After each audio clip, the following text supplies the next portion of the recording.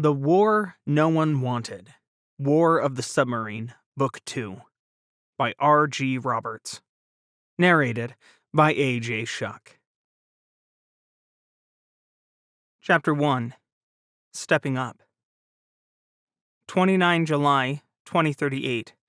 Groton, Connecticut. War or no war, the sub-school looked the same. The same dilapidated brick buildings.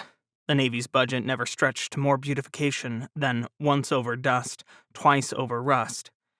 The same haphazard landscaping, and the same aged but nice portraits inside.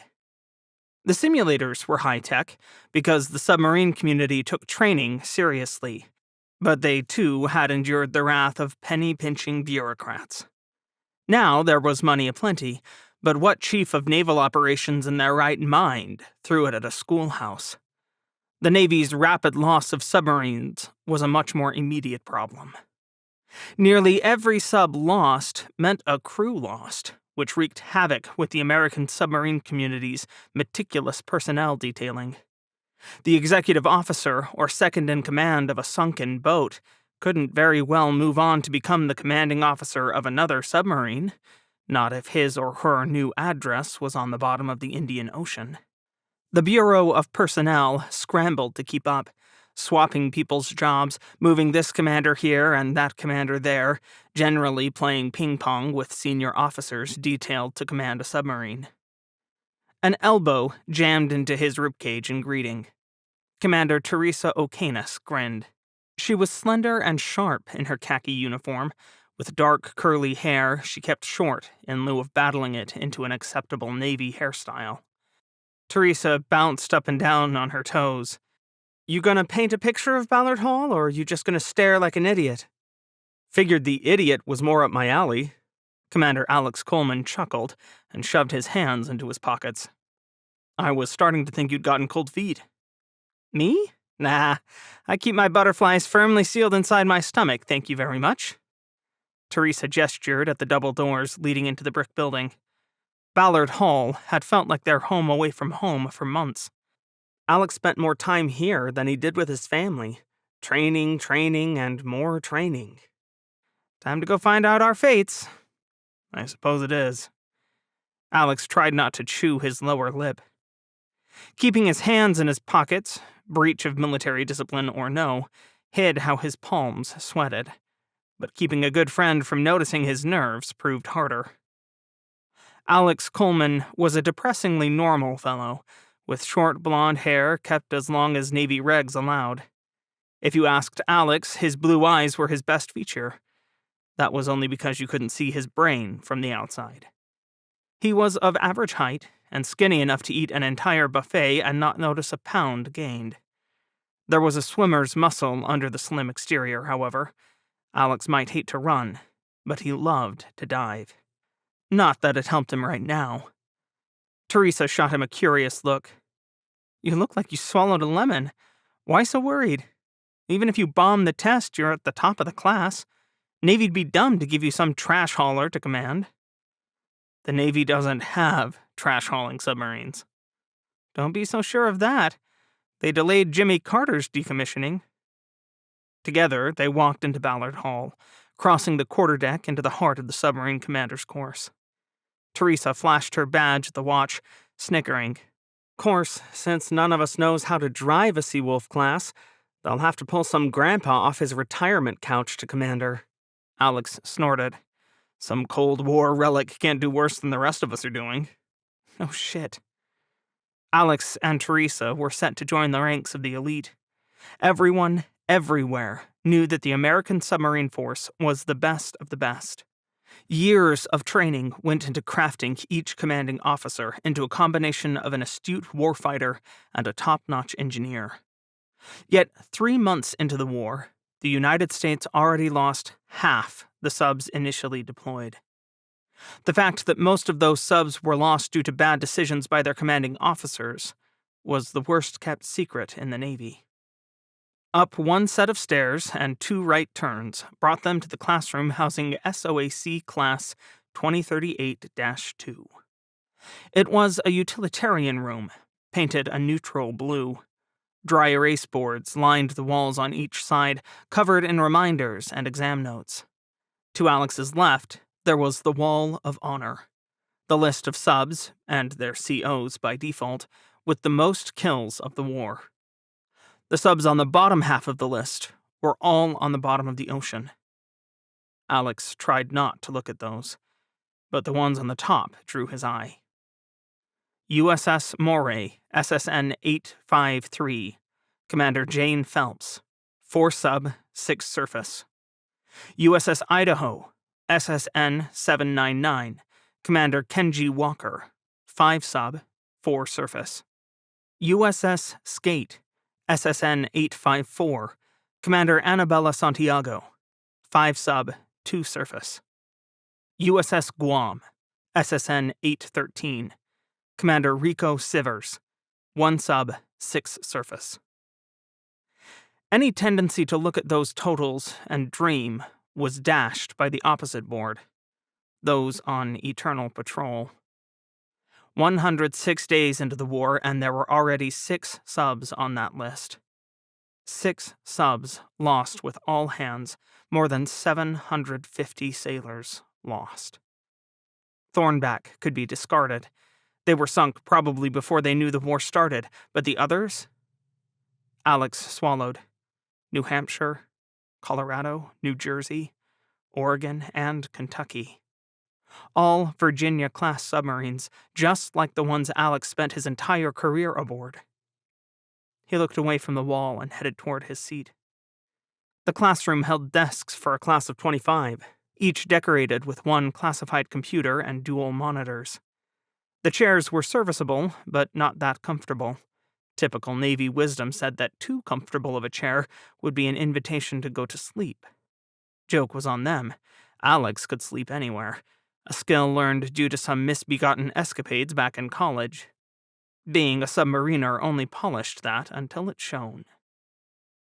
Most of their classmates were already seated, tension hanging over the room like a dark cloud of doom. Alex wasn't the only one worried. Even Teresa went quiet. Normally, prospective commanding officers knew what sub they were assigned months before the training pipeline.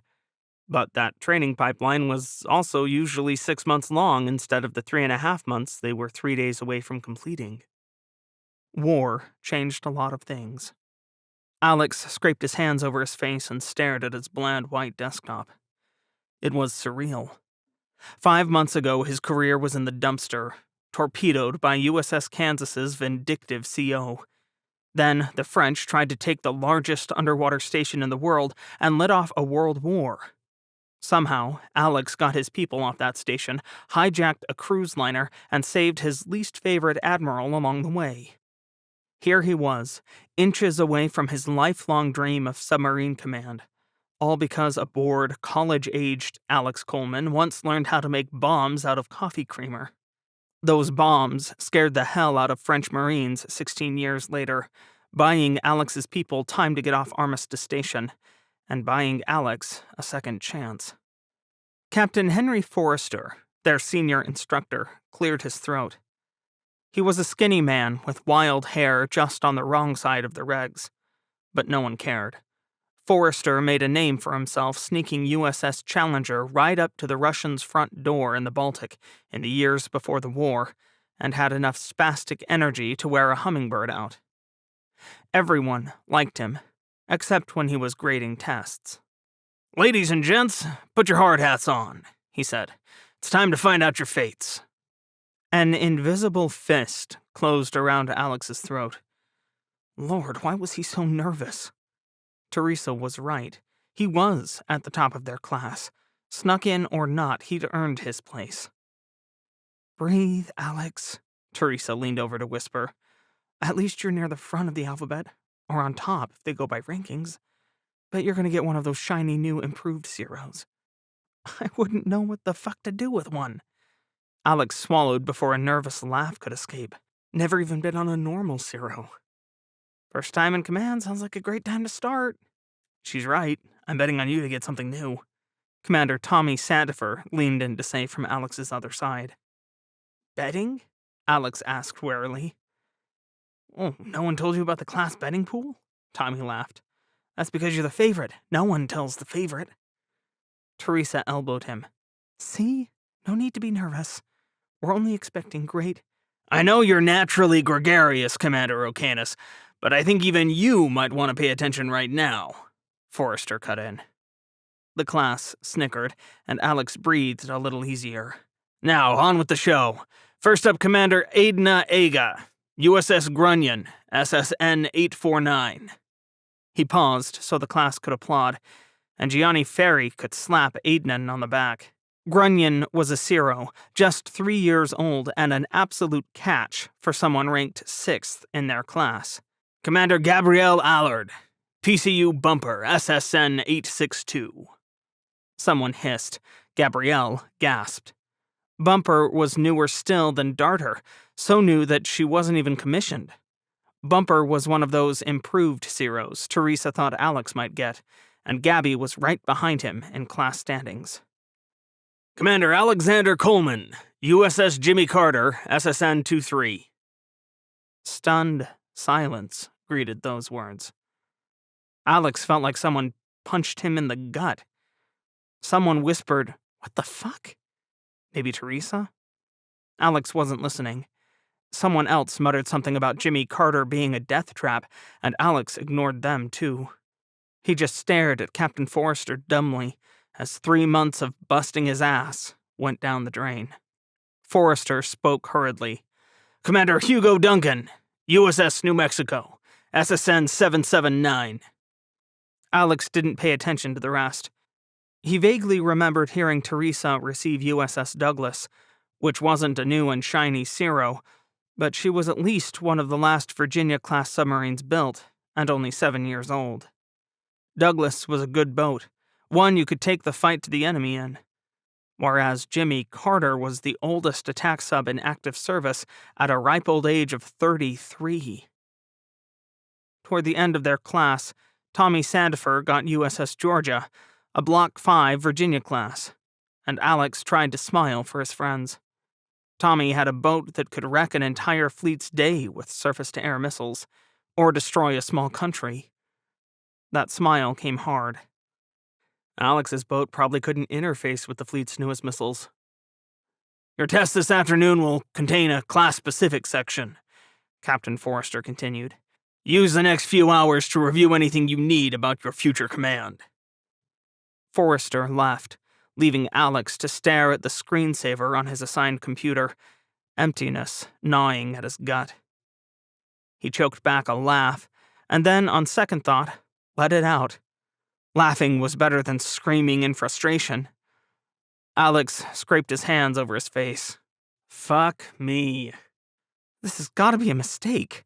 Teresa's scowl deepened. No way do they give the guy at the top of our class a boat that was a month out from being razor blades. That close? Alex forced a wry smile. Ain't that a delicious shit sandwich? One you sure as fuck shouldn't have to eat, Teresa said. Maybe they think that they need the best to ride herd on such an old boat? Tommy asked, but even he sounded dubious. Maybe it's some super-secret spy mission, Gabby Allard suggested from the row in front of him. That's what Jimmy Carter used to do. Alex snorted. Not likely. Most of the class's eyes were on him. Alex wanted to sink into his chair and hide. Being the center of attention always made him want to do his best groundhog impression, even among people he considered friends, or at least professional acquaintances, in a few cases. Alex sighed. I doubt it's a mistake, he said, eyes sliding back to his desk. I got here, well, on a promise, and no one promised to give me a good boat at the end of it. What kind of promise? Teresa asked. Doesn't matter. Let's just say I'm not surprised. Alex forced himself to look up to meet her eyes.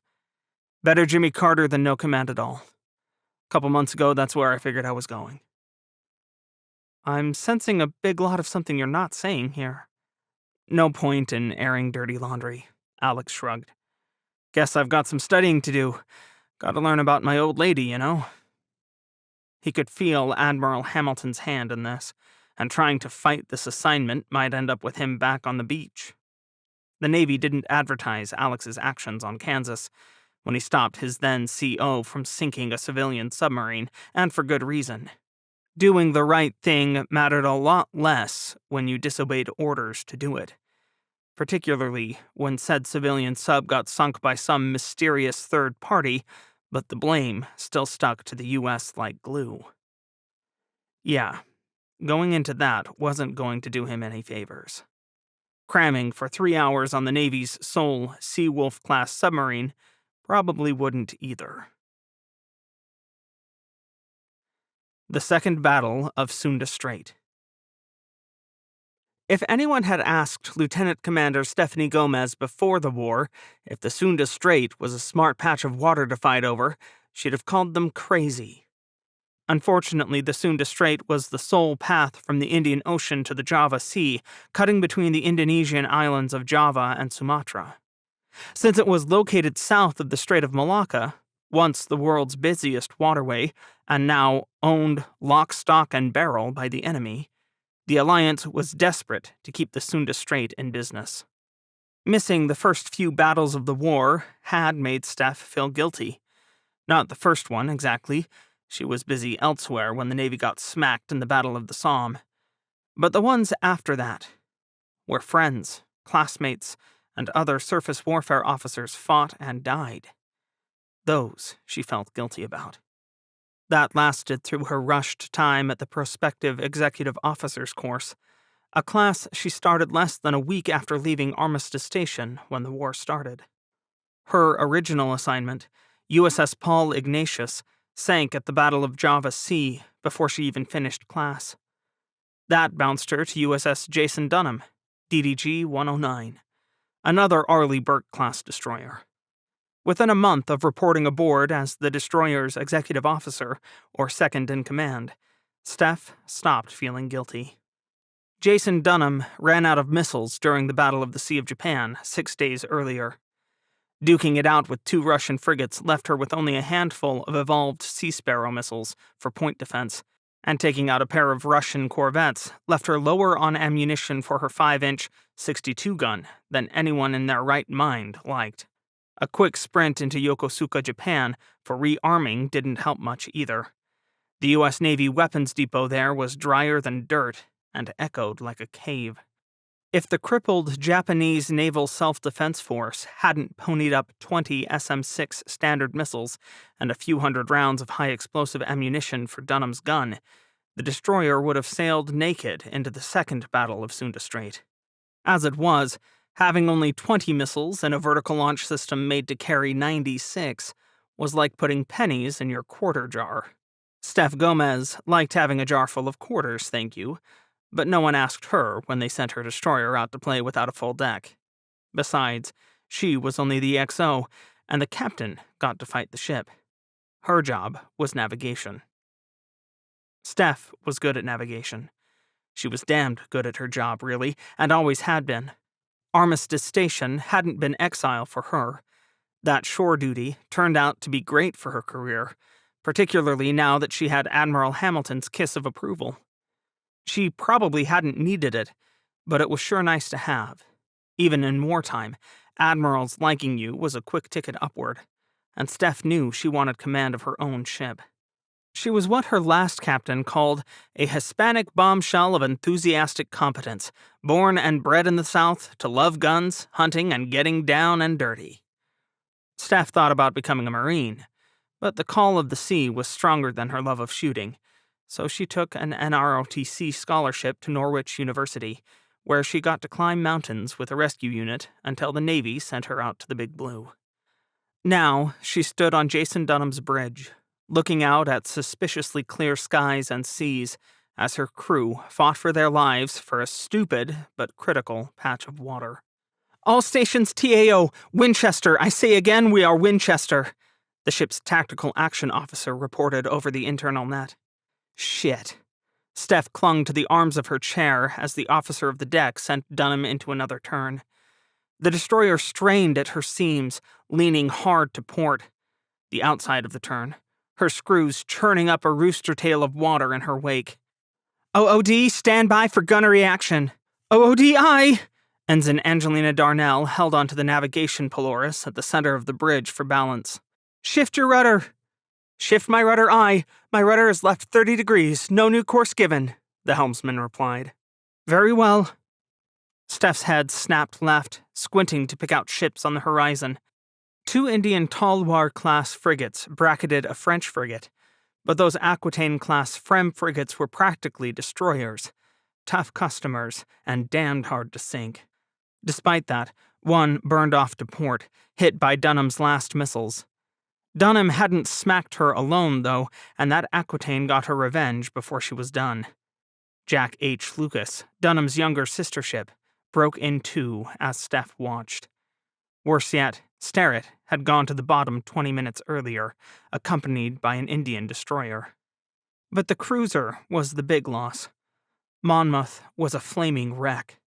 Steph didn't know how she kept floating, but no way was she going to keep at that for long. She grimaced. "This 3-to-1 loss ratio sucks ass," she muttered. "You can say that again, ma'am." Ensign Darnell glanced her way and shrugged. Formality went out the window somewhere around her first battle. Darnell was a superstar. Otherwise, she wouldn't be the general quarters officer of the deck as an ensign. "Should I?" Steph grinned. "I think—" The booming of Dunham's 5-inch 62 caliber gun cut her off as the watch, down in the Combat Information Center, targeted the French frigate. But it was just on the edge of their range and already increasing speed. Steph grimaced. Hits were unlikely. Light flashed on the horizon. "Vampire, vampire, vampire! Incoming missiles bearing 220, the tactical action officer announced over the internal net. The words blared out of the speaker. "Brace for impact!" "Brace for impact!" Steph echoed the shout out of habit, clinging to her chair for dear life. Whatever smart soul forgot to put seatbelts on bridge chairs can go right to hell. Dunham shuddered as her forward close-in weapons system went into full auto. Steph's straining eyes couldn't pick out the missiles, but she knew they were there. Sea-Whiz tracer rounds lit up the sky. The explosion was close enough to shatter the glass of the bridge windows.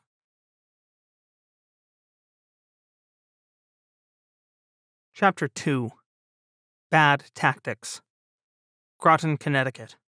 His head still swimming with facts and figures, Alex wolfed down a mediocre ham sandwich in front of the computer in Ballard Hall.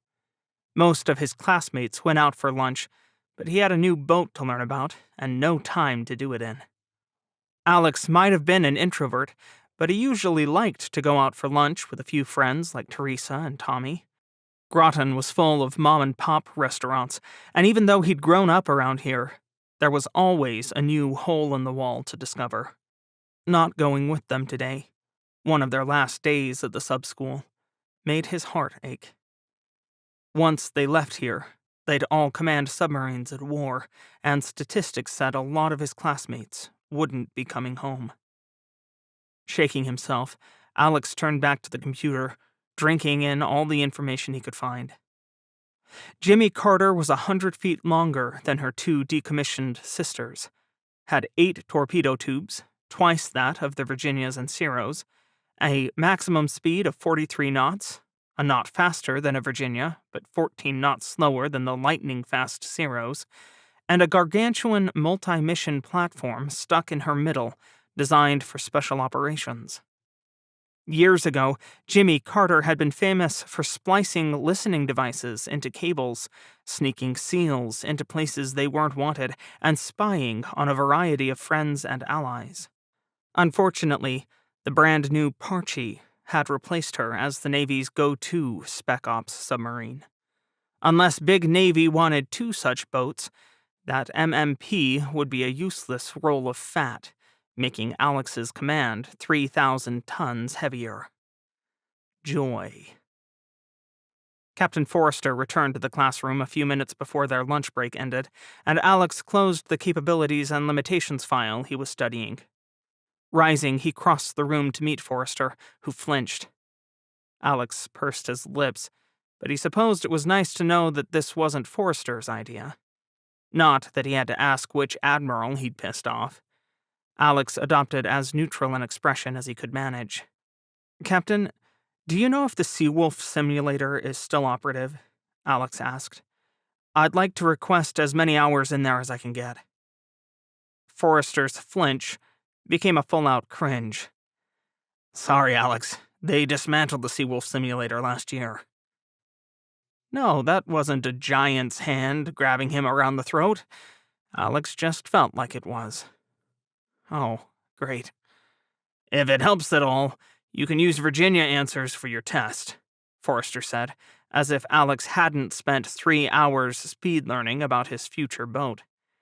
No one can find the Seawolf answer key anyway. That's, nice to know. Thanks. Great. That message was clear, wasn't it? He'd been railroaded twice over. No simulator, and no one gave a damn about how he did on this test, did they? Admiral Hamilton promised him a submarine after his actions on Armistice Station, but she was going to give him the oldest and shittiest boat she could. His feet carried him back to his desk as Alex fought back the urge to make like a turtle and pull his head in. Forrester felt sorry for him, did he? Everyone did. 3.5 months of busting his ass, of working to be the best of the best, and here he was. After stopping a glory hound of a CO from shooting civilians, after outfoxing hundreds of French Marines and their wily commander to escape from Armistice Station with thousands of Allied civilians. Yeah, this was what he got. America's oldest attack submarine and Captain Forrester's pity. Fuck that shit. Alex sat quietly as his classmates returned. He said nothing as Forrester initialized the test. After a moment, the blue Start button appeared on the computer screen, blinking cheerfully. Despite 16 years in the Navy and 3 other courses at the sub-school, this was Alex's first electronic test. The Navy needed decades to embrace not printing out already computerized message traffic, but it looked like the sub-school had finally made it into the present. Shit. Jimmy Carter commissioned when Alex was 5. Given how far behind the power curve naval technology tended to be, would the boat be fully analog? God help him if the screens were all CRTs. Alex hadn't seen one of those since elementary school. Zipping through the tactical section and the administration section, Alex reached the class-specific section and paused. Then he caught sight of the board on the left side of the room, where everyone's assignment was listed. A. Coleman, Jimmy Carter, SSN 23. Oh, why the hell not? Alex turned back to the test and started selecting answers. The Sunda Strait. The explosion shook Jason Dunham from bow to stern, and for a moment it looked like the sun detonated on top of their bow. The bridge windows shattered, glass blasting inward. Someone screamed. Or was that several someones? Steph, who'd been looking right at the explosion, closed her eyes on instinct with a split-second to spare. She hadn't had a lot of experience with close-in fireballs until her boss on Armistice Station proved you could make a mean blast out of coffee creamer and charcoal a year earlier. That taught her right quick not to look too closely at the bright and shiny things. Unfortunately, Ensign Darnell had never learned that lesson. She was also closer to the glass, standing centerline by the Polaris. Darnell caught the blast straight in the face, convulsed, and then collapsed to the ground, howling in pain. Bulletproof glass, my southern ass. Darnell's face was covered in blood, and every window on the bridge was broken. That left 3/4 of the bridge open to the salt air, thick with smoke and burning metal. Coughing, Steph swung out of her chair. Boats, pass the word for medical emergency in the pilot house. Boats, aye. The bosun's mate of the watch spun to the 1MC, Jason Dunham's general announcing system. Medical emergency, medical emergency, medical emergency in the pilot house. Crouching by Darnell's side, Steph quickly checked her over for injuries. Aside from her right eye, the worst seemed to be a few cuts across her forehead. Keep your eyes closed, Angelina, Steph said. Help's on the way. Darnell sucked in several panting breaths. "I'll be okay, ma'am." "I bet you will." Steph squeezed Darnell's shoulder. "Don't touch the eye. I'll be back in a sec." "Don't worry about me, XO. Take care of the ship." Darnell managed a pale, pained smile. Part of Steph wanted to argue, or wanted to mention that she was pretty sure that eye was toast. 6 or so lifetimes ago, one of her high school friends took a BB shot to the eye when they were screwing around shooting cans. Thomas survived, but his eye didn't. But Steph had a destroyer to drive and a battle to fight. Rising, she took Darnell's place at the center of the bridge. "This is the XO. I have the deck and the con. Helmsman eye. Rudder is left 30 degrees. No course given. Steady as she goes. Steady as she goes, aye. Steady course 194. Very well." Steph squared her shoulders and glanced around the bridge. "Anyone else hurt?" "We're good, ma'am." Bosun's mate, First Class Devin Shorkey, replied for everyone. "Nothing more than a couple of cuts." Steph nodded, twisting to look out at the forecastle, the front end of the destroyer, where her 5-inch gun sat. Fortunately, the gun, Mount 5-1 in Navy parlance, seemed intact. Shrapnel littered the deck, and there was a fire aft of the gun, but boom! Another round burst out of Mount 5-1, still aiming for the French Freme frigate. With Jack J. Lucas heading to the bottom and Monmouth still burning, Dunham was now almost alone, with just Nicholas for company. Puffs of smoke filled the air as the French and Indian frigates started firing their own guns. "Weave me a zigzag, helm," Steph ordered. 10 to 25 degrees off this base course." "Helm aye." The young sailor at the helm was 18, wide-eyed, and with freckles so bright her face almost seemed to glow. But her hands on the wheel didn't shake one bit.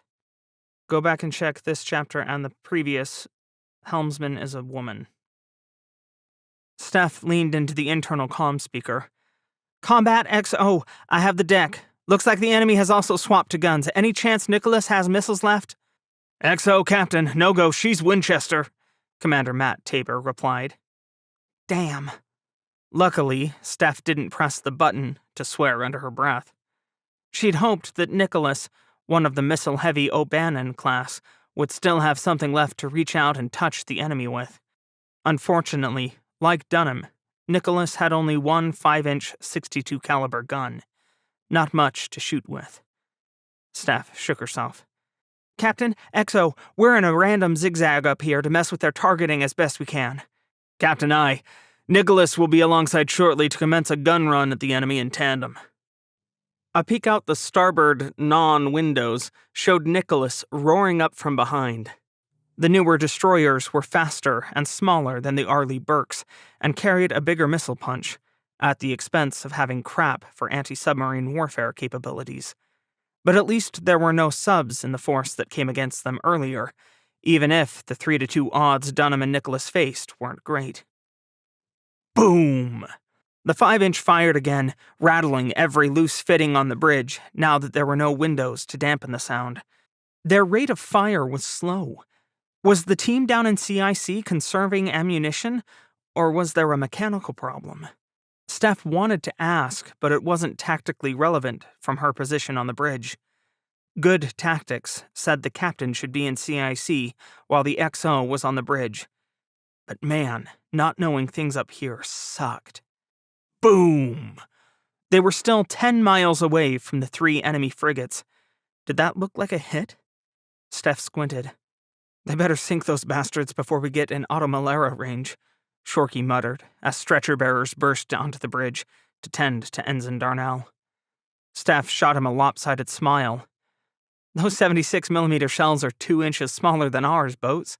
We'll be okay." "Not if they make us look like Swiss cheese.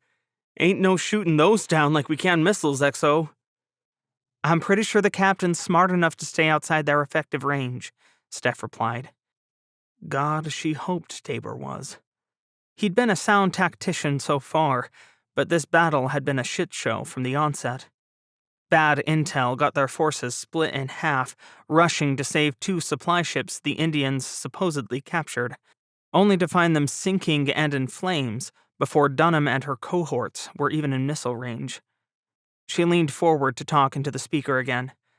Captain XO, any chance of help or missiles from our friends down south? Bad planning meant the second Battle of Sunda Strait ended up happening in two parts, with 2 American destroyers and a pair of frigates engaging French ships in the southern end of the strait, while Dunham and her cohorts fought in the north. Steph wasn't sure whose brainchild it was to separate their forces, but she was knee-deep in the shit show it had caused. Damn. She'd heard the war was a bit of a mess when she was at the prospective executive officer's course, but this was something else. Negative. We lost comms with Badger 10 minutes ago. No joy raising them since. Bridge I. In peacetime, no one worried about lost comms. In wartime, everyone knew what happened to American ships who dropped off the net without warning. The Indian fleet was in better shape than USS Jason Dunham. Led by INS Rajput, they pursued the Americans through the darkening afternoon, resorting to guns now that they were out of missiles. This was not the first fight of the war that turned into a running gun battle, but it was the first where the Indians had the upper hand. Vice Admiral Adil Kare had no intention of relinquishing any advantages either. He was a tall man with a curved mustache and hard eyes that rarely creased, even when he smiled. Now he stood on the flag bridge of Rajput, resolutely ignoring how she was not the carrier he desired. Still, she was growing on him.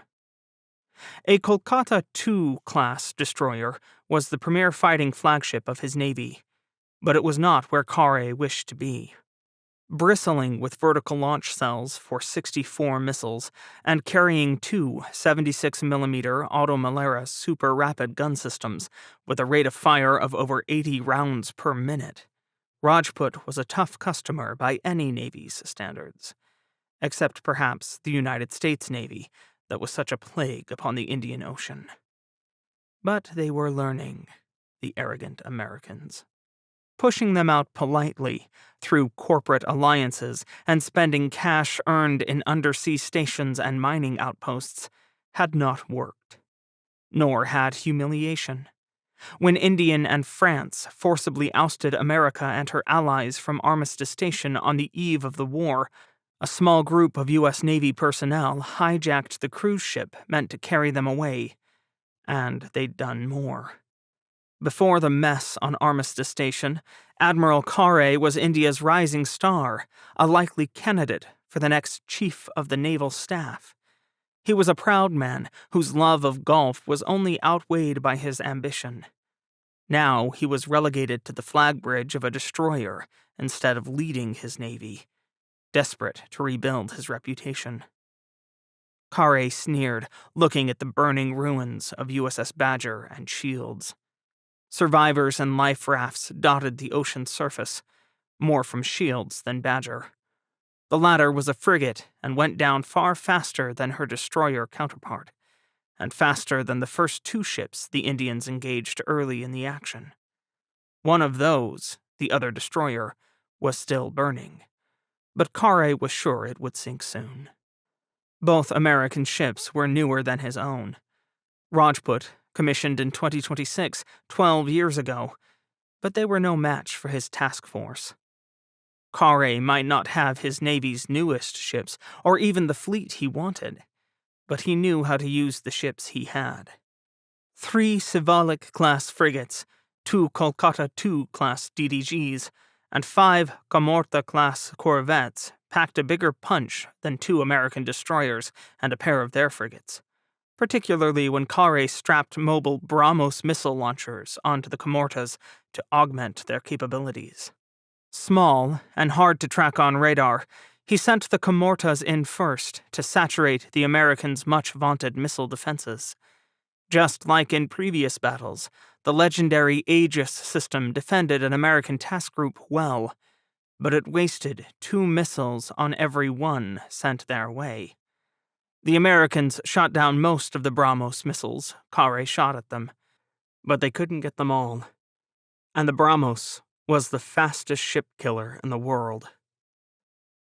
The anti-ship missiles the Americans sent his way in response were almost insignificant.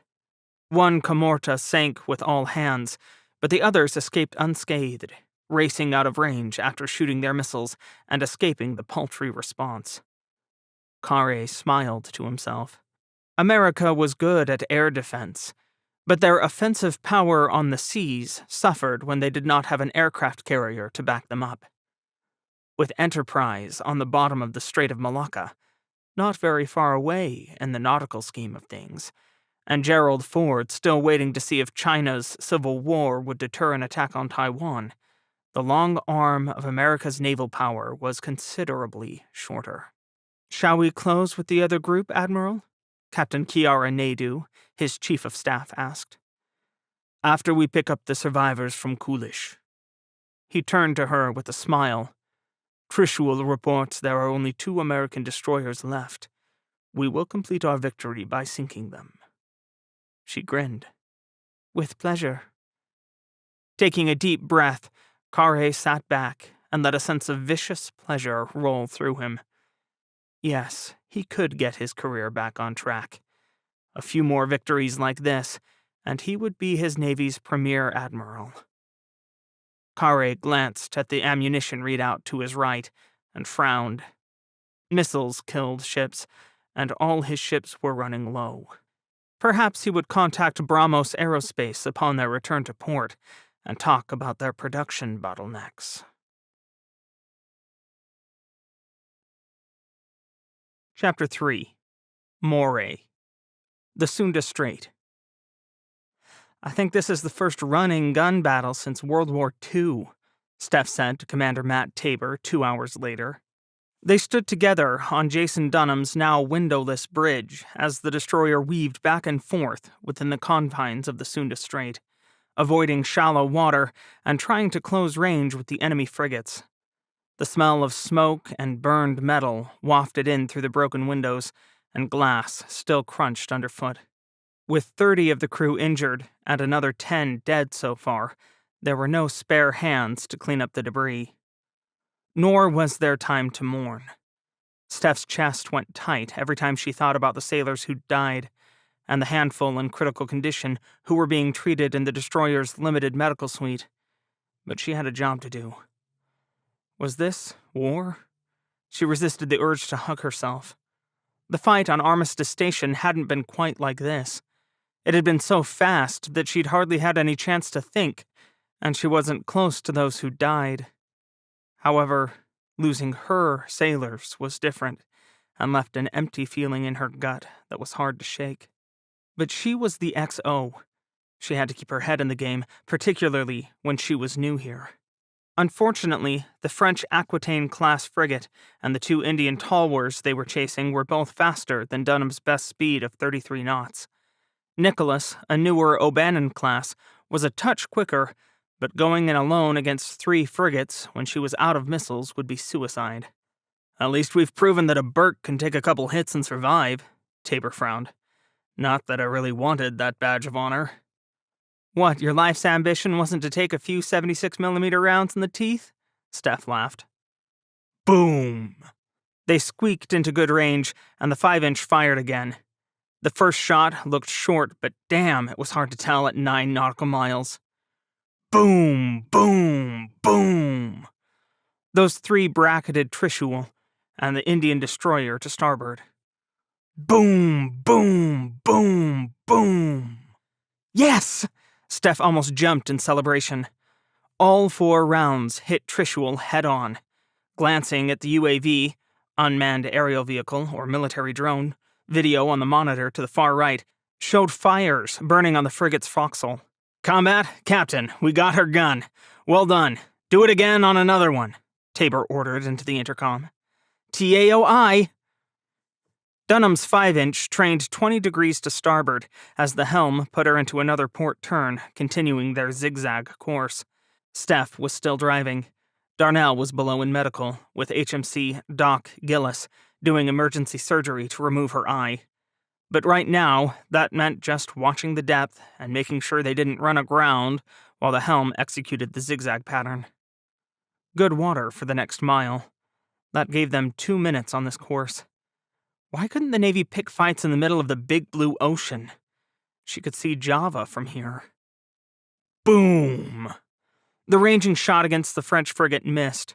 Steph looked at the ammunition counter at the same time Tabor did. "Just 30 rounds left," he grimaced. "Nicholas is down to 100 high explosive. And nothing else is going to get through a frigate's hull. Yeah." Steph sighed. She'd like to meet the harebrained idiot back at Yorktown Naval Weapons Station who sent them out with ground bombardment rounds. That's what land attack missiles were for, and "Bridge combat! New contacts bearing 214, range 40 nautical miles." The tactical action officer's voice crackled out of the internal net's box. "Redeploying UAV for positive ID." "Combat Captain, any chance of them being our friends from the south?" "Negative link tracks, Captain." Tabor shot Steph a look, the unspoken thought darting between them at light speed. If this wasn't Kelly's group. "I'm on my way. You've got the bridge, XO. Try to sink these guys fast." "You got it, boss." Steph didn't watch as Tabor left the bridge. She heard the watertight door swing shut behind him and refocused her attention on Dunham's track. There was shoal water ahead. "Right, 20 degrees rudder," she ordered. "Right 20 degrees rudder, aye, my rudder is—" "Vampire, vampire, vampire! Vampire track 7088 bearing 214, range 39 nautical miles." The TAO's voice erupted out of the speaker again. "Hard right rudder," Steph snapped. If she could get Dunham's head around fast enough, they could engage the incoming missiles with both CIWS mounts. Otherwise, only the aft one had a chance to kill it. Taking 2 quick steps right, Steph pulled up the bridge tactical display. Her heart sank. The incoming missiles were BrahMos 2 anti-surface missiles. The newest version of the BrahMos was the fastest ship-launched attack missile in the world, capable of speeds up to Mach 7 or over 4,500 knots. With a 440-pound conventional warhead, the BrahMos packed a hell of a punch. One Steph saw used with devastating efficiency against the other ships in their task force. And Dunham was out of missiles to defend against them. 4 BrahMos 2 missiles needed 32 seconds to cross the range between the Indians and Jason Dunham. Dunham's sudden turn closed the distance between her and Nicholas, however, which made one missile lose lock on her and target the other destroyer instead. CIWS mounts on both destroyers opened up within 10 seconds at full auto. Both destroyers had recent upgrades to the Block 1C version, which could fire 5,000 rounds per minute, 83 rounds per second, from their 20mm Gatling cannons. Their independent radars, fused Aegis and Spy radar, created tracks with their own, tracking the missiles' positions down to the inch. The Block 1C CIWS had a bigger magazine than their predecessors. 2,500 rounds were enough for 30 seconds of continuous fire, but it wasn't enough to save Nicholas. The newer destroyer shot down 2 of the 3 missiles targeting her, but the third smashed into her amidships, crashing into her aft stack and ripping through metal like paper. 2 of her illumination radars tore off and flew into the air, turning into red-hot fireballs. One landed in the water just off Dunham's starboard side, boiling the seawater where it hit. The other crashed into the destroyer's superstructure 2 decks below the bridge, burning a hole through steel and igniting fires as it went. One of those fires caught Commander Matt Tabor in a ladder well, burning him to a crisp. 30 July 2038, Groton, Connecticut. "Where the hell are the test scores?" Teresa asked the next morning, squinting at the wall where their scores were usually posted. She wasn't the only one in their class staring pointedly at the wall. Test results were always posted first thing in the morning at the sub-school, sure as the sun would shine or it'd rain all spring in Groton. How many tests had Alex taken in this place? Probably thousands. First, he'd come here for the submarine officer's basic course, prior to reporting to his first submarine, USS Virginia. Then he'd come back for the advanced course, SOAC, before his department head ride on USS John Warner. Then the prospective XO course before Kansas, and now PCO. The sub-school was the last stop before every important career milestone, with its same brick buildings and the same white walls covered in pictures of submarines visiting places around the world.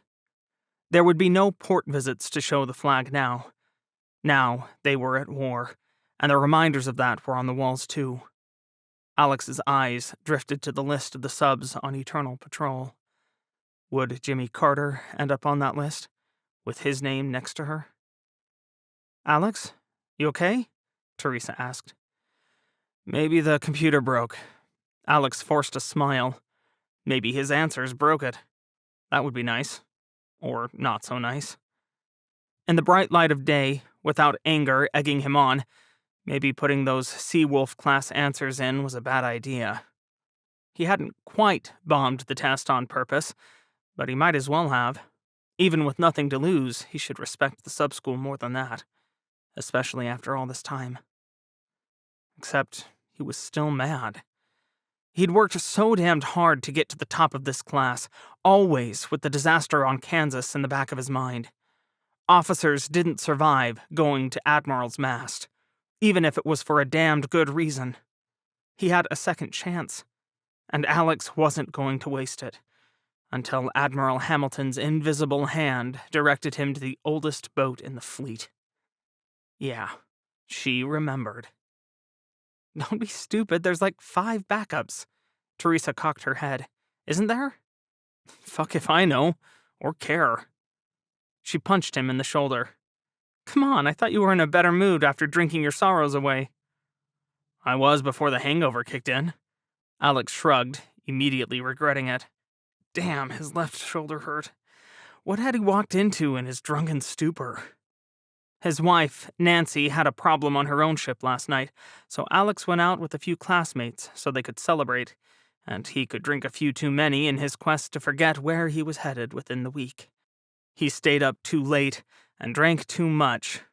But it was only graduation day, and who cared about looking spit-shined when he was going to the oldest submarine in the Navy? Besides, he could put his dress whites on in his sleep. 16.5 years in the Navy and 4 years before that at Norwich University, the nation's oldest private military college, made him an old pro. Alex was smart enough to assemble the uniform before he started drinking. Teresa laughed. Wow, you'll live, if half those Norwich drinking stories you told me are true. I take no responsibility for stories told while drunk. That's different from you sober how? She grinned. More loquacious. Finally, Captain Forrester walked in the room, suspiciously empty-handed. Settle down, ladies and gentlemen. I know it's graduation day, but you've still got a few hurdles to overcome before you skip out of town. First, admin wanted me to remind Commanders Moldano and Dennis that you have some outstanding paperwork before you head to your new commands. Ms. Graves also wants to speak to Commander Coleman about flight reservations to Bangor. Was it Alex's imagination, or did Forrester's voice get a touch frosty when he said his name? Nope, that glare confirmed it. Alex was on someone's shit list. Well, that was nothing new. Additionally, we have a last-minute change in class standings after the final. Commander Allard, I hope you're ready to make the graduation speech, because you're this class's overall top scorer. I am? Gabby Allard blinked, glancing at Alex. I mean, yes, sir. I can come up with something. Good to hear, Forrester smiled.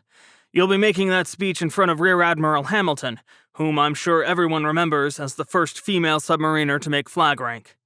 Certain events have kept Rear Admiral McNally from joining us, so Rear Admiral Hamilton will be your graduation speaker.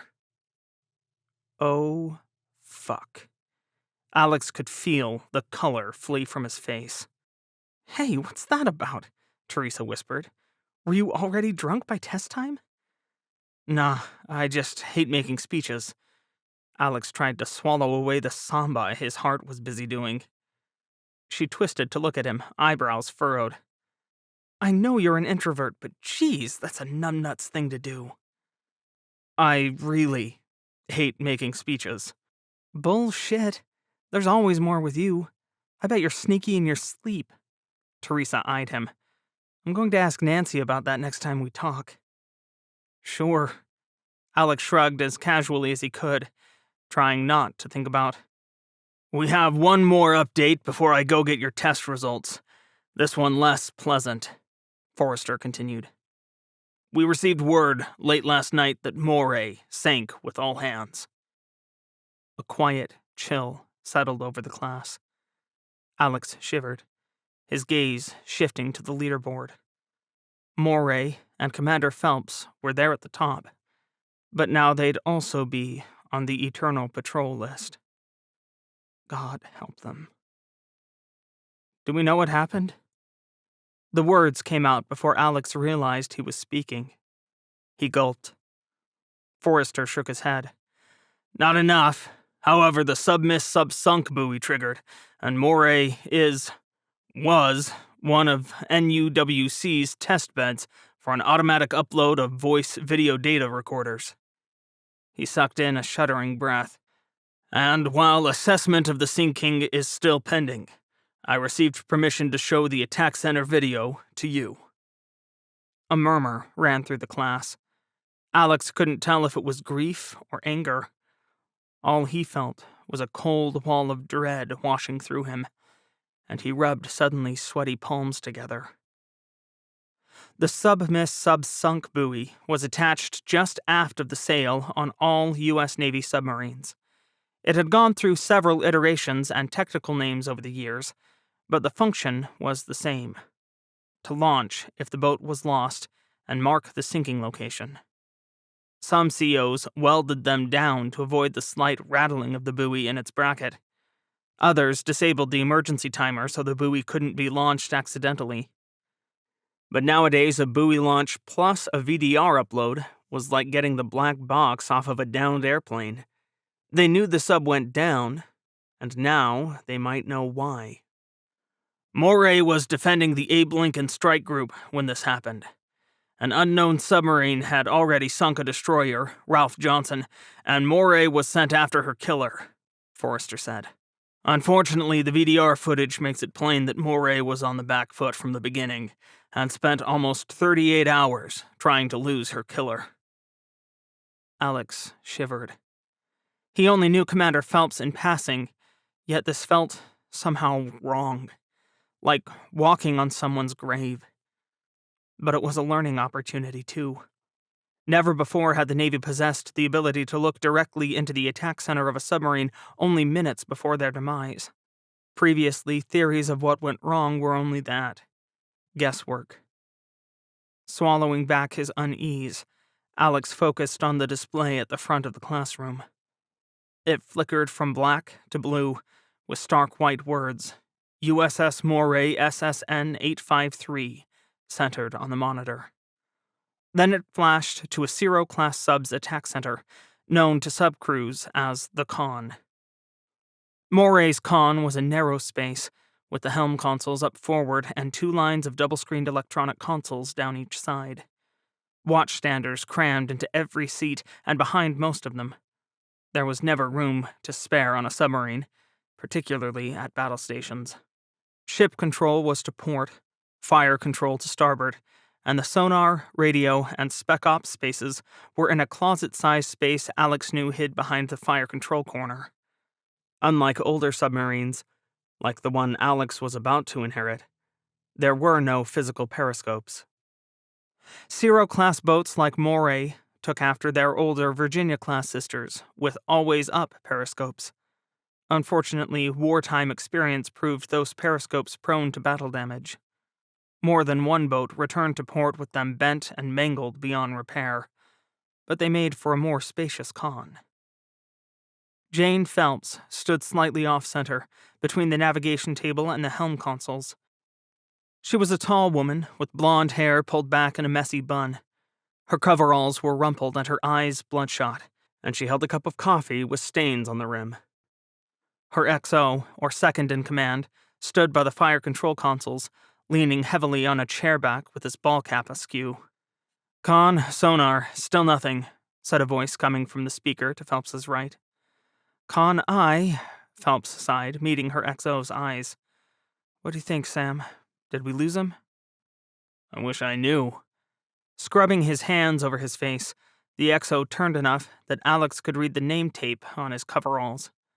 Alex didn't know Lieutenant Commander Samuels, and now he never would. "All right, people, I need your best guesses." Phelps's voice was gravelly as she rubbed her eyes. "We've gone an hour without contact.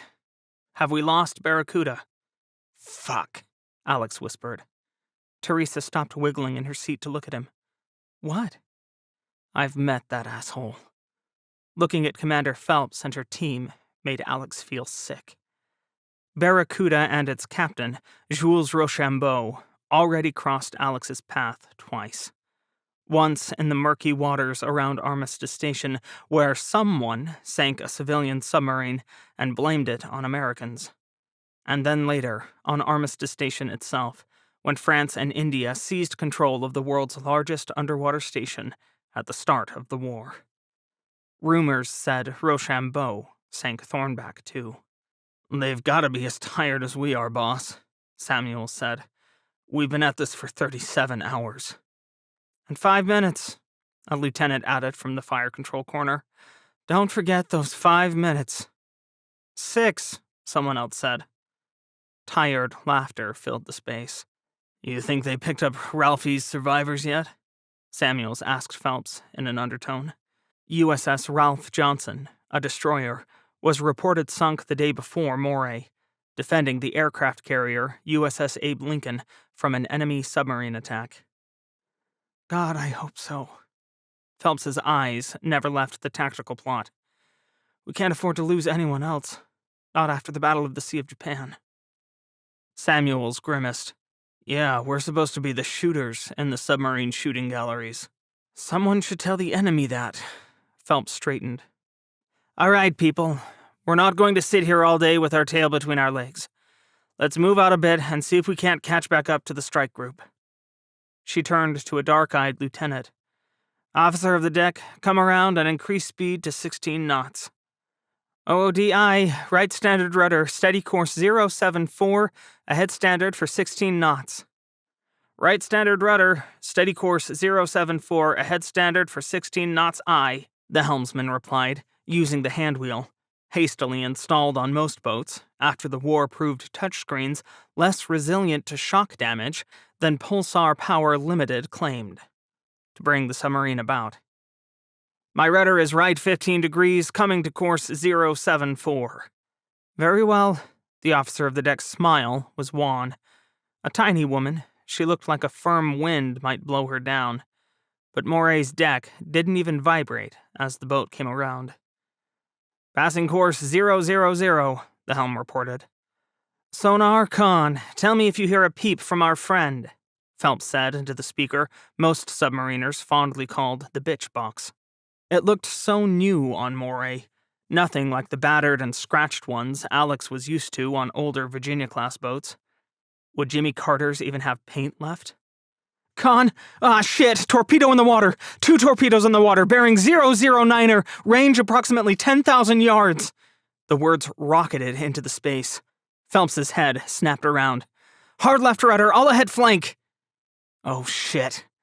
Alex bit his knuckle to stop from swearing more. Conventional wisdom said to turn away from the torpedoes, but turning to port meant Moray had to overcome all the momentum already taking her to the right. Phelps acted on instinct, and yet Alex held his breath as Moray's watch team launched countermeasures, and then, finally, a snapshot torpedo down the bearing of the 2 enemy torpedoes. He hated backseat driving, and Alex didn't have a whit of combat experience, but everything was out of order. Speed, then turn with momentum. Snapshot, then countermeasures. Depth. Why isn't she changing depth? Too late, Phelps ordered Moray to dive, using their countermeasures, really just bubble-creating noisemakers, to coax the torpedoes away.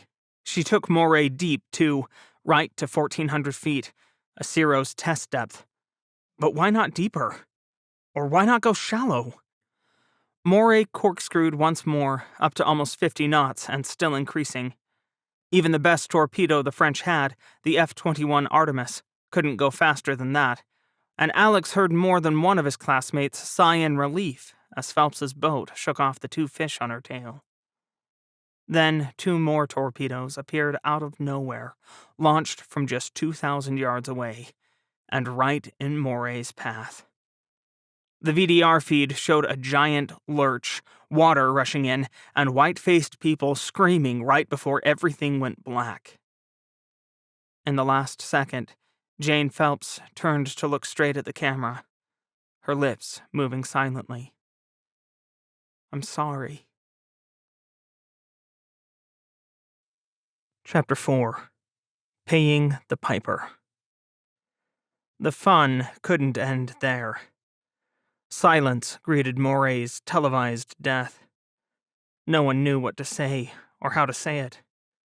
Already knowing that Phelps and her crew were dead hardly lessened the blow. Watching it made the pain fresh, made the war real. "I hope to hell they never release these to the public," Alex whispered to Teresa. "Just... shit." "I hear you." Mistress of fidgets though Teresa was, she sat perfectly still, her eyes wide, staring at the blank screen. "Holy fuck." "Yeah. Joy. His death could be caught on candid camera too, couldn't it?" Alex grimaced. Letting that idea roll around in his mind only resulted in dread gurgling in his stomach. "Yeah. Awesome. She should have gone shallow when she couldn't outfox the torpedoes," Alex whispered before he could stop himself. "You think that would work?" Tommy asked from his other side. Alex shrugged. "If you go deep, you have 2 chances of survival: outrunning the torps or tricking the damn things into chasing something else. With the new torpedoes our enemies have, that choice becomes 1, because we can't outrun them now, can we?" "That puts a new spin on 16 years of training." Teresa's eyes narrowed. "But why go shallow? You lose the ability to hide in the layer." "Yeah. Someone might get off if you hit the roof as the torpedoes hit." Just saying those words made Alex grimace. "You mean emergency blow when you know you're going to die," Tommy said. "Better than a collision course with the bottom, then no one gets off." "Still might not work. Modern torpedoes pack a hell of a punch." Tommy scratched his chin. "Could just spray pieces of everyone everywhere." "Oh, that's a grand image. Thanks for putting that in my head, Tommy." Teresa slapped him on the shoulder. "Hey, it's Alex's idea." Alex tried to shake off the memory of how Moray died, of how her sailors had no chance to get off the boat. Could he have done better? Hell, who was he to even wonder about that? It was arrogant thinking he could do better than the best submarine captain the U.S. Navy produced so far in the war. He'd probably never find out anyway, not commanding Jimmy Carter. No way would the Navy give good jobs to its oldest attack submarine. He didn't want to imagine what his future boat looked like. Would she be seaworthy? How many sound-absorbing tiles had fallen off over the years? She probably had a tick or two that kept her from being as quiet as she once was. Otherwise, the Navy never would have scheduled her for decommissioning. Wasn't that a happy thought? Admiral Hamilton thought so little of him, even after he saved her life, that she sent him to a boat that would probably never see combat. Alex scraped his hands over his face. Talk about a less than fantastic silver lining. That thought sat like a rock in his chest all through graduation preparations.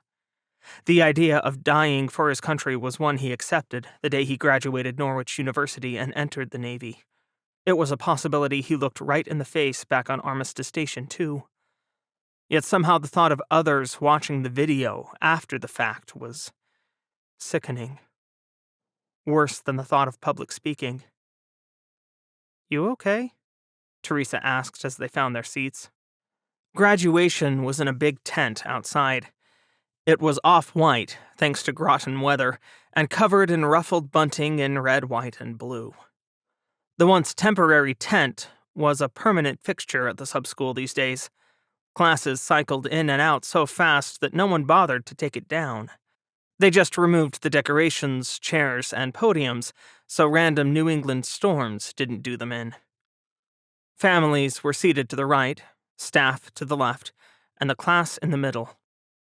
Everyone got uncomfortable folding metal chairs because the government loved paying top dollar for cheap things. But at least they were clean. Nothing beat walking around with a big black smudge on the seat of your stark white trousers. Alex? Teresa poked him. He shook himself. Sorry, yeah, I'm fine. Sure you are, 'cause you just managed not to notice your daughters waving at you. Thanks. Alex fought back a cringe and craned his head right. His wife, Nancy, stood out in the crowd of civilian spouses. Her dress whites were sharp, with 3 perfect rows of ribbons and 3 striped shoulder boards that matched Alex's own. She wore a command at sea pin, too, identical to the one Alex would wear after he assumed command. Nancy was, as always, tall, dark-haired, and gorgeous. Alex had been with her long enough to stop wondering what she saw in him, but every now and then he reverted to the awkward college freshman who ended up serenading her from the end of the Alpha Company hallway to convince her to go to the regimental ball with him. Fortunately, his roommate had backed him up, because running the gauntlet of Nancy's upperclassmen cadre hadn't been much fun. They laughed about the rookie dates in the mess hall now, where Nancy's cadre hammered Alex with questions and tried their best to make him crawl back into a hole. But if there was one trait in Alex that overcame his shyness, it was stubbornness. He hung on. She grinned and went to the ball with him, and that was history. They commissioned into the Navy side by side, with their first daughter, as unexpected as she was loved, in the audience behind them. From there, their paths wandered apart. Alex into submarines, and Nancy on surface ships, like the destroyer she now commanded, USS Fletcher, DDG-155. And Fletcher was a damned sight newer than Jimmy Carter, too. Not feeling bitter was hard. But hey, Nancy'd been on the fast track since college. Alex was proud of her. Their daughters, Roberta, Bobby to everyone except her grandmother, currently on a well-deserved vacation, and Emily stood on either side of Nancy. They were miniatures of their mother in looks, a fact he was always relieved by, though Emily had inherited Alex's lighter hair. Both grinned and waved to him. Fuck being a morose piece of flotsam. They were proud of him. That was worth more than the world. Alex smiled and waved back, which made Emily giggle. Bobby, on the other hand, went right back to staring at the 6-foot-long cutaway model of USS Zero the Navy broke out for moments like this. Her eyes narrowed in concentration. She'd studied it through the entire ceremony, either trying to memorize it or bored out of her mind. Maybe both. He never knew with his sub-mad daughter. Alex, seated in the front row despite his test shenanigans, sometimes the alphabet wasn't his friend, tried not to nap through Captain Fitzpatrick's droning speech. Shannon Fitzpatrick was the first female CO at the sub-school, well known for being damned good at her job, but she was dry as dirt. Talk about the honor of serving one's nation amid a war wore thin. Then it was Admiral Hamilton's turn. Hamilton was tall, with brown hair just going to gray, and hard eyes that put her on everyone's don't fuck with list. She was the highest-ranking woman ever to serve on submarines. Rumor said she was on the short list to get her 3rd star in a hell of a hurry.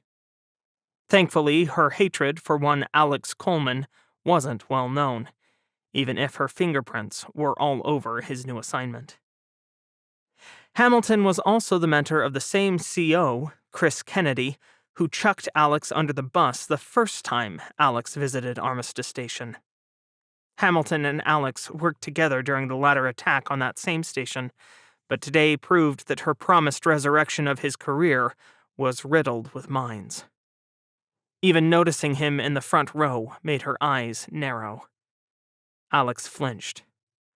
"Ladies and gentlemen, I will keep this short," Hamilton said after Captain Fitzpatrick finally introduced her. "In the upcoming few weeks, you will take command of attack submarines. There you will be our nation's first line of defense in a war that has not gone as expected. We all know the stats. 7 boats sunk in 106 days. Over 800 of our brothers and sisters are on eternal patrol, lost in a war that we thought would be an easy win. Our enemies, however, are losing boats at half the rate we are.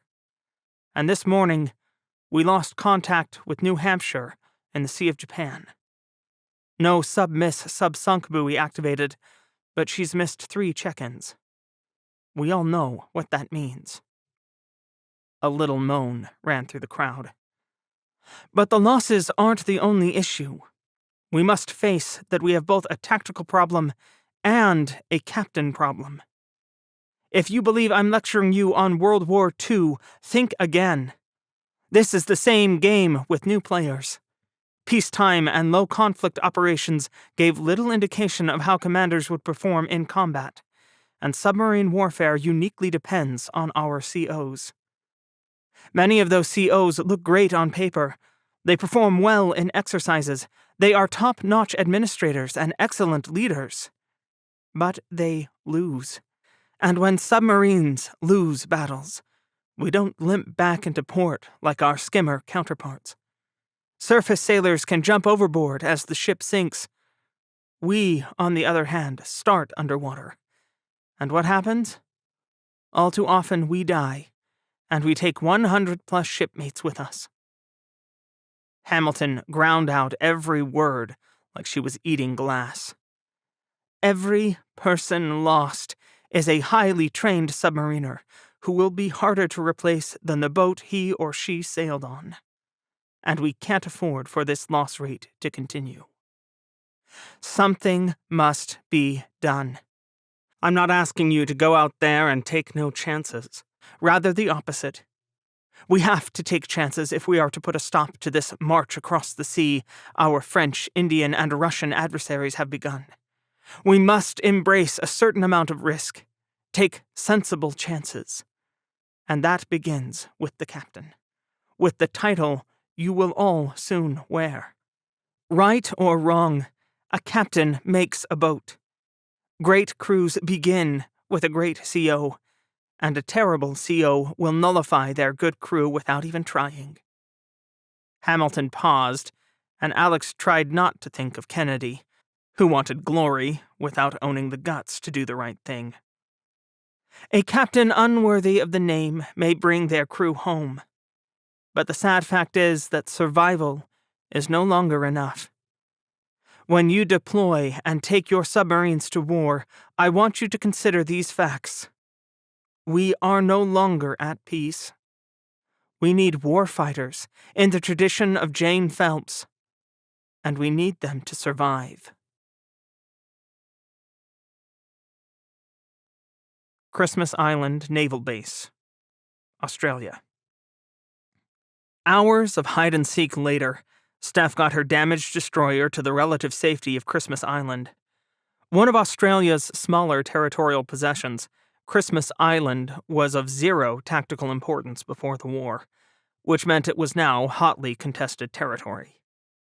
The joint U.S.-Australian base under construction was just the tip of the iceberg.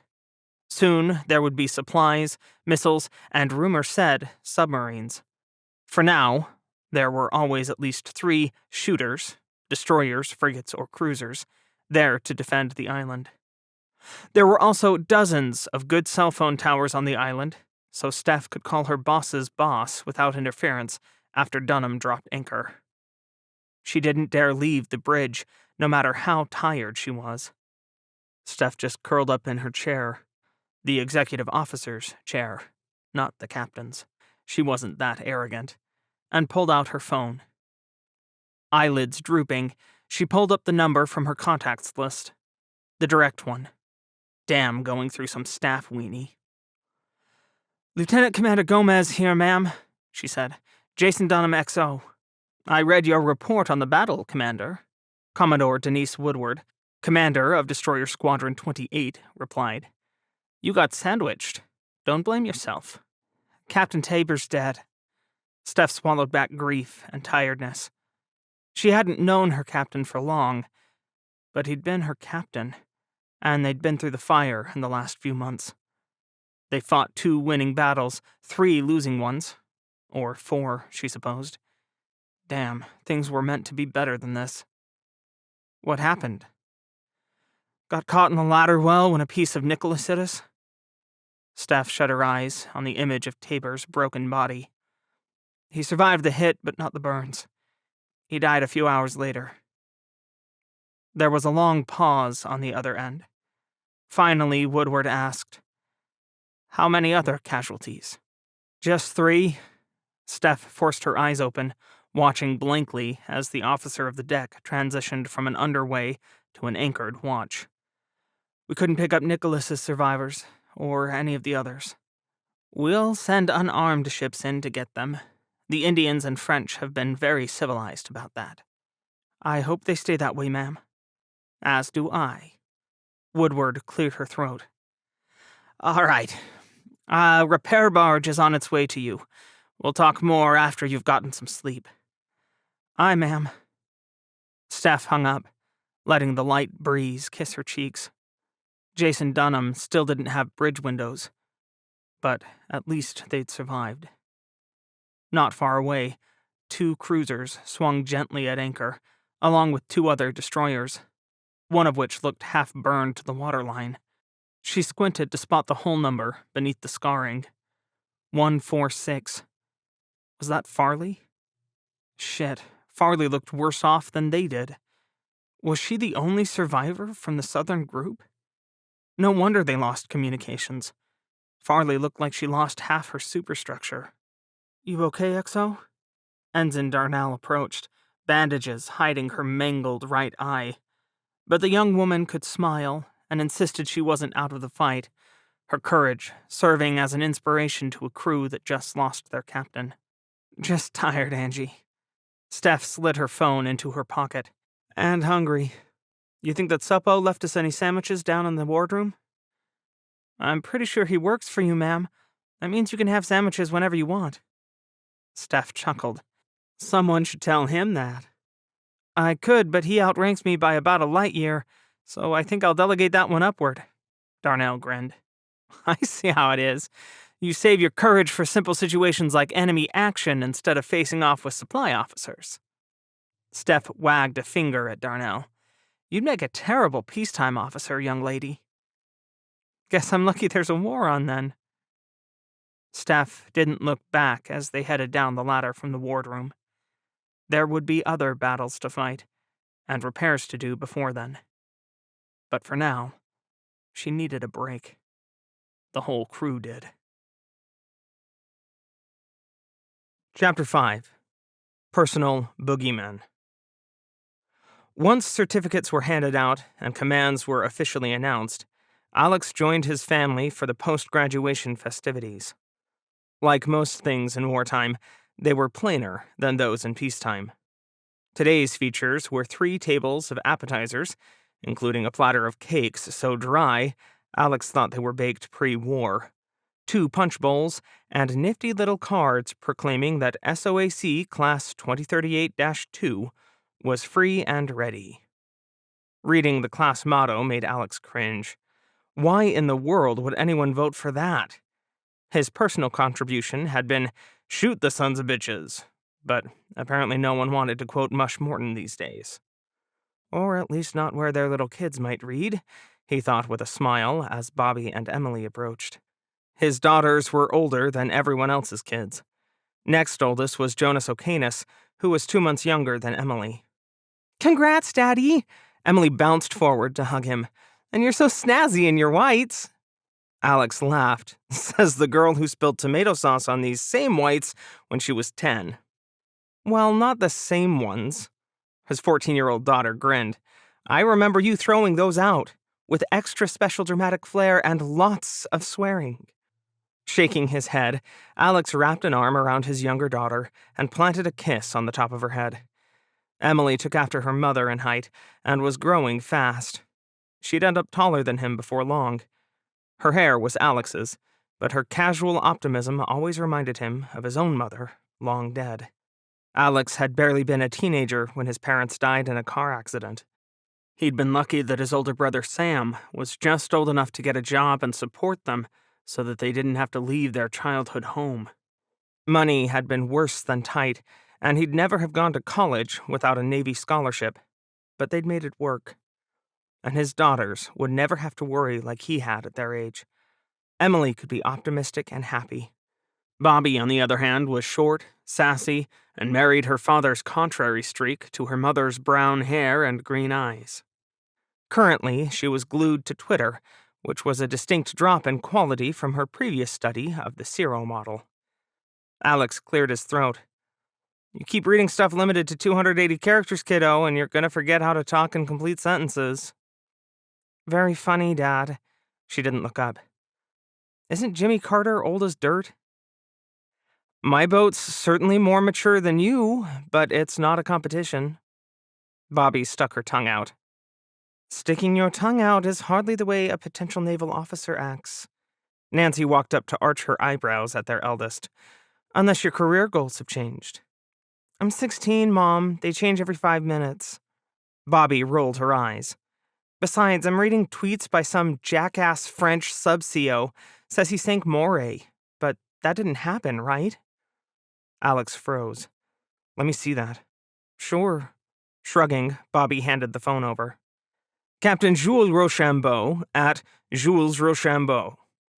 Is at U.S. Navy missing another submarine? Perhaps you should check on at USS Moray. She might not answer. Hashtag Barracuda. Hashtag Moray. Hashtag submarines. Hashtag war. Fuck. Alex chewed his lip to stop himself from swearing aloud. Moray sank last night. Or this morning, local. It hasn't made the news yet. And this guy tweeted about it? Bobby took her phone back. What a dick. Bobby? Nancy's voice was flat. She turned to Alex. So, Bangor, huh? I fly out in a week. The news wasn't as sobering as Moray's sinking, but a cold ball still settled in Alex's stomach. Going to war was bad enough, but flying across the country to do it and leaving his family behind felt like Admiral Hamilton just wanted to rub salt in his open wounds. He'd expected a boat out of Groton. Nancy was stationed in Newport, Rhode Island, and their home in North Stonington, Connecticut, was as close to in the middle as you could get. The Navy was usually good about trying to co-locate married couples, and since Nancy and Alex hadn't had the courtesy to pick the same specialty, that meant Newport and Groton. He could see Nancy thinking the same thing, but not saying it with the girls present. Her lips twitched. That's quick? Alex shrugged, forced himself to sound casual. There's a war on. Do you know when you're going to deploy, Mom? Bobby asked, sounding very young. Not for a while yet. Nancy's smile looked as hollow as Alex felt. Fletcher is still in the yards for her Tactus install. Bobby and Emily exchanged silent looks. Alex wished to hell he could just hug them and make the fears go away, but his girls were too old and too wise. Alex and Nancy were lucky that their deployments never overlapped before his assignment to Armistice Station, and doubly fortunate that Nancy's mother lived with them to cover when other Navy commitments took both away from home. But war changed everything. Come on, he said. Let's get out of here and catch a late lunch somewhere. Girls pick. Bobby scowled. Don't you have to do some future captainy things still? Nah. Alex could check out of the sub-school in the morning, and he'd keep up with his friends and classmates online. Waving at Teresa and Tommy, he shepherded his family out of the tent and toward the parking lot. Commander Coleman! The ice-cold voice stopped Alex and Nancy both in their tracks, but Alex knew Admiral Hamilton wasn't interested in talking to his wife. You three go on. I'll be there in a sec. Nancy shot him a questioning look, but Alex shook his head. So his wife saluted Hamilton and steered the girls away while Alex steeled himself for the inevitable ass-chewing. I expected better of you than intentionally failing a test, Commander, Hamilton said. At least she was decent enough to wait until his daughters were out of earshot. I assure you, ma'am, failing wasn't my intention. Now wasn't the time to point out that he only failed because no one could find the Seawolf answer key. Alex was damned sure his answers had been right because his life depended on learning about his new boat. Talk about motivation. Hamilton's smile was razor thin. I'm sure. She looked him up and down. I wish you the greatest success on Jimmy Carter, Commander. I'm sure you'll do the Navy proud. I'm so glad I've got your confidence, ma'am. She snorted. You're unconventional and uncontrollable. I don't like that. But maybe you'll prove me wrong and be what we need. Alex swallowed. I hope I'll get the chance. If he didn't, it would be because Hamilton sent him to an ancient boat no one was going to put on the front lines. Was Jimmy Carter the death trap his classmates thought? He didn't want to ask. I'm sure you will. Nodding sharply, Hamilton turned on her heel and strode away. Riding in a private plane from Groton, Connecticut to Washington, D.C. seemed like either the height of luxury or a waste of gas. Even going back to the academy, Winifred Hamilton heard stories about how well Navy admirals were treated. But hopping on a plane to avoid a 7-hour drive boggled even her mind. Particularly when that plane had a full-on military communications suite. Not that she needed it. Freddie's current title was Special Assistant Submarine Warfare to the Chief of Naval Operations.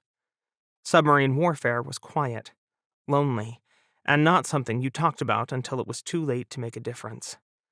But her boss was an aviator, and guys who drove jets knew jack about submarines.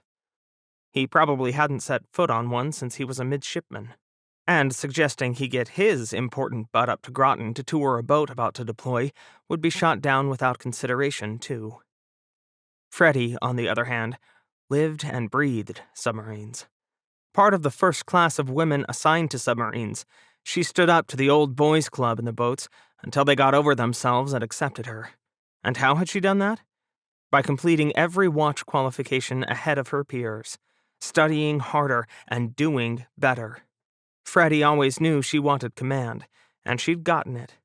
First of a fast attack submarine, and later of a boomer or ballistic missile submarine. Admiral stars came slowly, but when she put them on, she became the first female submariner to wear them.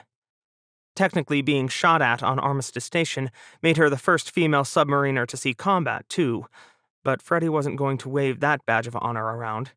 She'd let that go to the gals on the boats who faced down the enemy every day, now that they'd gone to war. War.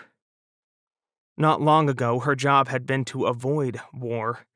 The meeting on Armistice Station had been a peace summit before negotiations over Indian Ocean resources went in the crapper after Admiral Jeff McNally got jumpy and sank an Indian submarine. And then the unthinkable happened. Instead of stopping to talk, the Indians went full bore and attacked with a fleet. Sighing, Freddie leaned back in her too comfortable seat. Rehashing the war's opening acts, even in the privacy of her own mind, would get her nowhere. 40 minutes until D.C., at which point she'd stop being a submariner and go back to being a politician. The idea didn't usually make her so angry. Her ambitions always meant she'd aim high. But encountering Alex Coleman always left her in a bad mood. The man was 2 for 2 on finding the worst trouble spot and sitting right smack in the middle of it. And the Navy had enough problems without their personal problem magnet making things worse. Yes, he'd done a good job on Armistice Station. Freddie was honest enough to admit that she might be in a POW camp without him. But that didn't mean he was trustworthy. The phone next to her right hand buzzed. Since Freddie believed in answering her own phones instead of hiding behind an aide, she picked it up. Admiral Hamilton. Freddie, it's Scrap, the CNO said, using his call sign as infernal aviators did. I'm going before Congress in 10 minutes and need gouge on the taking of Armistice Station. Give me all the information you've got, even the stuff that wasn't in your report.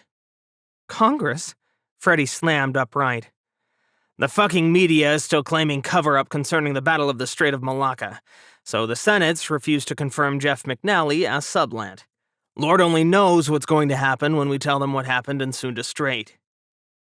Freddie bit off her feelings concerning Jeff McNally. He was a perfectly nice gentleman, not to mention a personal friend. But he'd also commanded the first American carrier strike group lost in combat since World War II. The man froze, plain and simple, but Big Navy didn't want anyone outside the lifelines knowing that. "Sir, to be frank, we are covering things up," she said slowly. "I know that. That's why I need some chaff. Talk to me about Armistice Station. What was the name of the young commander who saved everyone's bacon?" "Commander Coleman." She gritted her teeth so hard they hurt. "Is he available in the next few days? If I could have him testify before Congress." "I'm afraid he's en route to Kitsap Bangor to take command of a submarine." Cutting a senior admiral off was rude, but the idea of Alex Coleman testifying before Congress was far worse. Lord only knew what the man would say. The Navy needed good spokespeople, not a loose cannon. Freddie regretted offering him a submarine. Pity the man hadn't taken the medal instead.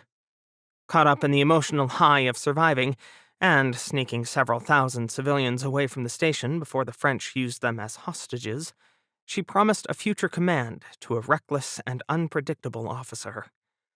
Shuffling him off to Jimmy Carter was the only way to mitigate the damage. Damn. Scrap, known to the public as Admiral David Chan, sighed. Got any useful decoys I can throw in their faces to ram this confirmation through? Sir, are you sure you want to? Jeff's a good man, but is he the man to lead the subforce through this war? A shuddering breath rattled in her chest. We're losing 1 out of every 3 boats we deploy, and Jeff didn't exactly do well in the Somme. Which is why we have to rehabilitate him. I'm not letting some political or media shitstorm ruin a good officer, he replied. The current shitstorm will be a lot worse if we get caught in a lie. She didn't say if you get caught in a lie. One didn't call the CNO out like that. Freddie wanted to end her career with 4 stars. She still had 2 left to go. The media's got enough present battles and losses to distract them. I'm not sure the Senate does. I'll come up with something. Scrap was probably waving his hands on the other end. Freddie couldn't count how many times she'd watched him act out some imaginary air battle with nothing except his ego and 10 fingers. Of course, Scrap had the same amount of combat experience she did. 0. Less if you counted Armistice Station in her corner. Good luck, Admiral, she said. Thanks, Freddie. Fly safe. We'll chat when you get back. That chat turned into witnessing an hour-long rage fest where Scrap broke his favorite model plane and dented his farewell plaque from Strike Group 7. Never the shrinking violet type, Freddie didn't shy away from that little display, but she did regret the time wasted. The time would have been better spent on finding someone appropriate to fill the job as Commander, Submarine Forces Atlantic. Sublant was supposed to be the senior submariner in the Navy, and Congress had rejected Jeff McNally in 10 minutes flat. Neither party wanted him. What Freddie wanted was to get someone competent in the job, but Scrap picked Admiral Long True before she could make a coherent argument. On the bright side, Long hadn't commanded the worst loss in U.S. naval history since World War II. On the not-so-bright side, he also hadn't seen the inside of a submarine since Freddie was a junior lieutenant. Yes, the War of the Submarine was a perfect time to have an F-35 pilot as Chief of Naval Operations. Chapter 6. Once Over Dust. 6 August 2038. Saint-Denis, France. Some would say it made him a traitor to France, but Jules Rochambeau loved the tropical atmosphere of Saint-Denis. A soft wind wafted over the covered deck at the newly built officers' club, leaving the smell of the sea in its wake. Jules nibbled cheese while reading the news, a luxury he rarely had since the taking of Armistice Station, which, he was pleased to note, remained in French hands. Oh, the Indians had a detachment there too, and were talking about using it as a submarine base. But French Marines claimed the station, and French it would remain. Are current events to your liking?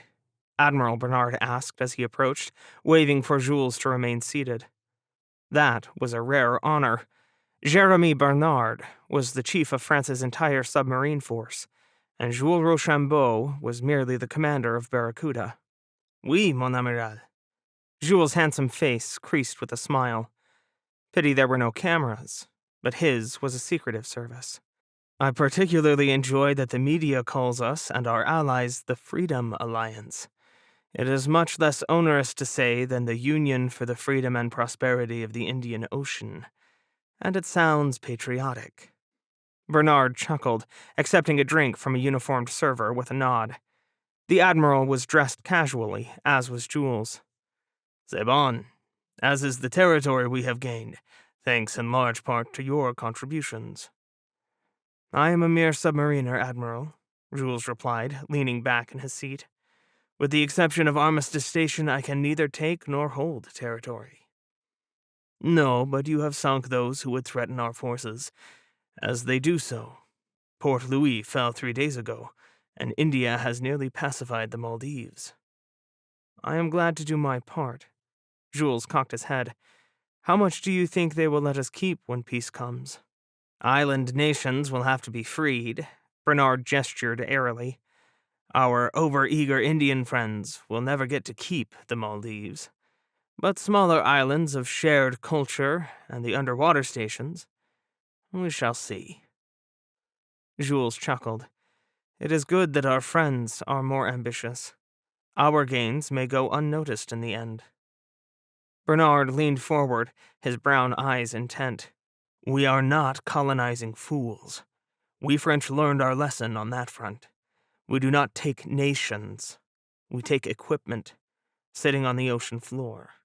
And we let those who once owned said equipment leave peacefully, as you did at Armistice Station. Jules' fists tightened reflexively, thinking of how his perfect takeover of Armistice Station was ruined by Alexander Coleman.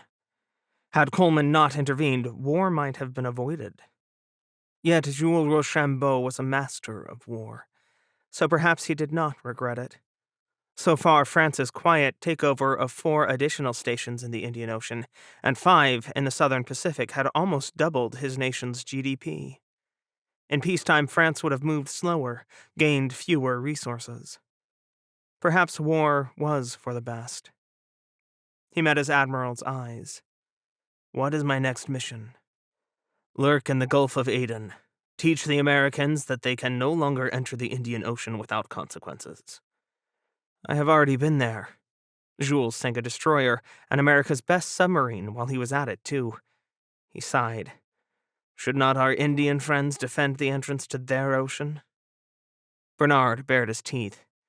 Do you not want to become the most successful submarine commander of all time? I hand you that opportunity.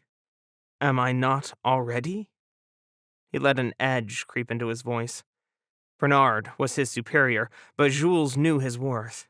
8 kills since April. No submariner in the world could match that. Even Britain's Star, the much-vaunted Ursula North, only sank 2 ships, one a lumbering spy ship in that window. All his kills were warships. Bernard laughed.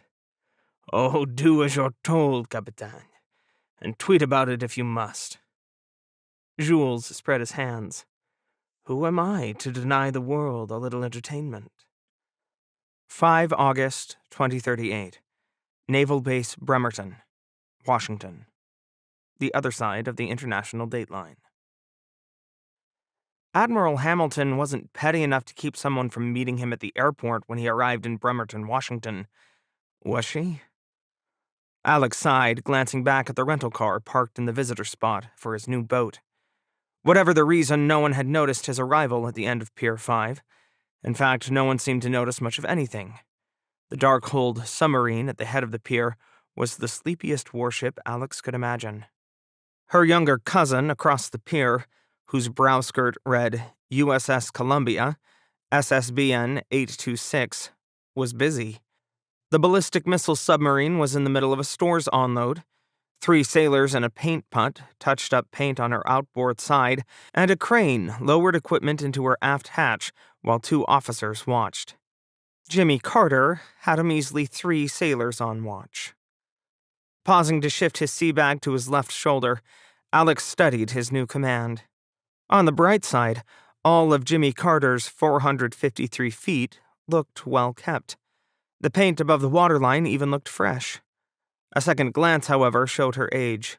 Rust peeked out from underneath the flat black paint and her sound-absorbing coating. Alex shook his head. Once over dust, twice over rust. Good to know Navy traditions survived the war. Jimmy Carter had been scheduled for decommissioning and dismantling before the war started 5 months ago. Extending submarines beyond their planned service lives was dicey, but war was war. They needed all the boats they could get, and this rusty lady now belonged to Alex. Or she would be once he took command from whichever lucky soul was leaving. Well, time to pay the piper. Alex hefted his second bag and headed toward Jimmy Carter's brow. Much to his surprise, someone spotted him, and a flurry of activity on the boat's quarterdeck produced a short guy wearing coveralls from the submarine's forward hatch. After a quick conversation with the watchstanders, the newcomer headed down to meet Alex. He was a gray-haired Master Chief Petty Officer who looked as crusty and unflappable as the rest of his breed. His faded coveralls bore the golden badge of Jimmy Carter's Chief of the Boat, and his sleeves were rolled up unevenly, revealing tattoos on both forearms. One was of a chicken chasing a shark, and the other an anchor surrounded by roses. But his smile was cheerful and competent, which was more than Alex expected. Acid churned in his stomach. The Master Chief was shorter than Alex's 5'8", skinnier too, and his salute was casual. "Afternoon, sir. I'm Master Chief Brian Morton, Chief of the boat. We didn't expect you until tomorrow, at the earliest." Alex returned the salute with a smile. "Not a problem, Master Chief. I learned to drive, a few years back. I did okay getting myself here from the airport." "Glad to hear it, sir." Morton eyed Alex warily. Yeah, he expected to get his head ripped off. "I've had plenty of COs who would shit on you for this, Master Chief, but luckily for both of us, I'm not one of them." Alex refused to kick his first day off by being an asshole. So what if he'd gotten lost twice driving from the airport? Alex had never set foot in the state of Washington before today, but he found the base, eventually. "What can you tell me about her?" Alex asked, dropping his bags and stuffing his hands into the pockets of his khakis. Nancy would have yelled at him, but she was back home and not there to gripe about uniform standards. Morton barked out a laugh. "What'd they tell you up at the sub-school?" "Jack shit and nothing." A search of unclassified websites told Alex that contractors had been set to start dismantling Jimmy Carter last May. He assumed the Navy retained custody of her since the unexpected explosion of war, but Alex remembered what they said about assumptions. The Master Chief sighed. "We've got about half our allotted crew and most mission-essential gear back on board.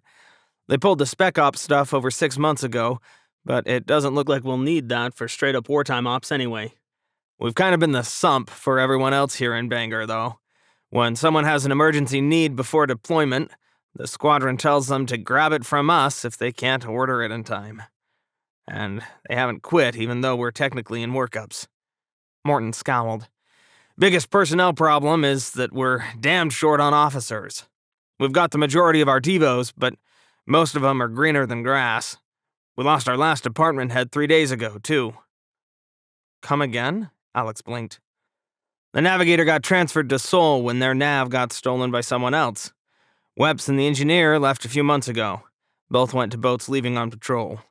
Seoul got underway yesterday, so Lieutenant Chin ain't coming back. He was the OIC before he left. DCA is the senior gal now. That's Lieutenant J.G. Alvaro." "No CO or XO?"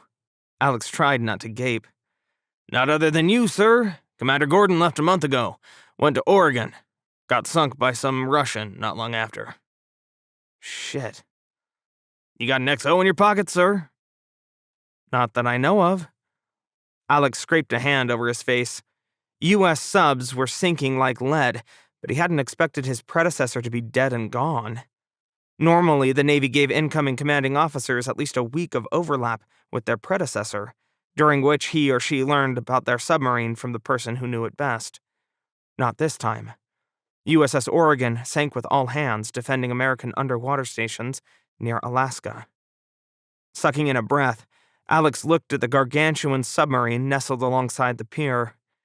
She was old, ungainly, and no one in their right mind would call Jimmy Carter beautiful. Even the boomer next to her looked better proportioned. Morton eyed him. "All right, Cobb," Alex said. "There's obviously a metric shit ton of work to do. Bring the crew topside. I'll read my orders, and we'll get on with it." Morton blinked. "You want me to rig up a microphone or something, Captain?" "Nah," Alex shook his head. "I hate ceremonies, and the crew's not that big." Even the thrill of being called Captain for the first time couldn't suppress the flotilla of butterflies fluttering in his stomach. What was he thinking?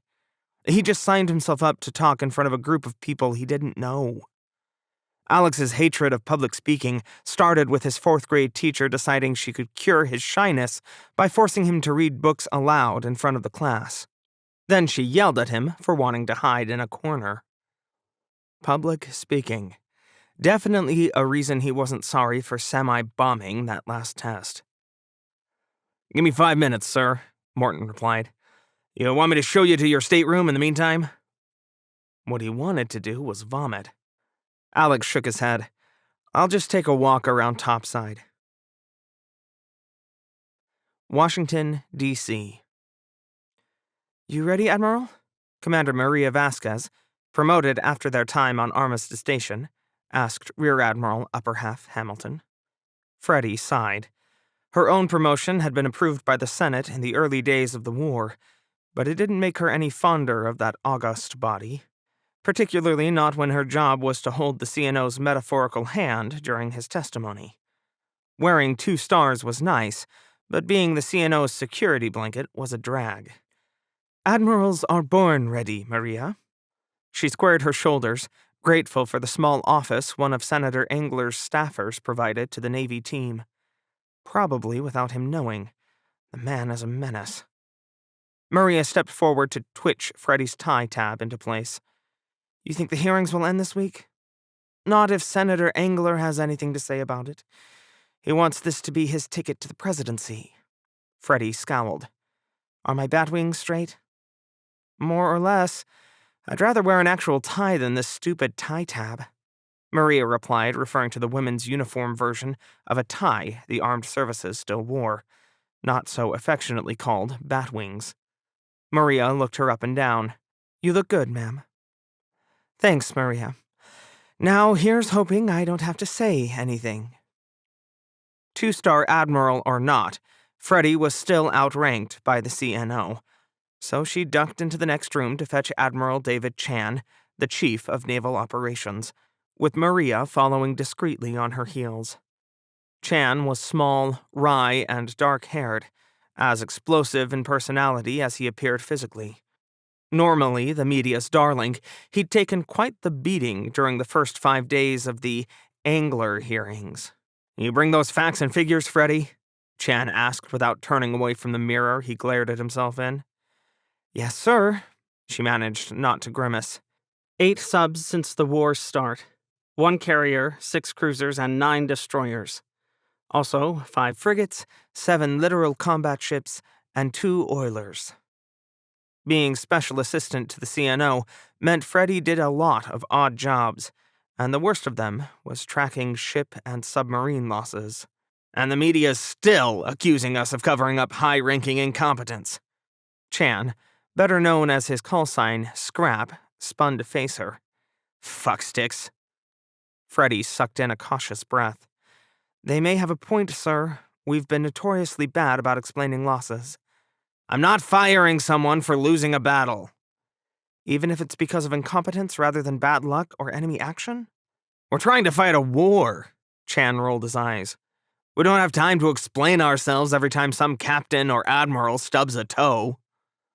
Freddie resisted the urge to point out that stubbed toes meant lives lost. "I'm not sure Senator Engler will appreciate that perspective, sir." "Screw him. He's a traitor. Spent 6 years in the Navy, and now he's trying to nail us to the wall." Freddie blanched. You probably shouldn't throw accusations like that around with a war on. Admirals, they're ready for you. Chan's aide stood in the doorway, trying to pretend he hadn't heard Chan ranting. Freddie wished she had that luxury. As promised, Jimmy Carter's crew assembled aft of the sail. This was the largest part of the submarine, the place the entire crew could gather, excluding those critical few on watch. The long, flat, and black deck of the submarine stretched aft from the sail, seeming interminably long to Alex before it vanished under the harbor's quiet waters to meet the propulsor. He was used to smaller submarines, to the compact Swiss Army knife of the Virginia class. This beast he was about to assume command of was like an alien creature. Taking a deep breath, Alex headed their way, his eyes tracing over the sub as he went.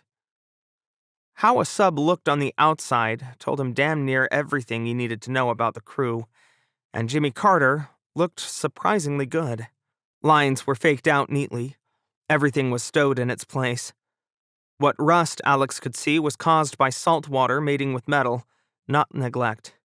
She was old, yeah, but maybe not decrepit. On the surface, her lines were familiar, with a smooth edge leading up to the sail.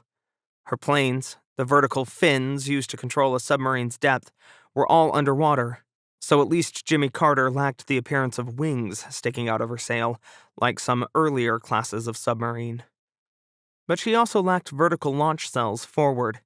Unlike the Virginias Alex was used to, his new boat couldn't launch missiles without using her torpedo tubes. That seemed like a little thing, but to an experienced submariner, it revealed an indisputable truth. Jimmy Carter was not designed to attack land targets. She was built to sink ships and submarines.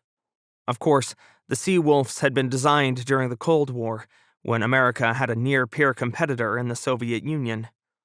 When the USSR died, the Sea Wolf funding did too, which was why Alex's new boat was the last in a class of just 3. She had been designed to fight an undersea war that never came. How would she do in the one that arrived now that she was 30 years past her prime? Alex shivered. Old or not, Jimmy Carter was his. Independent command was the pinnacle of every naval officer's career. Back on Armistice Station, being chased out of his exile by French Marines, could he imagine being here? Hell, he still couldn't imagine he'd done the batshit crazy things he did back then. Only in his nightmares did it feel real. Focus, Alex. His mind liked to wander when faced with crowds. Alex wished he'd brought some note cards. Why was his chest so stinking tight? Attention on deck! Morton's bellow sounded like it came from a much larger man. A dark-skinned lieutenant, junior grade, stood by the Master Chief, and Alex returned her salute. Alvaro said the name tape on her coveralls. Morton said she was the damage control assistant, hadn't he? Damn, she looks young. If this kid's the senior officer, the Navy's cupboard is stripped bare. Welcome aboard, sir. Alvaro's voice was husky. Thanks, DCA. Alex forced a smile. No use scaring the kid, or anyone else. The crew needed time to get comfortable with him. COs came in all shapes and sizes, and their personality quirks could make or break the climate on the boat. Best not to think of the war, or how if he failed these sailors, none of them would come home. The sea of 100 or so faces. Wait, no, there weren't that many. Shit, how short-handed was he? Watched Alex with a mix of apprehension and curiosity. Most of them were young. Too damned young. Look confident, asshole. Hatred of public speaking didn't fit with the tradition of a fearless and all-knowing commanding officer, but this crew needed to know he was competent.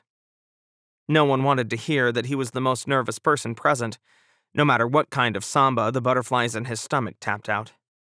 Alex sucked in another deep breath. He'd never been a conventional leader, but if that's what his sailors needed, Alex would do his damnedest. At ease, folks. He waited for Jimmy Carter's sailors to relax. Curious eyes watched as he resisted the urge to stuff his hands back in his pockets instead clasping them behind his back. "I know that this is far from the usual way to conduct a change of command, but I figured I'd save us all a lot of putting on dress uniforms and standing on ceremony. I also hate speeches, so I'll keep this short." Breathe. Fucking breathe. "Here's the obligatory professional biography. My name is Alex Coleman, and I'm coming to you from the Naval Detachment on Armistice Station." No need to mention what happened there. Alex was so glad that the Battle of the Somme got all the headlines. "Before that, I was XO on Kansas and WEPS on John Warner. My Devo tour was on Virginia, and I commissioned out of a tiny military college most of you have never heard of. My wife's also in the Navy, currently commanding USS Fletcher, a destroyer. We've got 2 teenage daughters, which means my fuse is long, and I'm good at detecting bullshit. I could stand up here and tell you my life story, but it's pretty damned ordinary. We've got years to get to know one another, and plenty of work to get done in the meantime. And if you haven't heard about that mess on Kansas or Armistice Station, so much the better." His eyes slid over to Morton. "Anything to add, Master Chief?" "No, sir." Did Morton think he was crazy? Normal? Incompetent? Alex couldn't ask. Damn, he missed Master Chief Casey. But he was still on Kansas with Chris Kennedy, who Alex didn't miss. "Then let's finish this thing." The butterflies were tap dancing now. Was Alex Coleman really going to take command of a submarine? Kennedy would shit a brick. "Attention to orders," Morton barked. The crew snapped back to attention. This is it. Fish or cut bait. Alex unfolded his old-fashioned paper orders and read aloud. "To Commander Alexander G. Coleman, from Commander, Naval Personnel Command. Report not later than 5 August 2038 to SSN-23, USS Jimmy Carter, Homeport, Naval Base Kitsap, Bangor, Washington, for duty as commanding officer." Refolding his orders, Alex turned and popped a salute off to Lieutenant Junior Grade Alvaro. "I am ready to relieve you, Lieutenant." "I am ready to be relieved, sir." Alvaro returned the salute. "I relieve you." "I stand relieved, Captain." The DCA waited for Alex to lower his salute first, and that was that. Alex Coleman was in command of USS Jimmy Carter. There but for the grace of God go I. Alex turned back to face Morton, smiling to mask his nerves. It was over. He had command, and maybe he could skip out on future speeches. "They're all yours, Cobb." The Master Chief's craggy face split into a smile. "Aye, aye, Captain." Watching his Cobb send Jimmy Carter's crew back to work left Alex breathless. He'd burned for command of a nuclear-powered attack submarine since the age of 8, had learned he'd never get one at 36, and now he was here. Sure, she was the oldest attack boat in the fleet, but Alex didn't care. Jimmy Carter was his. And hell, it wasn't like the Navy was going to send them into the deepest reaches of combat anyway. He'd be lucky to see one fight at Jimmy Carter's age. Chapter 7. Twice Over Rust. The first spectacularly unpleasant surprise arrived the next morning. Sure, Alex's first 24 hours aboard were full of bad news, including the number of crew missing, 59 out of 141, the amount of equipment removed from the boat, and the shredding carpet in the captain's stateroom. The latter was a rude awakening when Alex's feet hit cold metal upon rolling out of his rack in the morning, but fortunately no one was there to hear him swear. That was a nice perk of being the boss, but it didn't make up for cold toes. Still, his unhappy feet woke Alex up faster than usual. Most days he stumbled around like a grumpy zombie before he got in a few cups of coffee, but now he could hear a voice much like his wife's laughing in his head while he danced away from the bare patches, muttering and whining. A quick shower warmed him up, though, and then he headed to the wardroom, or officer's mess. Alex had just finished his second cup of coffee when Master Chief Morton knocked on the wardroom door. "Come in." Alex was alone by then, shoveling down some scrambled eggs. They weren't great. They were made from powdered eggs rather than fresh ones, which told him a lot about either how good his supply officer wasn't or how little priority Jimmy Carter was for the sub-squadron. All the division officers had hurried out 20 minutes earlier, either getting to work or just fleeing from the captain. However, Alex found that an unexpected advantage of being the captain was that he set his own schedule. For the first time in his career, he wasn't at someone else's beck and call. It was a heady feeling, despite the substandard eggs. Yet his sense of duty wouldn't let him sleep in. Captains shouldn't sleep while their crews worked, but it took 2 cups of coffee before he felt vaguely human. "Morning, Captain." Morton leaned on the doorframe. Being called Captain still made Alex's heart leap, at least until he saw Morton's grumpy frown and hunched shoulders. Alex glanced at the stack of papers to his right and wondered how he'd overlooked some gem. "What's the problem, Cobb?" 15 of our new sailors arrived 10 minutes ago," Morton scowled. "Your expression says that's not a good thing." Master Chiefs were Master Chiefs, and there was probably a reason why his was cranky. Morton did seem surprisingly sharp for the type Alex expected the Navy to assign to a worn-out boat like Jimmy Carter, though. He made a mental note to ask about that later. "Ain't exactly a bad thing, Captain, except they're 15 new schmucks straight out of school. Got 2 third-class petty officers in the bunch, but they made rank out of sea school. The only second class is a yeoman, and he's never so much as seen a submarine, much less been on sea duty. Not a one of the kids has even toured anything that ain't been a museum for less than 20 years either." "That's fantastic," Alex swallowed. Morton laughed. "Isn't it just?" Complaining wouldn't fix it, so Alex bit back a growl. "That leaves us still short, doesn't it?" "Yes, sir, and way junior across the board. These guys aren't the only ones. Just about every sailor the squadron sent our way is new enough to squeak, and the rest of them are problem children whose boats dumped them on the Subron before getting underway, or medical cases still not cleared for subduty." Even better. Even the sailors Alex's boat had were young for their billets, inexperienced and likely possessed little, if any, sea time. He'd known coming in that he wouldn't get sailors with combat experience. The war was only 5 months old, but Alex had hoped for more than newbies and problem children. "You've been talking to the Manning people at the squadron?" he asked. "Yes, sir. They say they're working on the problem." Morton didn't have to say what he thought about that. "I'll drop by and talk to the Chief of Staff today," Alex sighed. His to-do list kept growing, but he always could have said no when Admiral Hamilton offered him command. "Yeah, I could have some shiny metal and a desk job instead." Had Hamilton expected him to take that offer? His current assignment made a lot more sense if she had. Bet she didn't expect me to do well at the sub-school either. Alex tried to keep his feelings off his face. Morton didn't need to know he was saddled with a CEO who hijacked a cruise ship a couple months after going to Admiral's mast. Sure, he'd done the right thing. He'd saved a couple thousand civilians, too. But the Navy didn't always care about that when you had a history of disobeying orders. What would Morton think if he did tell him? Hell, he was better than Commander Chris Kennedy, who'd tried his best to sink a civilian submarine, but that was a shit standard of comparison. Morton shook his head. "Not sure it'll do you much good. If you'll pardon me for saying so, the COS ain't gonna get much more done. She ain't paying attention to any boat that isn't headed out on war patrol, that's for sure." Alex smiled. "Master Chief, if you're anything but honest with me, then I'll worry.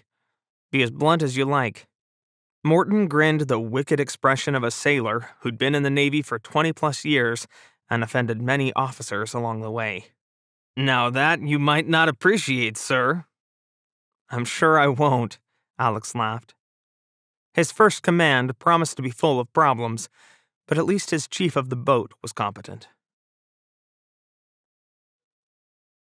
Christmas Island, Australia. 8 days made a hell of a difference. Sure, the enormous sheet of metal welded over the hole on the O3 level was ugly, but Jason Dunham could steam and fight. Assuming she got the missiles to do it. "What do you mean there aren't any SM-6s available?" Steph asked Lieutenant Audrey Yang, the Desron 28 weapons officer, standing by the cubicle Yang called home. Destroyer Squadron 28's offices weren't exactly shabby, but they weren't what Steph would call high-tech either. Everyone was still working off laptops, 2 each, because classified and unclassified networks shall never meet, and 3 different colors of desks dotted the office landscape. Given that the Christmas Island base was exactly 2 months old, and this building 3 weeks newer than that, Steph supposed it wasn't bad. Just rushed. Kinda like everything in this war. We're making things up as we go. We've got nothing, ma'am. I'm sorry. I'm not holding back either, Yang grimaced. The only missiles we have are already in another ship's launch cells. Steph stepped on the urge to swear. What about SM-2s? They're antiques, but antiques still explode when they run into other missiles. The Navy no longer has any SM-2s in inventory. They either all got shot off or... Yang gestured helplessly. Or went to the bottom. Steph rubbed her arms, suddenly feeling cold. Taking a deep breath, she glanced around the sea of cubicles. Most of the furniture was plastic and hollow. It made for weird, echoey noises and left her feeling like she was inside a demented egg carton. I was trying not to mention that. Sorry. Steph shook herself. Can you at least tell me what priority we are for when ammo comes in? First in line, Yang smiled wryly, unless a cruiser trumps you.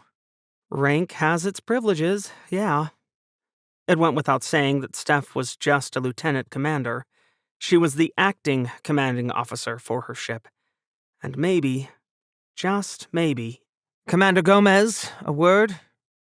Steph spun, finding herself face to face with Commodore Woodward. Yes, ma'am.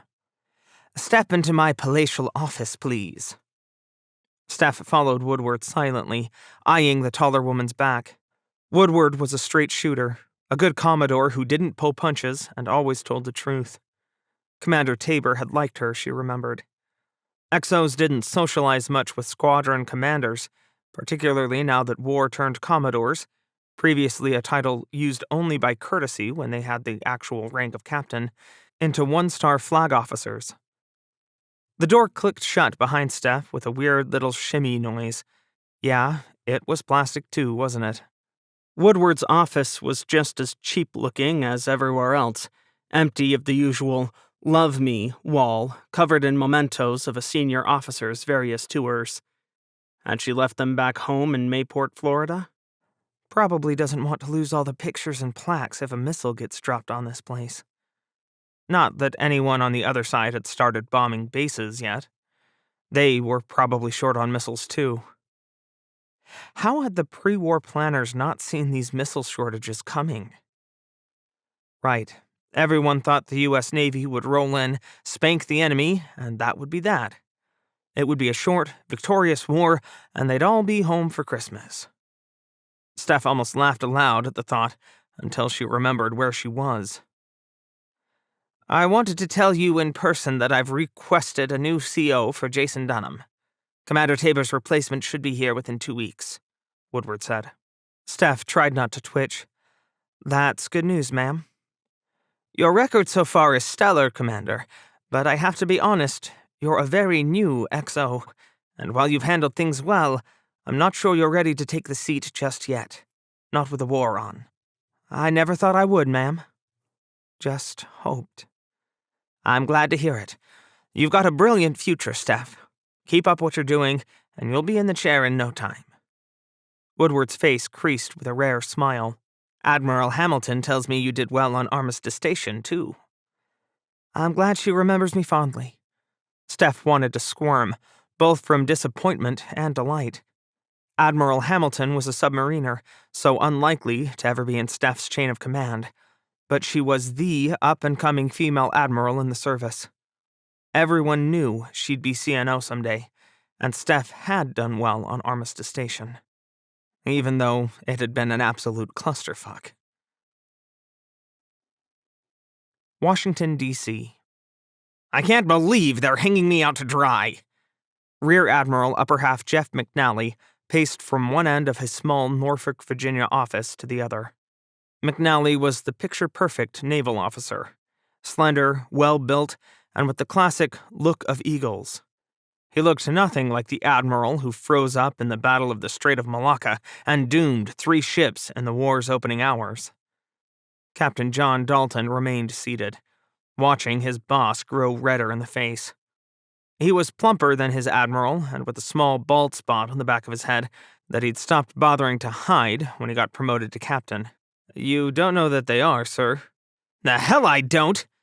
McNally twisted to glare at him. "Don't look at me like that. No one's gunning for your head." "No, sir, they aren't." John didn't need to mention that was because he hadn't frozen. John wasn't exactly the hero of the Battle of the Somme. In his opinion, that was Captain Julio Rosario of USS Bella Wood. But he'd done his duty. The Silver Star Admiral Rodriguez pinned on him even said he'd done it well.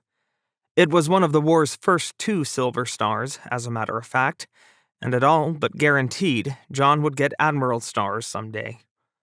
"And I won't dishonor them the way McNally has," he promised himself. The award was made even sweeter since it was pinned on him while standing next to his longtime friend, Nancy Coleman. Nancy was his wife's college roommate, and her destroyer, Fletcher, had been one of the few survivors of that hellacious battle. "With Congress chewing on the CNO's ass every day, and those angler hearings, you know he's gonna pony up a scapegoat, and I'm the most convenient one." McNally flounced into a high-back chair, as if there was any goddamned way to know the Indians would dare attack a carrier strike group. "It might have helped if you didn't sink one of their submarines in a fit of paranoia," John didn't say.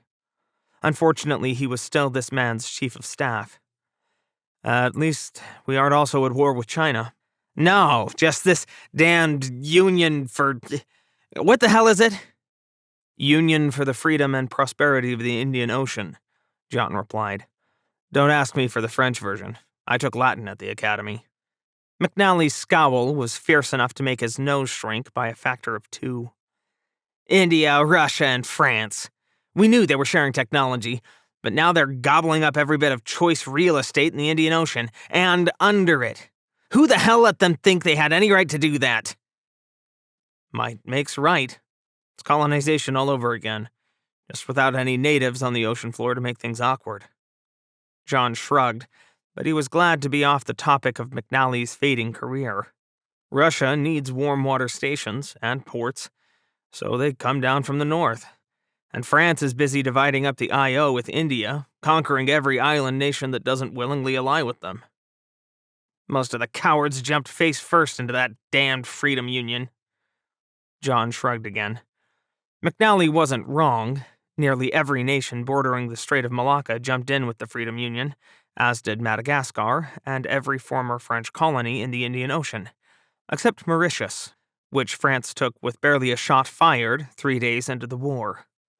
India nabbed the Maldives almost as quickly and was in the middle of looming over Sri Lanka like a hungry shark. Then Russia all but destroyed the Japanese Naval Self-Defense Force, along with a good chunk of the U.S. Navy's 7th Fleet.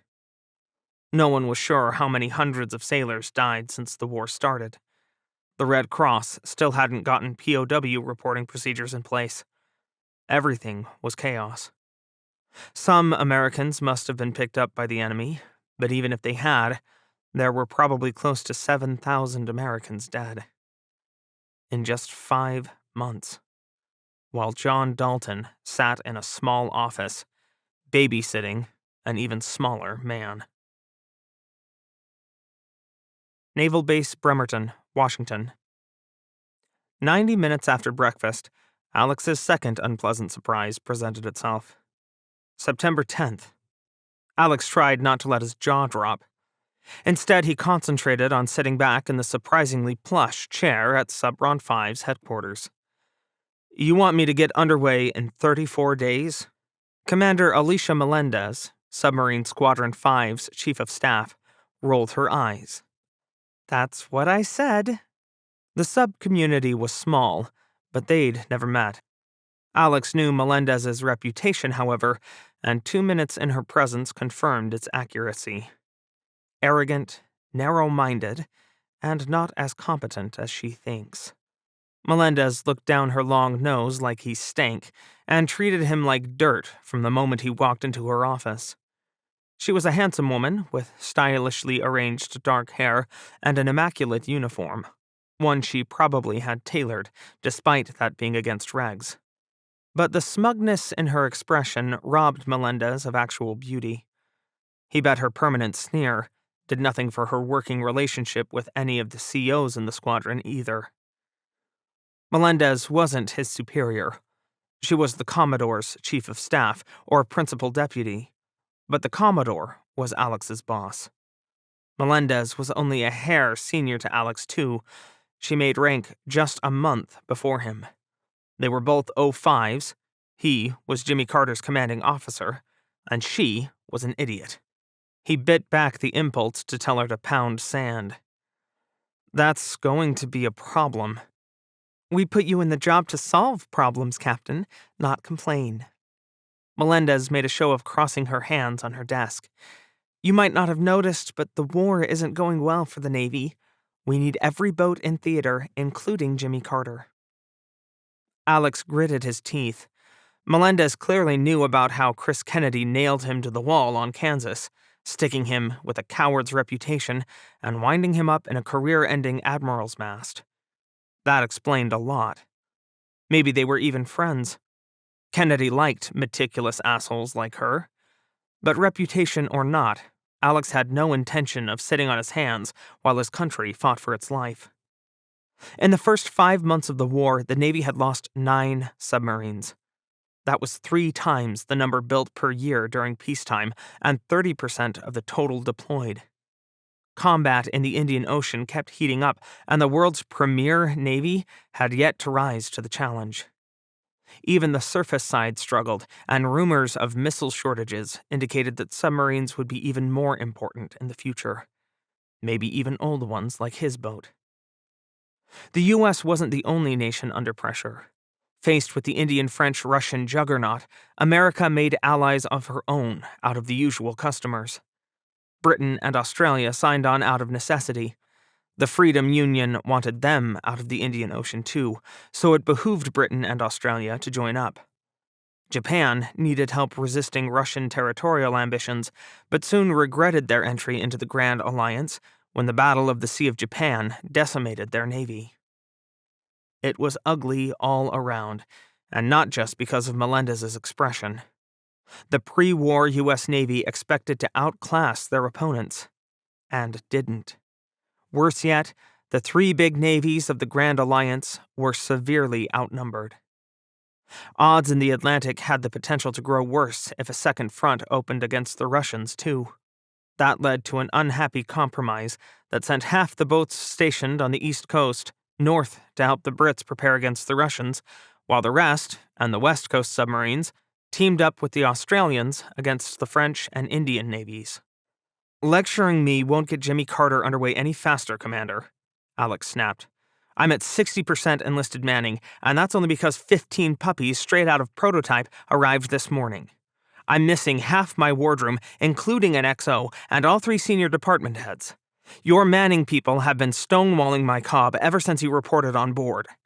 While I would love to get underway in accordance with your precious schedule, we might need a bit of help from the squadron. Melendez flushed.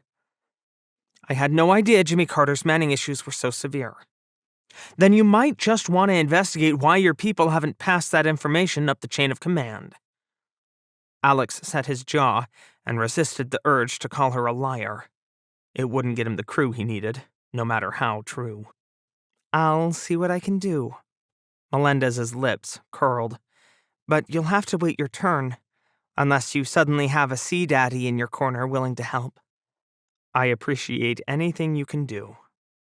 Alex's pleasant smile bordered on insolent. But what could she do to him? No, he didn't have a senior officer willing to pull strings for him. Admirals hadn't liked him since Kansas got within 12 nautical miles of Armistice Station. Master Chief Morton was right. Melendez was an incompetent tyrant. How the hell was Alex going to get a crew to go to war with?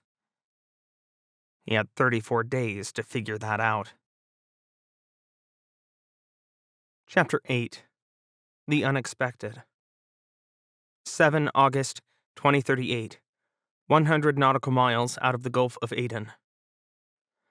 Range 19,000 yards to track 7011 and 24,000 yards to track 7012.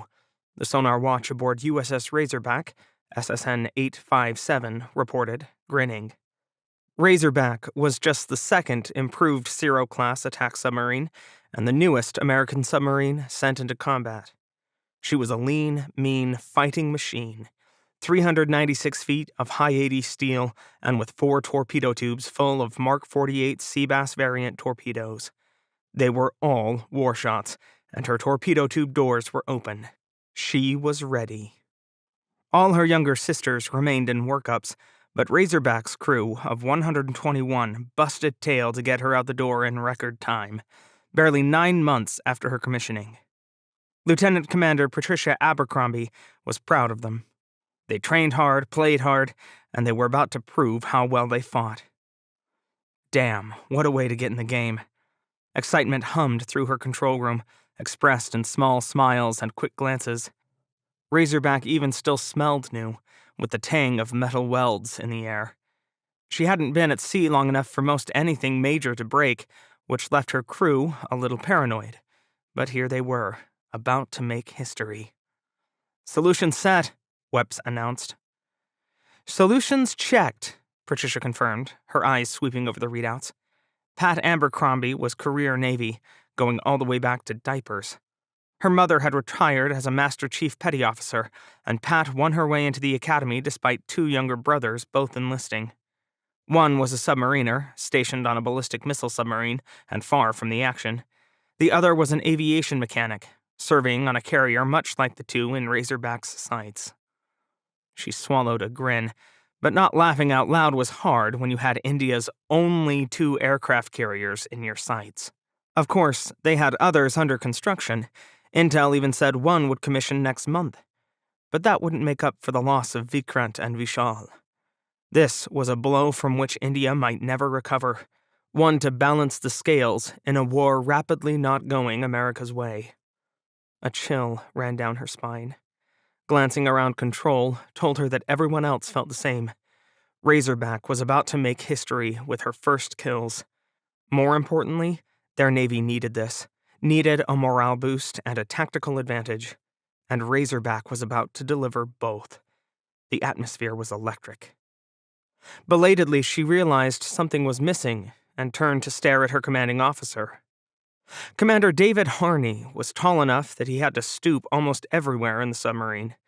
Only by standing close to the ladder leading up to the sail could he stand up straight. His powerful jaw and long nose almost looked like a beak, and busy eyebrows accented his angular face. He wasn't handsome, but he was striking. Not a face you forgot easily. Harney was competent, charismatic, and generally great to work for. Unlike Patricia, he wasn't an academy grad, but he was so damned good that she didn't even jokingly hold that against him. He led Razorback through her workups with an eye on the eventual goal of getting to grips with the enemy, who had so far inflicted a 3-to-1 loss ratio on the U.S. Navy.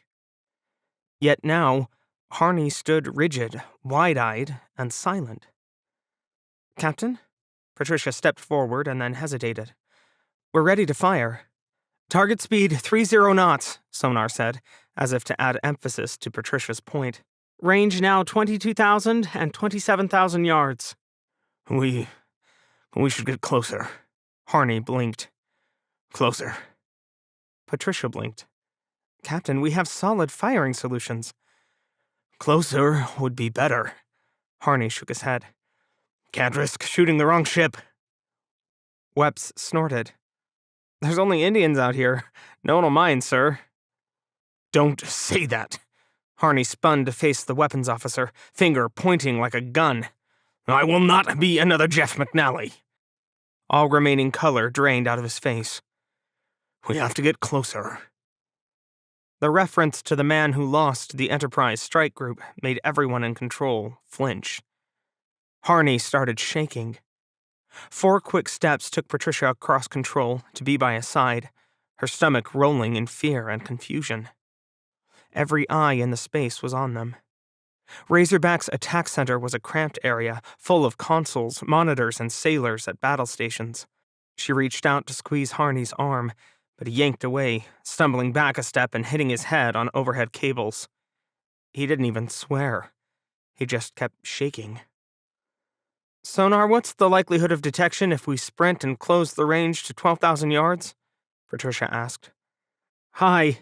They've got 2 destroyers lagging behind as they turn into the wind to launch." "Thank you." She turned back to Harney, speaking in an undertone. "Sir, this is the best shot we're going to get, and every minute we wait increases the range by another 1,000 yards. We can't shoot the wrong ship, XO.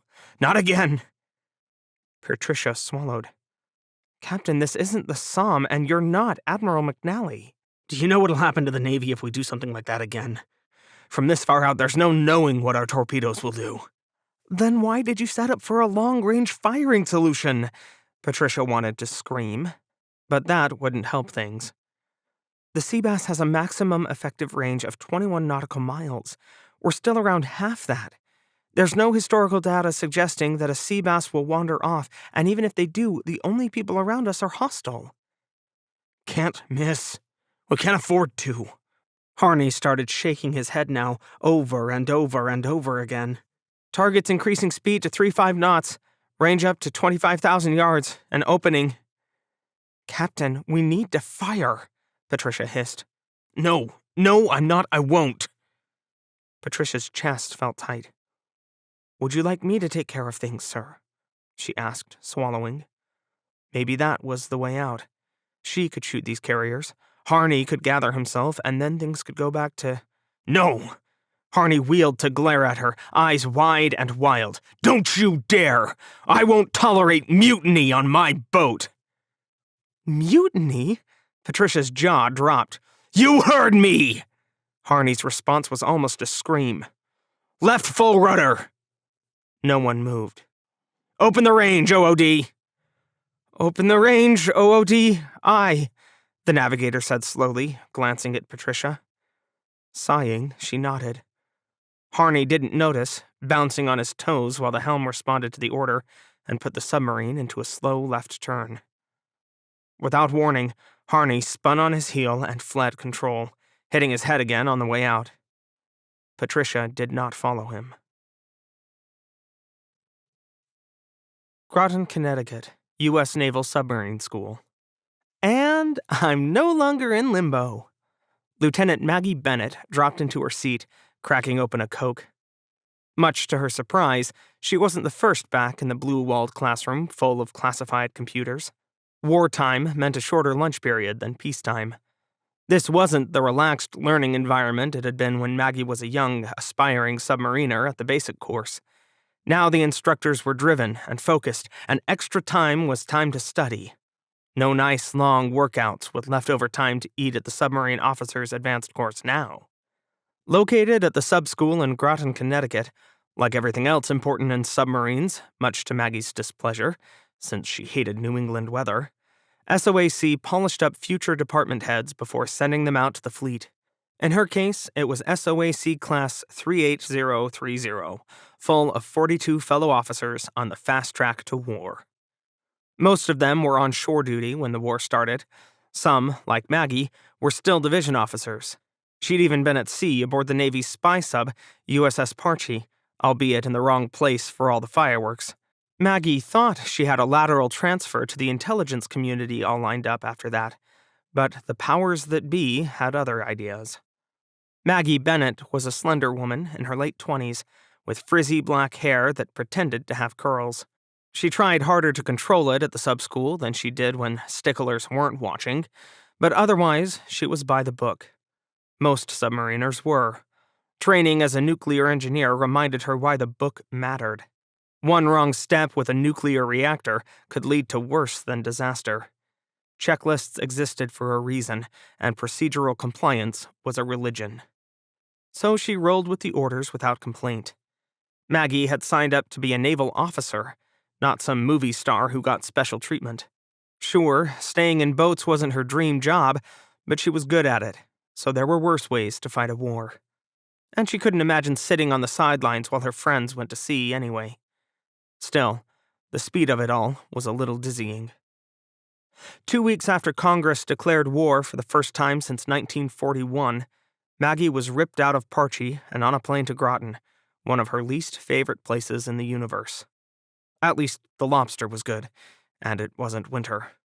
Get a call from the detailer? Lieutenant Martin Sterling asked without looking up from his engineering manual. Marty probably hadn't even left for lunch. Dry as dirt and just as boring, Marty rarely joined his classmates at a local restaurant and never even drank. Maggie'd never even seen Marty work out, which accounted for the beer belly he'd grown since their arrival at the sub-school. Not that the Navy cares if we meet physical standards these days, she thought, tearing open a brownie from the vending machine. We're losing too many submariners at sea to kick people out for being overweight, especially when they're as experienced as Marty. One of the few things she and Marty had in common was that they both had assignments yanked out from under them. Neither knew where they were going, not even with graduation in 12 days. In Maggie's case, Moray sank last month and clearly no longer needed a navigator. Marty, on the other hand, was originally slated to be engineer on Sailfish, but a medical emergency on another sub ignited a string of second-order effects that ended in Marty losing his orders too. They weren't the only ones in Class 38030 who'd been jerked around. Almost a third of their class got the submarine roulette treatment. But together with Benji Angler, they were the only ones left on ice. Maggie shot him a sideways look. You've got orders too? Leave it to Marty to sit there without saying a word. Sometimes she thought he enjoyed watching the rest of them run around like headless chickens. He was the only one in the class who refused to lose sleep over losing his orders. Marty didn't care what boat he went to, as long as it had a reactor and a screw that went roundy-round. Marty was what they called a prior, or someone who'd been an enlisted sailor before commissioning. In his case, he'd been a nuclear machinist's mate, which meant getting him for engineering officer was any captain's wet dream. He looked like a slovenly nerd, with glasses that rode down his nose and a bald head that shined, but Marty was smart and could draw a nuclear reactor from memory on a napkin while drunk. I can't imagine what gave you that idea. Marty's tone was dry, but Maggie thought she saw a twinkle in his eyes. You gonna share with me or what? Maggie liked gossip and hated not knowing everything. She knew that'd make her a good intelligence officer, but somehow the Navy kept missing that memo. Well, the rumors are true, Miss Know-It-All. They aren't decommissioning Jimmy Carter. Her jaw dropped. You're also going to Jimmy Carter? Don't look so surprised. I heard they've got no department heads, he shrugged. I'm guessing Angler is coming with us. All three of us? Maggie frowned. I guess that makes sense. The next class doesn't graduate for another 2 months. We're it, aren't we? Nice of you to be so cheerful about it. You're not the one heading out to own the oldest nuclear power plant in the fleet. She rolled her eyes, counting reasons off on her fingers. Oh, crap. First off, there's still a couple of Ohios around, so Jimmy Carter isn't quite the oldest. Second off, you'll love the challenge. Lastly, I hear they're going to recommission some Los Angeles-class boats. Those are really ancient. Marty shrugged. My luck, I'll get sent to one of those after Jimmy Carter. Maggie bit her lip, trying to hide her butterflies. This was far from a challenge she'd appreciate. She loved being on the cutting edge of both tactics and technology, and Jimmy Carter was everything but that. Even worse, her new assignment was a sad echo of her last one. Parchie was the first Zero class to be modified for spy work, built from the keel out to be Jimmy Carter's replacement. It was a double blow for a woman who wanted to transfer to intelligence. Maggie's original assignment had been to Moray, an even newer Zero, commanded by none other than Jane Phelps. Disappointment gurgled bitterly in her gut. No one would have refused her request for a transfer to the intelligence community if the war hadn't given the Navy an insatiable appetite for submariners. Needs of the Navy, her detailer said. No surprise there. Angry, she shoved a loose curl out of the way, too annoyed to wonder how it escaped her bun. I doubt Angler gives a damn, but you look like someone stole your puppy, Marty said. Maggie grimaced. They call them orders for a reason, right? Yep. Jimmy Carter commissioned in 2005. She's 5 years older than me. Bet your skin's better, too. Marty looked back down at his manual. Old-fashioned as he was, it was a hard copy. And was that a Seawolf class manual? Where the hell did he get that? Maggie's frown deepened. I just hope we don't wind up with some old geezer who commissioned back when the boat was new, or some no-load idiot of a CEO to balance out our high scores. That would be her luck. It really would. Marty groaned. I hate it when you make sense. This is not how I wanted to spend the war. Jason Dunham might not be officially hers, but Lieutenant Commander Stephanie Gomez still had a job to do. So, on the morning of August 7th, she organized a memorial service for the sailors they lost. Most of the bodies had already been sent back to their families. This wasn't the 1940s. They didn't need to bury their dead at sea, and families didn't have to wait weeks or months for notifications. Modern communications were quick, and casualty notification officers were deployed within 24 hours of Steph's initial report. But that didn't make things easier on board. A crew was a family. A dysfunctional and weird family, to be sure, but a family. Dunham's crew was particularly tight-knit, and losing 4 of their own, particularly their captain, burned. Peacetime navies weren't used to losing people, and despite the burn scars running down Dunham's port side, Steph knew the U.S. Navy hadn't quite grown out of its peacetime habits. So she assembled the crew on the Fantail, stole a chaplain from one of the cruisers, and put together an impromptu service. Then she strong-armed her supply officer, Lieutenant Nue, into putting together a Steel Beach picnic on the missile deck afterward, complete with music, beach towels, and a barbecue. Anything to keep the crew's mind off the loss. Laughter started slowly, but by lunchtime, the music was louder and the crew happier. Steph stayed off to the side. The XO wasn't supposed to be anyone's friend, but smiled to herself. She'd have to thank the Command Master Chief later. This was a good idea. Even if she couldn't hear herself think over whichever boy band blared out of the speakers. "Commander Gomez, I presume," a voice said from behind her. Steph turned, eyes going wide when she spotted a short, Hispanic man wearing 2 Admiral's stars.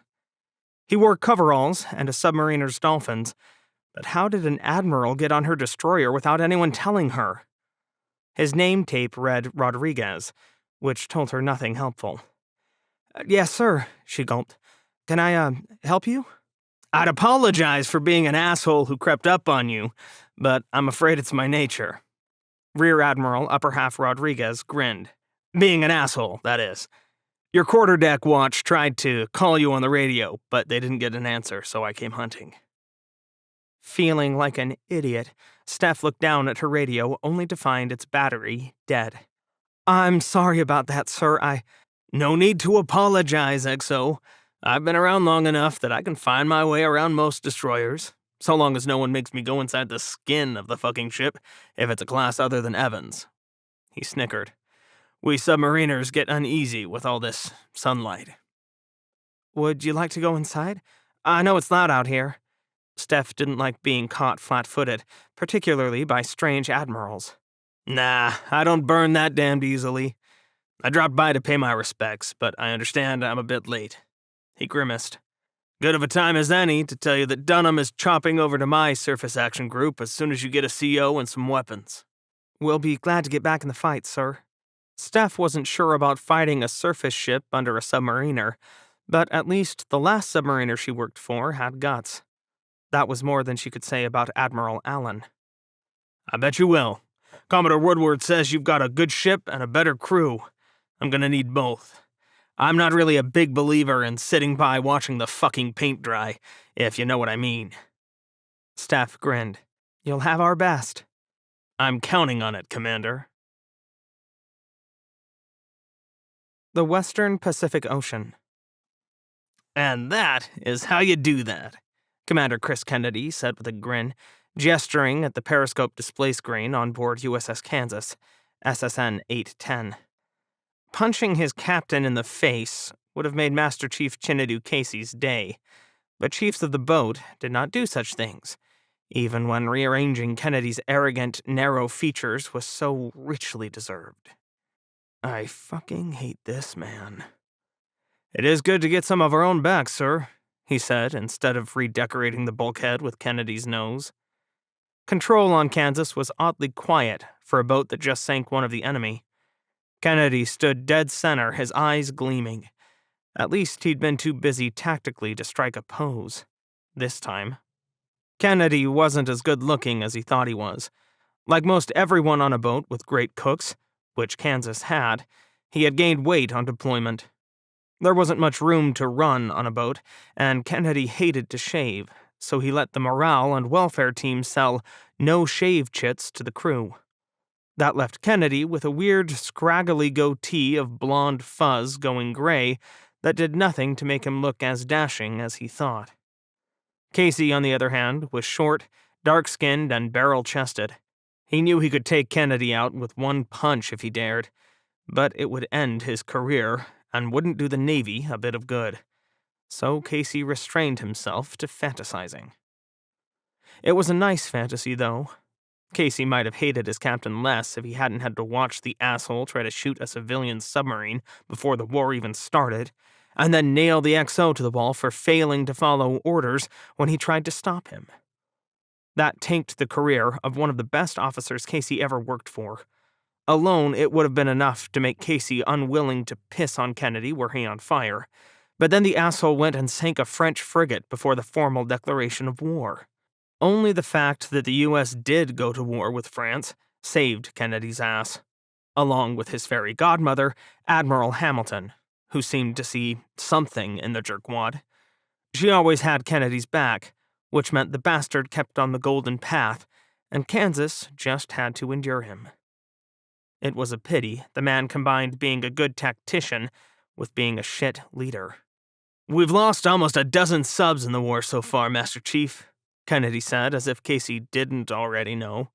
"Moray was the worst loss, but even they didn't make enough of a difference.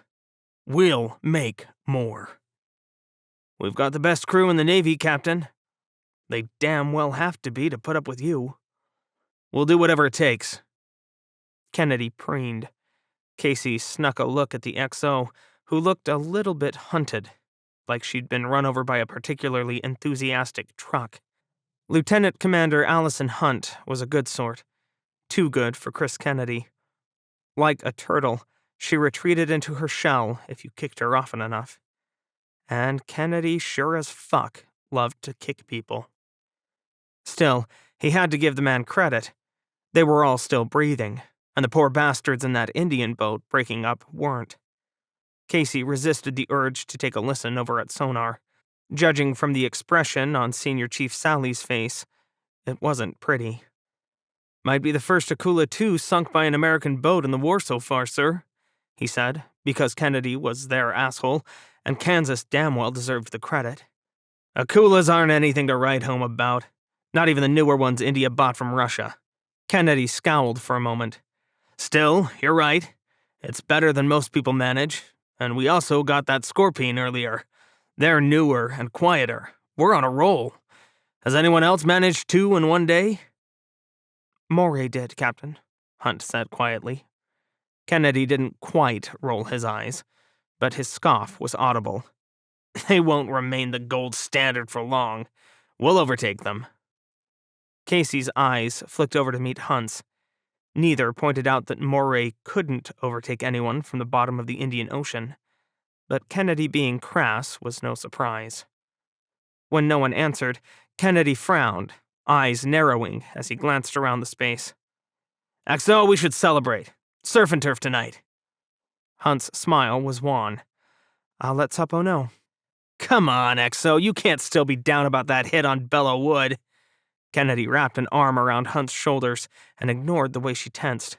"We're making history here. Kansas is going to be the wahoo of this war. Just you wait." "I'll go talk to Suppo, sir."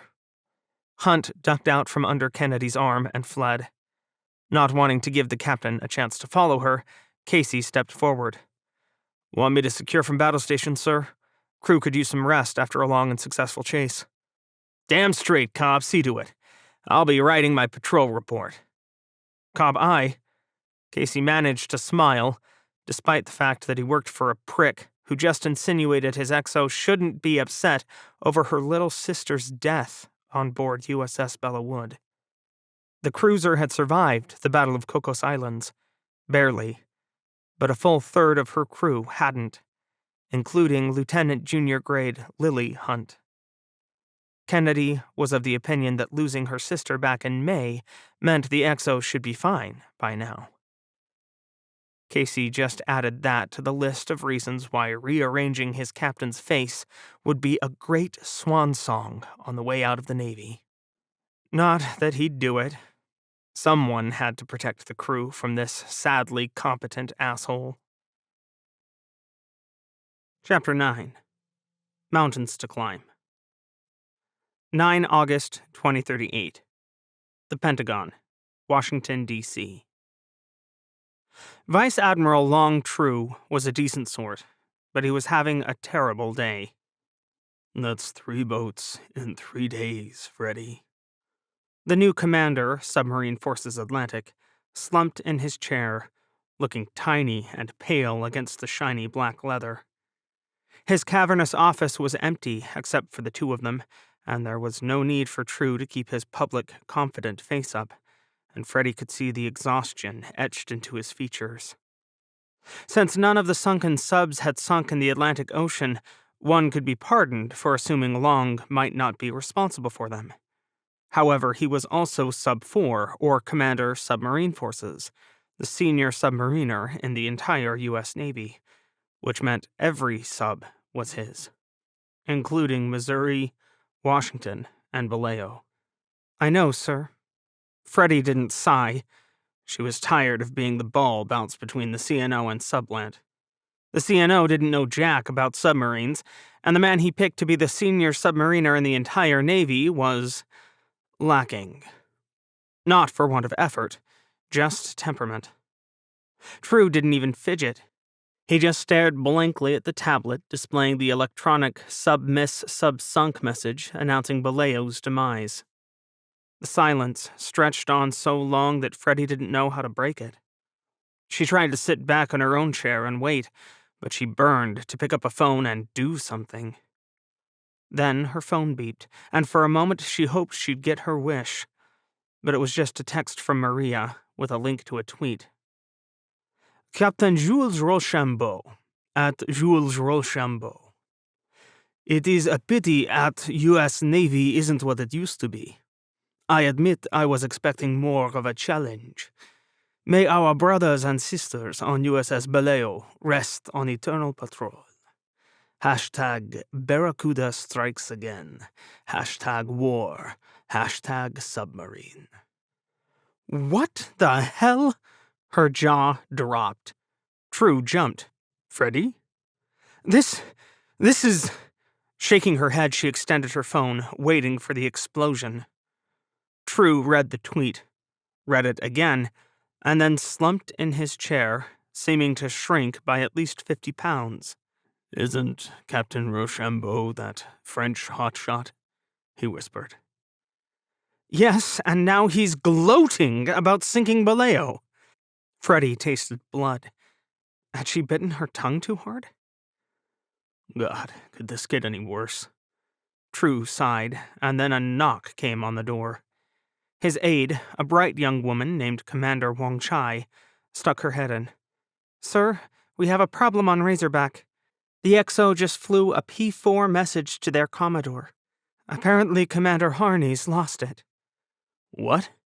How? Message is on your tablet, sir. True pulled it up, and Freddy pretended she didn't see his hand shaking, while Wong Chai handed her an identical tablet.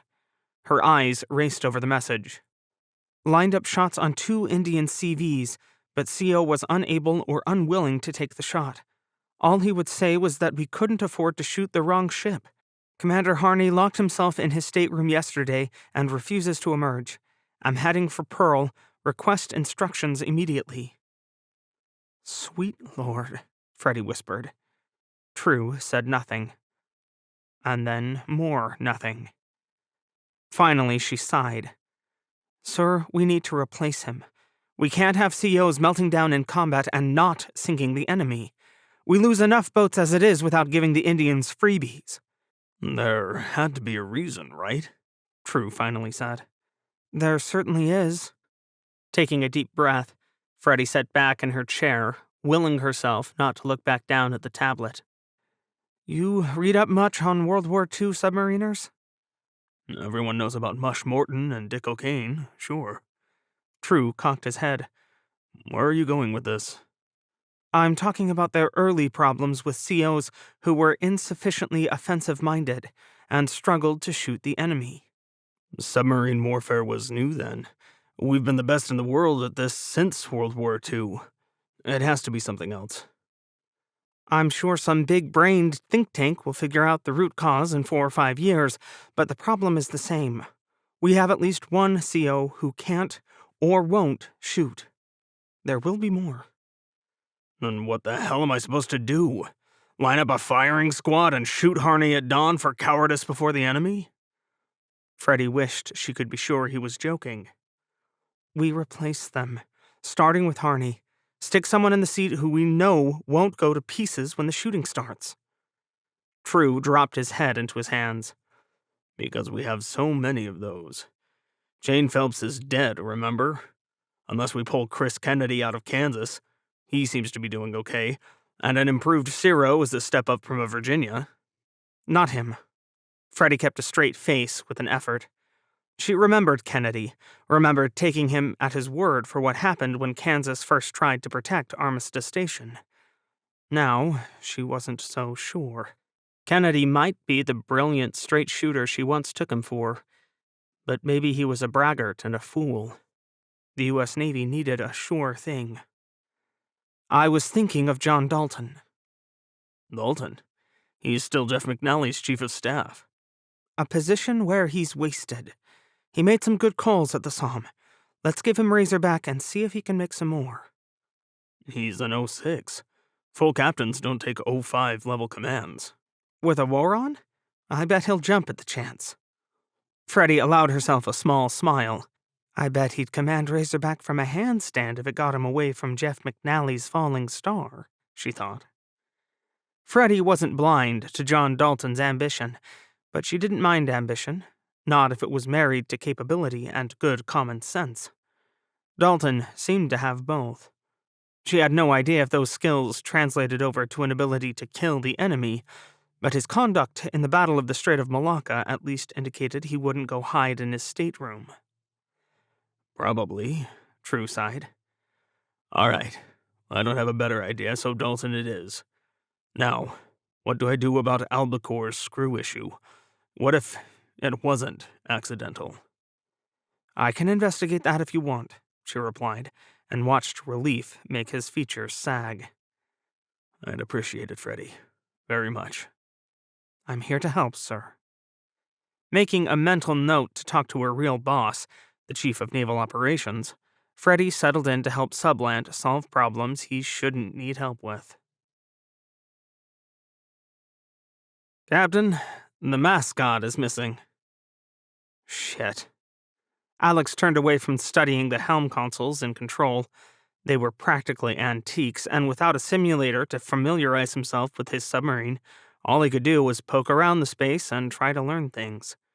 He'd thought the worst news of the day was the fact that exactly 0 of his officers had ever been underway on the boat, but this was something else. Yep, and we can't exactly replace the fucking thing either. It's been discontinued for decades. Dare I ask what it is? Sub-mascots were funny things. Seawolf, the previous one, not the current one, though it might have been passed down for all Alex knew, had a giant ceramic frog named Hank that was a legend at the sub-school. Kansas's had been a real-life beta fish named Seaman Swimmy Pants. John Warner sported an ugly taxidermied eagle. A boat's original crew picked their mascot, and the sub kept it through their entire lifespan, which, in Jimmy Carter's case, was 33 years. A stuffed rabbit with big pointy teeth, Morton said with a straight face. From Monty Python and the Holy Grail. Alex blinked. Either you're pulling my leg or I'm not seeing the reference. You're too young to remember when President Carter got attacked by a rabbit.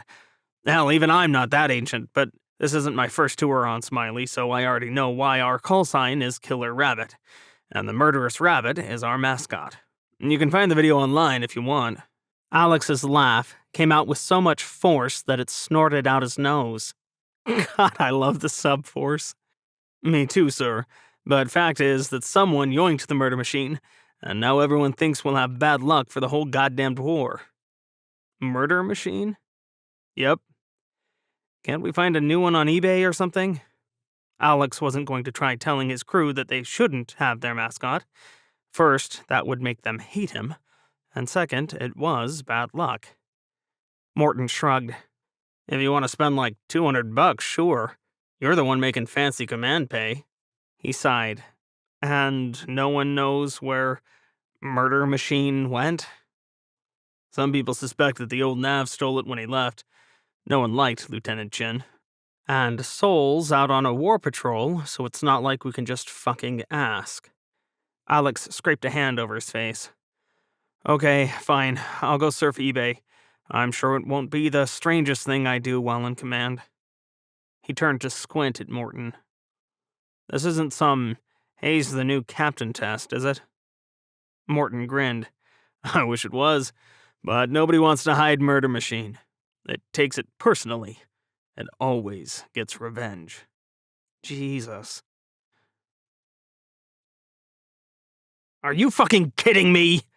Commander Chris Kennedy flung his clipboard as Master Chief Casey rushed into control. It bounced off a junior fire control tech, who squeaked and dove behind her chair. Then it ricocheted off an angle iron and crashed to the floor with a metallic clank.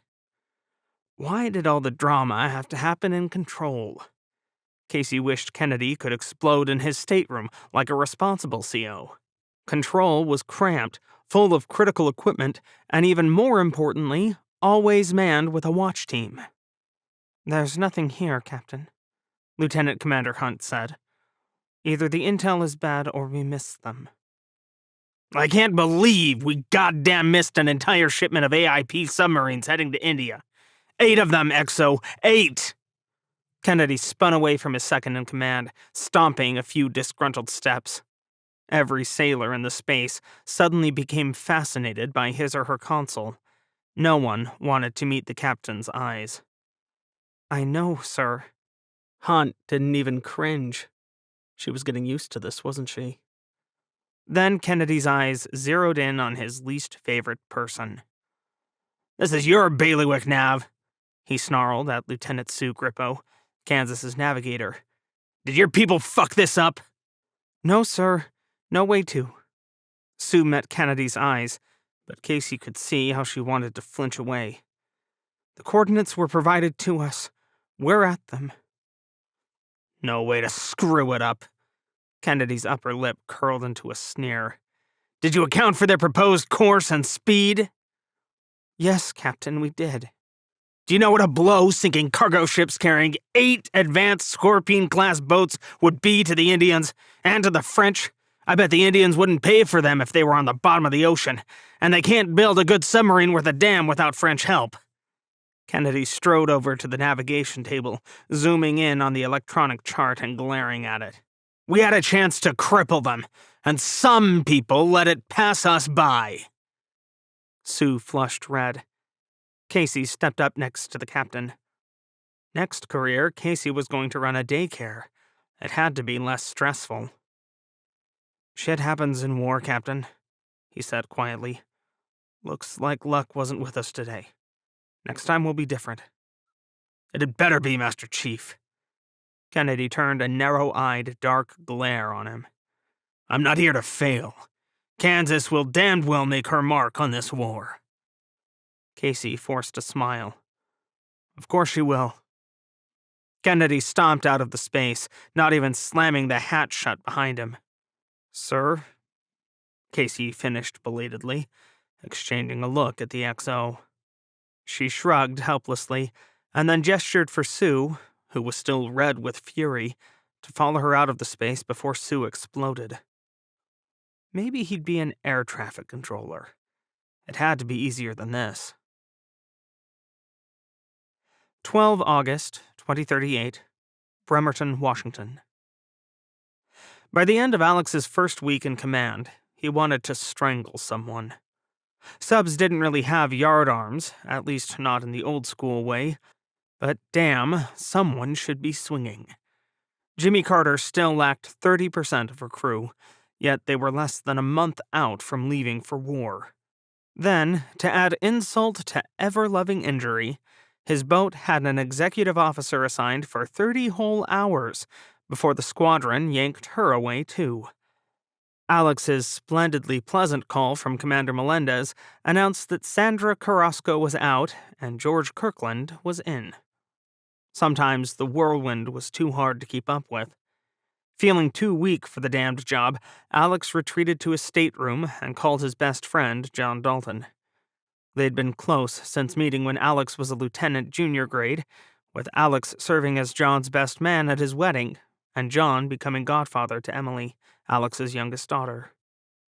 John was a few years ahead of Alex, and he was always willing to offer advice. Or just be a safe person to bitch to about submarine-specific things that Nancy's expertise didn't quite extend to. "Kirkland, you sure that's his last name?" the voice on the other end of the phone asked.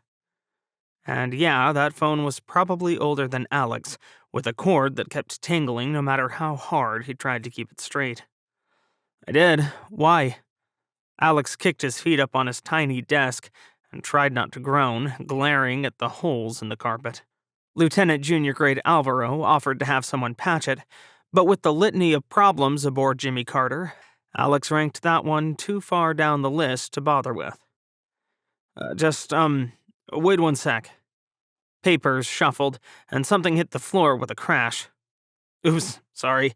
My predecessor's inability to remain organized was only surpassed by his tactical ineptitude." "You're such a charmer, John," Alex laughed. John Dalton wasn't precisely a neatnik himself.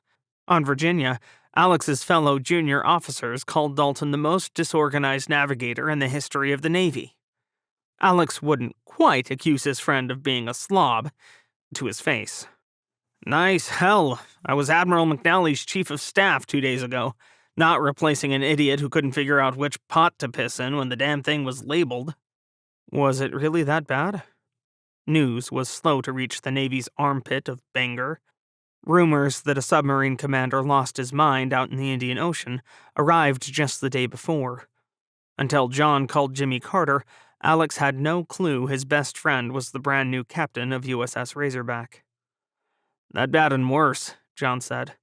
"Harney had a meltdown in control, let 2 Indian aircraft carriers sail by as he babbled. When the XO tried to interfere, he accused her of mutiny. The Indians got away, and then Razorback damn near got sunk when Harney tried to sprint right through their ASW screen. He locked himself in his stateroom for the rest of the patrol, while the XO got the boat home to Pearl. So here I am, trying to unfuck this disaster and get the boat back to war." Ouch. Alex knew the Navy had problems finding commanding officers who didn't melt down in combat, but that was bad. "Why you?" "I was available, I guess. At least I've commanded a submarine before, and I've been in combat, so I guess they figured I wouldn't cry right away," John replied. "Hell, Razorback is the second newest Zero in the fleet, so I can't really complain. Except for the fact that Harney was supposedly a superstar, and now you're cleaning up his mess." John snorted. "Yeah, but how many 06s get to command a submarine these days and not have it be a boring missile boat or subtender? You're excited, aren't you?" Alex tried not to glance around his threadbare stateroom. Shoving down envy took an effort. John was an honest-to-God captain, not merely called that by courtesy. Razorback was John's second command, but his first boat had been a Zero too, and he came out of the Battle of the Somme with a Silver Star. John was on the fast track toward Admiral stars, had been for years. Not that Alex wanted to be an admiral. He just wanted one chance to matter. Of course I am. Do I sound like I wanted to sit on the sidelines with a war on? And here I thought you might have gotten your fill in the Somme. Of surface ships, sure, John said. Missile and air commander for the birds. Give me torpedoes any day. Yeah, I'm not too fond of the ground-pounding shit either, Alex grimaced. John was one of the few people he told about the mess on Armistice Station, from being chased by French Marines and setting off fireballs made from coffee creamer to hijacking a cruise ship. You'd think after that they'd put you in something other than Jimmy Carter, John said. Keeping cool under fire counts for a lot. So I've heard. Alex forced himself not to lash out at Admiral Hamilton. Pay your dues and do your job. No one made him steal that firing key on Kansas. It was the right thing to do, and he'd do it again. Better to focus on the present. You were saying something about knowing my incoming XO? Right, sorry. It's not much, but he was the Weps here on Razorback a couple months back. I sent his fitness report into the bureau since Harney's meltdown left me a stack of paperwork 3 miles high. They were... well, let's just say that they weren't the flowery things I'm used to reading. No, let's not leave it at that. What the hell aren't you saying, John? Easy, I'm not the enemy here.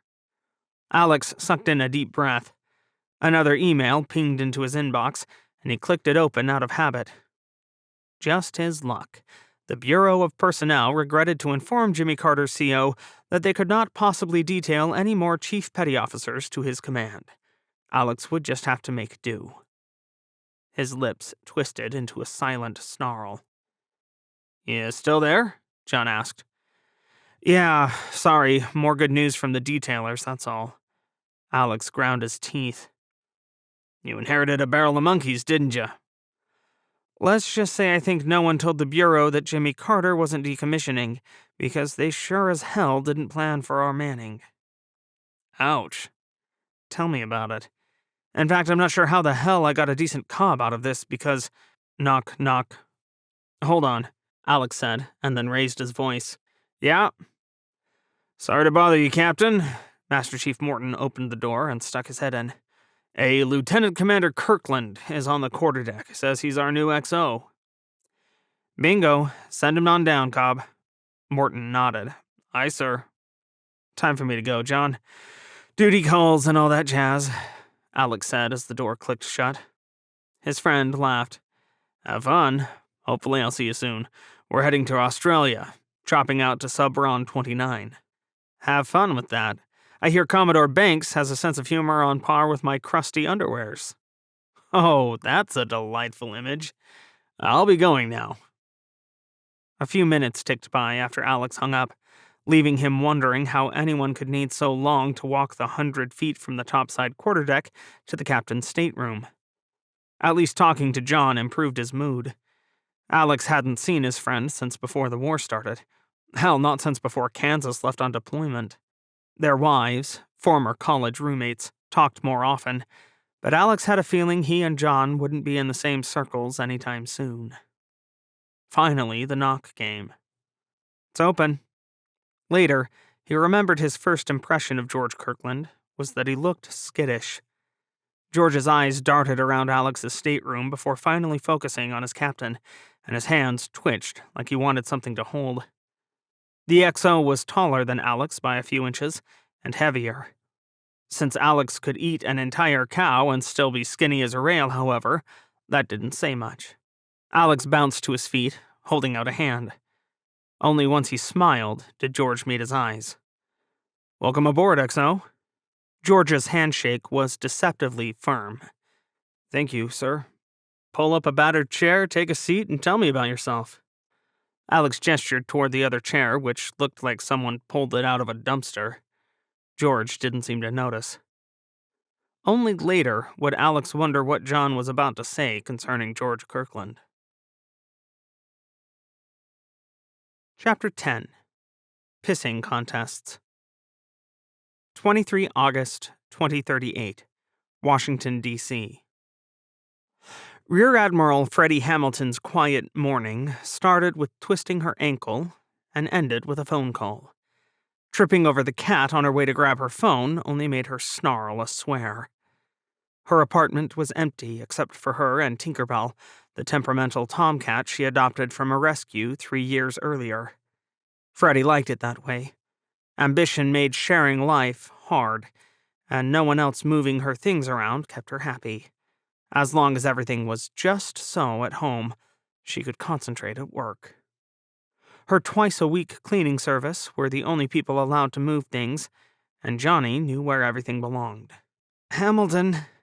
Sucking back a groan, she leaned against the bar and stared longingly at the scotch. It was far too early to drink, but the toxic war politics cocktail made her want to. Freddie, it's long true, said the commander, Naval Submarine Forces Atlantic. He wasn't her boss, but Freddie sometimes felt like he was. She spent as much time in his office as she did in the Pentagon, which was damned inconvenient. Sublant was based in Norfolk, Virginia, which was 4 hours away from her normal office in D.C. And this was her day off. "What can I do for you, sir?" she asked, giving her favorite scotch another longing look. No, the Glenmorangie could wait until dinner. I need a favor, Vice Admiral True said, if you don't mind. Instinct told Freddie that she should make up plans, call her mother, schedule lunch, anything. But duty won out. There was a war on, and admirals like her fought administrative battles. She took a deep breath. Of course. I'm scheduled to testify in front of Congress today, concerning sub losses. His ragged breath was audible. I don't think I can make it. Is everything all right? Of course it is. True's voice turned brisker. I just have other commitments. Freddie glanced at the clock. The hearings were due to start in 2 hours. Just enough time for her to throw on a uniform and get downtown. Great. I'll take care of everything, sir, she promised. 19 days away from leaving for war, Alex still lacked a full crew. The Navy's manning system wasn't equipped to deal with the first naval war since World War II, and Jimmy Carter remained 24 sailors short. Peacetime practices got chucked out the window right away, yet nothing concrete replaced them. Getting a submarine ready for war turned into a cluster of rushed tests and preparations, thrown together with no rhyme or reason, and conducted with little supervision. On the morning of August 23rd, Alex stood on the pier, running his eyes over his submarine. This was part of his daily routine. One moment he could steal for himself in a hurricane of activity. Morning colors were over, and his crew hauled stores on board, preparing for Jimmy Carter's first underway in over a year. Outwardly, they looked good. There were fewer chief petty officers than Alex liked, but at least his mismatched crew seemed to be bonding. Alex smiled as the wind carried a few jokes his way. "Check this shit out, Trebbing," ET2 Margarita Velasquez said, waving some obscene drawing and wearing an infectious grin. "Your artwork is improving. Better than your singing, sure." FT3 Joe Trebbing shot back as the sailors surrounding them laughed. "You just don't fucking appreciate my skills, sweet cheeks." Velasquez pirouetted messily before passing a box of bread to another sailor. "You've got no goddamn taste." "You wouldn't know taste if it bit you in the ass." Trebbing tossed cereal up the brow. "You only get a bite my ass in your dreams, darlin'." Alex chuckled to himself before turning away. Some captains disliked unprofessional behavior like swearing, but saltiness didn't bother Alex when it was just a wrapper around a competent package. "My confidence level in Jimmy Carter is not increasing, Captain. Or in you." The acid voice from behind him made Alex swing around, snapping off a salute. Nothing chapped his ass as heavily as rendering honors to incompetent officers who outranked him by about 2 seconds. But Melendez was the asinine sort who insisted on formalities. "Salute the rank, not the asshole wearing it," his drill sergeant told Alex a lifetime ago at Norwich University. It was good advice then. It was better now. I'm terribly sorry to hear that, Commander. He smiled blandly and stuffed his hands back into his pockets. Melendez never got command, did she? If the rapidly expanding U.S. Navy gave Alex Coleman a submarine, even after the antics that sent him to Admiral's mast, that said a hell of a lot about her. It's got to grate on her that she's spending her time annoying a guy whose good traits are being ornery and unorthodox. The Chief of Staff scowled. This is hardly amusing, Commander Coleman. Did she have to tack his rank onto everything? Thankfully, Melendez was on the growing list of problems, which would vanish as soon as he left Bangor. Alex shrugged. I think we'll do all right, Suez. You'd better.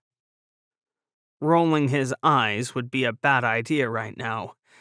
Really, it would. You get us what we need, and we'll get underway on time, Alex replied. He wasn't sure if Melendez dragged her feet on purpose, but working with the squadron was as productive as grilling underwater. War had to be easier than this.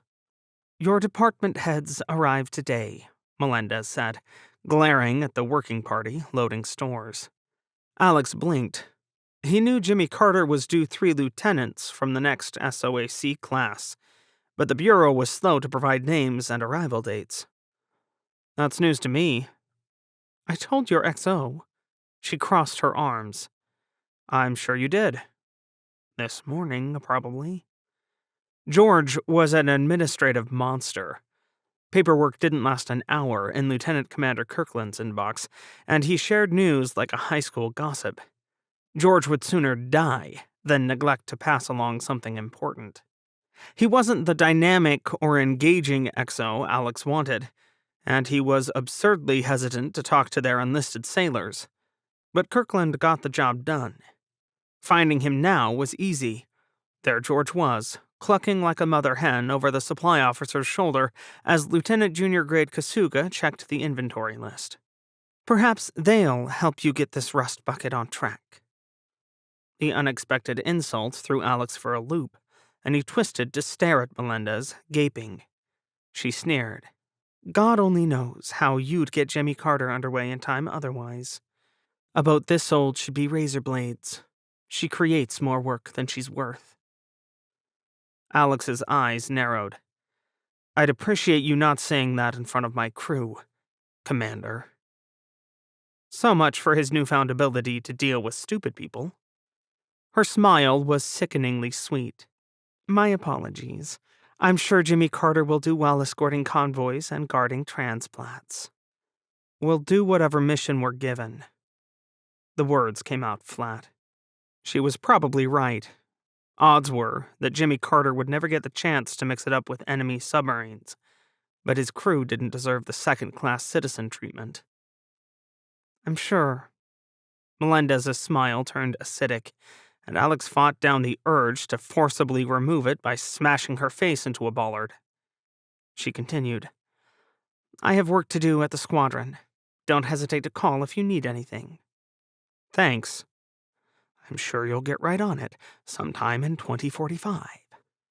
Melendez strolled away, leaving uneasy butterflies doing laps in Alex's stomach. Day 12 of the Angler hearings, because heaven forbid politicians work every day, even with a war on, concentrated on sub-losses. 11 boats lost in just 4 months. Congress was packed for the hearings, with both parties ready to fire on all cylinders at a Navy that wasn't living up to expectations.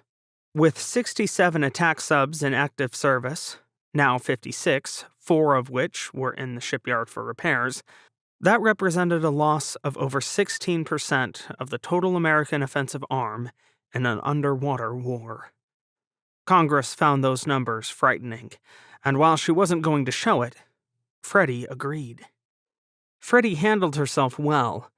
You didn't get to wear stars if you knew how not to put your foot in it. But she didn't enjoy justifying someone else's policies. Nor did she like Senator Angler's pointed questions concerning Vice Admiral True's absence. However, 7 hours of grueling questions later, she and Maria Vasquez escaped and headed down the Capitol steps. Normally, she liked the view out at the city of D.C. It wowed her in ways that Freddie couldn't define, reminding her of what there was to fight for. Sure, their government was messy, but America was worth fighting for. Today, she believed that no less. But damn, she was exhausted. It would be really nice if True were there to do his job like he promised. But here Freddie was, still covering for him. Well, that was a barrel of laughs, Freddie said, managing not to grimace. There was no knowing who was watching here, and politicians enjoyed believing that naval officers liked them. It went better than it could have, ma'am. You only saw 4 hours of it. Freddie softened the words with a smile.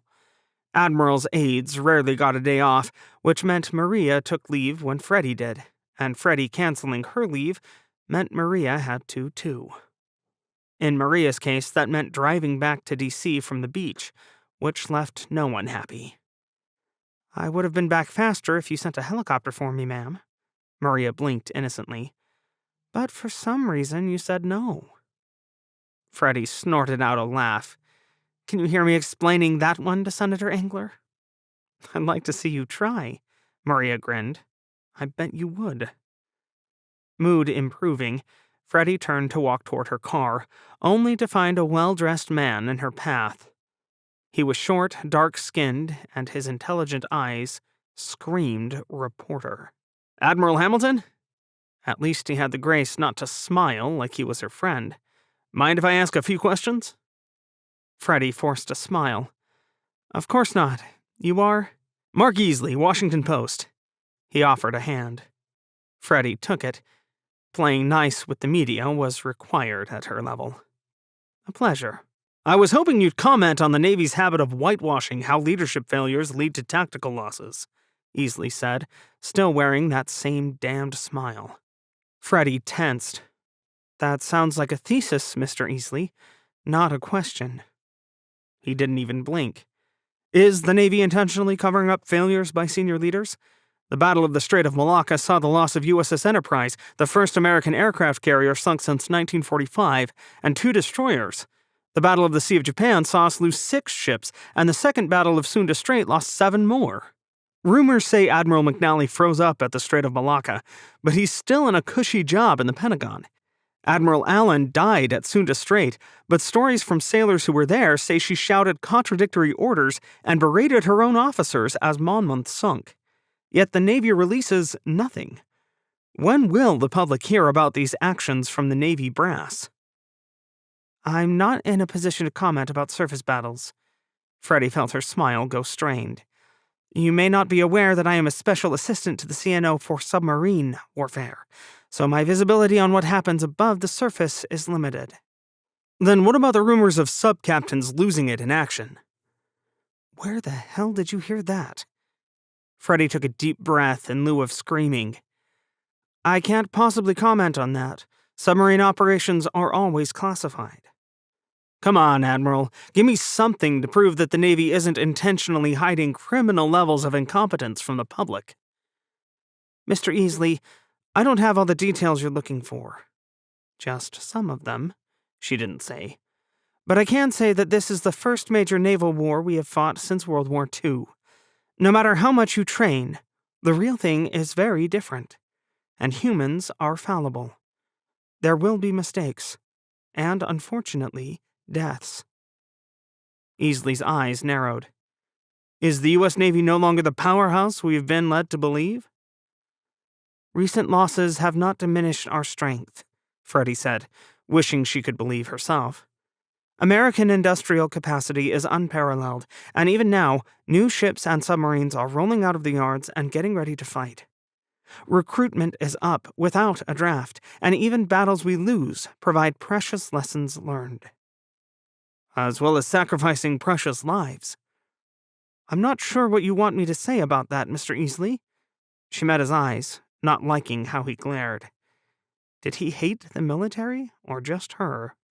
Perhaps express regret for the men and women you send into harm's way? Some of whom never return again? I regret every death, both civilian and those in uniform. Lieutenant Jessie Lynn's face flashed through her mind unexpectedly. Freddie fought the need to cringe. The loss of Armistice Station was 4 months in the past, but she'd never forget the sound of bullets winging by her head, or the smell of coffee creamer fireballs. Or forget Jessie Lynn, who she'd barely known, but it seemed like a nice kid. The French celebrated Captain Jules Rochambeau for that takeover. If Freddie ever got to command a strike group, she planned to hunt him down. I'm sure you do. Easley's smile wasn't quite a sneer. Maria, to her left, shifted, making a show of checking her smartwatch. Admiral, you'll be late for your meeting if we stay longer. Thank you, Maria. That smile felt more natural. Good day, Mr. Easley. Thank you for your time, Admiral. Freddie walked away as normally as she could, keeping her expression neutral and pace steady. Only once she and Maria got in the car did she allow herself to scowl. What a bastard, Freddie hissed from behind clenched teeth. Thanks for the save. I live to serve, ma'am. Freddie chuckled. Someone has to. The Northern Indian Ocean. Jules Rochambeau was France's reigning king of submarines, but Annette Garnier was a close second. Commanding Amazon, a fast-attack sub a few years older than Rochambeau's Barracuda, she didn't have quite as many bells and whistles to play with as her rival, but she did have guts, patience, and a good eye for targets. Capitaine Garnier started the war further south, sinking ships closer to Australia with little fanfare. Grandstanding wasn't her style, at least not until she could outclass her famous, womanizing counterpart. Rochambeau refused this mission, you know, she told her first officer in the quiet of her stateroom. They were alone, planning for the future the way a good team did. Commander Louis Martin arched an eyebrow, his dark face unreadable. What for? Not glorious enough. She rolled her eyes. Typical, Louis shrugged. If our Indian friends are being honest about their intentions, we should see some British or American ships or submarines coming this way to help Sri Lanka before long. Garnier smiled. And then we sink them. Rochambeau thought flashy victories would bring him glory. Perhaps he was right. But they would also make him a target. Patience would win the war for France, and Annette Garnier intended to be alive to see that day. Let the enemy target Rochambeau. She would still be here when they were finished with him. Bremerton, Washington. I still can't believe you didn't get your orders changed. Scowling, Lieutenant Maggie Bennett hauled her sea bag out of the Subron 5 duty van.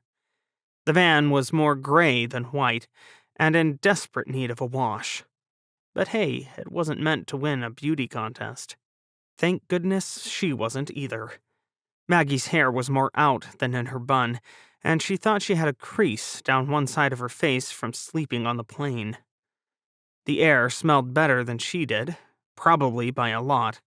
Salty, with the smell of the sea, and not too fouled by Navy engine fumes.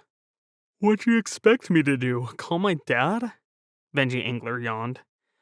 Lieutenant Benjamin Winthrop Engler IV, Benji to his friends, was possibly the most photogenic naval officer Maggie ever met.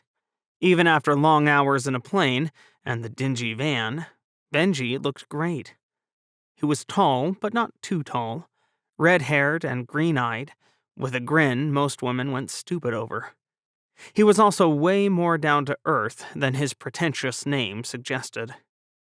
Jimmy Carter's 3 prospective department heads flew into Washington State from Connecticut the night before, crammed into coach alongside a family of 9 with twin screaming toddlers.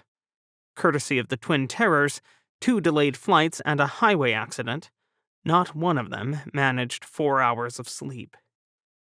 Maggie shrugged. Might have worked. Benji, soon to be their weapons officer, laughed. Probably not. I'm not sure Dad didn't call an admiral or two to make sure I got something less dangerous than Paku. He wasn't happy when I stayed in after the war started. If I had an all-expense-paid trip into politics waiting for me, I'd bail. Marty Sterling sounded bored. You're stark raving mad. That's what my mother said. She wanted me to marry some rich girl and get busy making Benjamin Winthrop Angler V. Maggie snickered. I'll take a sugar daddy if you can find me one. But not you, just so's we're clear.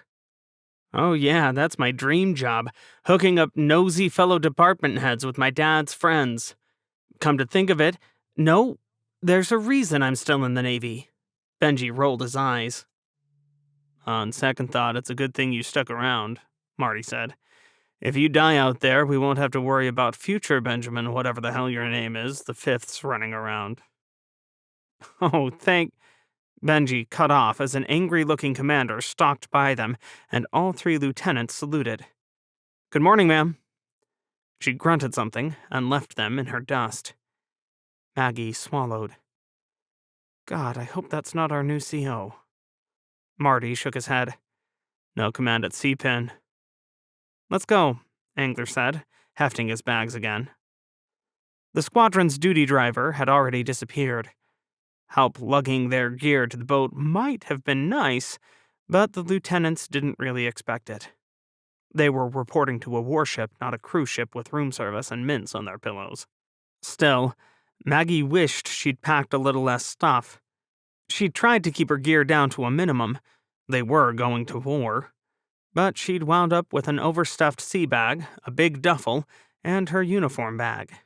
Not to mention her carry-on from the plane. Fortunately, the walk wasn't too long. At least they looked busy. Maggie looked the boat up and down as they trudged up the pier. She'd sort of expected Jimmy Carter to be rusting away. The submarine looked surprisingly good, and sailors carrying stores swarmed all over her. Even the paint seemed fresh. She's a big bitch, Marty grinned. Biggest attack submarine in the world. Maggie thought back on the information she'd memorized over the last 2 weeks. She'd never seen a Seawolf-class submarine in person. Seawolf herself was a museum ship in Houston nowadays, but there hadn't been a long weekend to fly down and explore her since Maggie got this assignment. However, she knew Jimmy Carter was modified from the original design. She was 100 feet longer than her sisters, which amounted to 90 feet longer than the Zero-class boats Maggie knew best. Even with over 2/3 of her bulk hidden underwater, Jimmy Carter looked humongous. I bet she drives like a bloated cow, Benji said, and Maggie snickered. They approached the submarine from astern, and Maggie finally spotted what looked like another officer or a chief petty officer standing on the pier. It was a slender guy wearing coveralls. All Maggie could see from behind was the khaki-colored belt only officers and chiefs wore. Enlisted sailors wore blue belts with their coveralls, which meant that this guy was senior enough to answer some questions. The other 2 glanced her way, nominating Maggie as their spokesperson. She scowled, but stepped forward. If someone had to look like an idiot, she'd rather do it instead of suffering second-hand embarrassment. Excuse me, can you tell me where to... She gulped when he turned toward her, and Maggie caught sight of the scrambled eggs on the brim of his Jimmy Carter ball cap.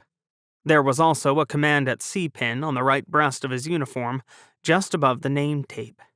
Maggie saluted. Sir. Lieutenant. He returned the salute and those of her fellows. While the boys made polite, Maggie snuck a look at the man she assumed was their new commanding officer. He was a little taller than Maggie's own 5'4". His hair was light and cropped short. It looked blonde and didn't seem to be going to gray. He was skinny as a post, and the blue eyes in his angular face seemed full of good humor. Are you the 3 amigos, or am I safe in assuming you're my wayward department heads? He smiled. Yes, sir. I'm Margaret Bennett, your navigator. This is Benjamin Engler and Martin Sterling, Weps and the engineer, respectively. Alex Coleman, the captain replied easily, shaking each of their hands. Welcome aboard. Thank you, sir, she replied for the trio, noticing for the first time how nervous Benji looked. Weird. Doesn't his dad being a senator mean he meets important people all the time? I'm sure the XO will smother you with the details later, but suffice it to say that I'm glad to see you three. We've got a lot of work to do, and 19 days until we get underway. You'll be busy, Coleman promised. I know Jimmy Carter probably isn't your dream job, but she's a good boat, even if she is older than probably all of you. Maggie blinked. Benji put on one of his winning smiles. We're glad to be here, sir. Bullshit you are. The response was cheerful. Gentlemen and lady, I won't lie to you if you don't lie to me. I'm a believer in brutal honesty. Stick with the truth, and we'll all be just fine. What could they say to that? Yes, sir, the department heads chorused. At least he didn't look like a screamer. Maggie glanced at the giant submarine, sucking in a deep breath. And at least Jimmy Carter didn't look ready to sink at the pier. Yet. Chapter 11. Winds of Change. War changed surprisingly few things about civilian life in the U.S. The economy, caught flat-footed when other nations beat America in the race to the ocean floor, roared back to life when the war started. Jobs were plentiful, and if one ignored the deaths fighting overseas, which the American public was shockingly good at, everything seemed normal, including online auction sites. Sighing, Alex rubbed his eyes and wished he could sick one of his daughters on this task. He knew how to use eBay, anyone not living under a rock in 2038 should, but he was pretty sure that a warship's commanding officer had better things to do with his time. Particularly since eBay was a blocked site on Navy networks, which meant he had to do it from his phone. And since no cell phone ever made got good service while inside a metal tube, that meant he got to do it standing on the ass end of his submarine, while the 5 sailors on the quarterdeck watched curiously, undoubtedly wondering what weird thing the old man was up to now. Damn, these rabbits with big pointy teeth were expensive. Why the hell did his boat have to have a collector's item as its mascot? Because the whole fucking boat is a collector's item, that's why. Alex scowled at his phone. At least he could be relatively certain that his boat cost more than... Do you have a minute, Captain? The voice came from behind him. Alex jumped. Jesus, George, try not to sneak up on people, will ya? Sorry, Captain. His XO went red. I was just wondering if you'd heard anything from the squadron about our video data recorder install, or the last chart system upgrade. I'm concerned that going to war with the newest system is just waiting for something to go wrong, and this combat systems upgrade makes me nervous too. Alex took a deep breath before speaking, trying to ignore the literal hand-wringing from Lieutenant Commander George Kirkland. I agree that it's a lot of changes in a short period. However, they're done, and we're getting underway in 17 days. The VDR isn't upgraded yet. I don't understand why we need to install it at all. The way George fidgeted and scuffed his feet against the black upper hull made Alex wonder if there was something else at work here. 2 weeks of getting to know George Kirkland taught Alex that he was a rule-following, exacting sort of fellow. Alex cocked his head. Tell me you're not worried about a video recorder catching you doing something naughty. No, sir, George reared back. Never. Then, some of the crew, well, they seem uneasy about the idea. George shrugged. I overheard some of them talking about it. George, I guarantee you that Big Navy isn't going to care if they talk about girls, boys, porn, or their grandma's underwear. Hell, I'm pretty sure no one's going to give a good goddamn if they streak across control on the midwatch. At least no one that's not you and me, anyway. The VDR is there to help assess lessons learned and sub-losses, not to spy on the crew. George gulped. I just wanted to bring up their concerns, Captain. Has anyone voiced them to you? Alex asked. Well, no, but I'm the XO, so I guess they wouldn't. George gestured toward the quarterdeck watch. No one's supposed to like the XO, right? I'm the designated bad guy. When you have to be, sure, Alex replied. They don't have to like you, but the crew needs to trust you. And there's no sign they don't, he added when George flushed again. So for now, let's just assume that this is the time-honored tradition of sailors bitching because they're sailors, all right? If you say so, Captain. Man, Alex wished he could pull that invisible nervous rod out of George's ass. If the XO relaxed a little, the crew would probably be less nervous around him. But that would require George being less nervous around them, and I think that's the real problem here. He managed not to grimace where it could make George feel worse. George would get better with time. Most XOs did. Come on, let's go check on the VDR install, Alex said, instead of harping on George's nervousness. It seemed to do the trick of reassuring his XO. George bounced into action, leading Alex eagerly toward the aft hatch. Meanwhile, Alex glanced at his phone one more time, grimaced, and clicked buy on a $200 rabbit with big pointy teeth. Walking through the halls of the Pentagon was always humbling. It was the one place in America where admirals were a dime a dozen, and Freddie's 2 stars sometimes felt inadequate. Silly her, she'd assumed that some of the high-ranking admirals would go to sea once war started. Instead, their numbers seemed to double overnight. The generals from the other services were just as bad, even though the bulk of the fighting was so far at sea. Rear Admiral Freddie Hamilton exchanged a greeting with a Marine 3-star as she passed. They were the only other service knee-deep in this mess, which was probably why there were fewer Marines than everyone else here in the Pentagon. Marines could take and hold territory, even underwater stations, and they were the Navy's brothers and sisters with rifles. But why the Army and the Air Force kept fighting for larger budgets, she didn't know. At least the Coast Guard was getting into the sub-hunting game and fitting depth charges on their cutters. Freddie was all for their brown-water brethren joining the fight. The easy rivalry between the Navy and the Coasties vanished the moment a war was on. The triumvirate of seagoing services were in this together. What good the ground and air types thought they could do was a mystery. She reached the outer security guards to the CNO's office, and they waved her by after checking her badge. From there, it was a few steps to the half-open door. "Freddie, you see Admiral True this morning?" Scrap, otherwise known as Admiral David Chan, asked instead of greeting her. "No, but I'm not technically his keeper," she replied. "I've been buried in that report concerning sub-losses you asked for. The one for the angler hearings." Scrap grimaced. "Yeah, I know. Helps a bundle that Drum's gone and got themselves sunk yesterday." "At least some of the crew got off, including the CO. Freddie already had them on a plane to Honolulu. From there, the 69 survivors would fly to D.C., where she could personally debrief them. Technically, Drum's survivors were the responsibility of ComSub PAC, or Commander Submarine Forces Pacific. But Vice Admiral Brown was even less on the ball than True, which meant he just babbled gratefully when Freddie promised the CNO's office would take care of things. "We got the VDR footage yesterday." Scrap crossed his arms and glared. "It looks like Commander Lamb hesitated too long and got her ass shot off." "I saw that footage. She followed procedure, going to periscope depth to confirm her contact's ID before shooting." "Yeah, and in doing so she lost the chance to sink a French frigate and instead got herself sunk. That procedure's stupid. It meant we've now lost 10 submarines in 5 months. 5 months, Freddie.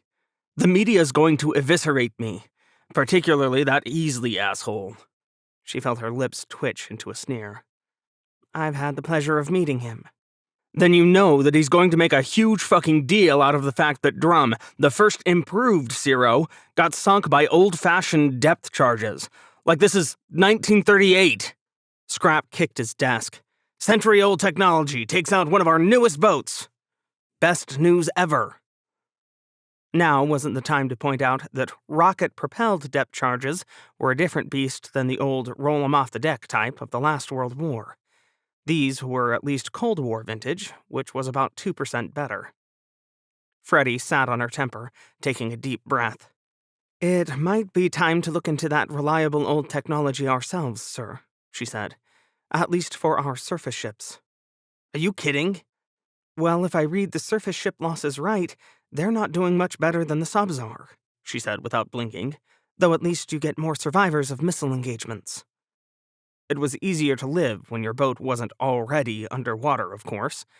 Sinking happened faster when you were already partway to the bottom. Don't get me started on those idiots. Scrap glanced down at his phone. Where the hell is True? He was supposed to be here an hour ago. "Do you want me to call him, sir?" I already tried, twice.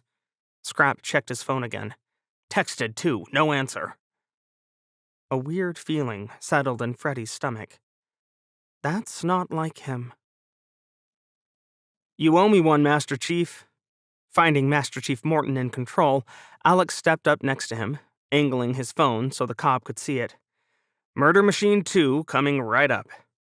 Morton laughed. I'll buy you a beer, sir. You see the price on that sucker? You owe me at least 2. Sounds like abuse of power to me, but okay. Morton's shit-eating grin faded when George whirled around from where he was hovering over the navigation table.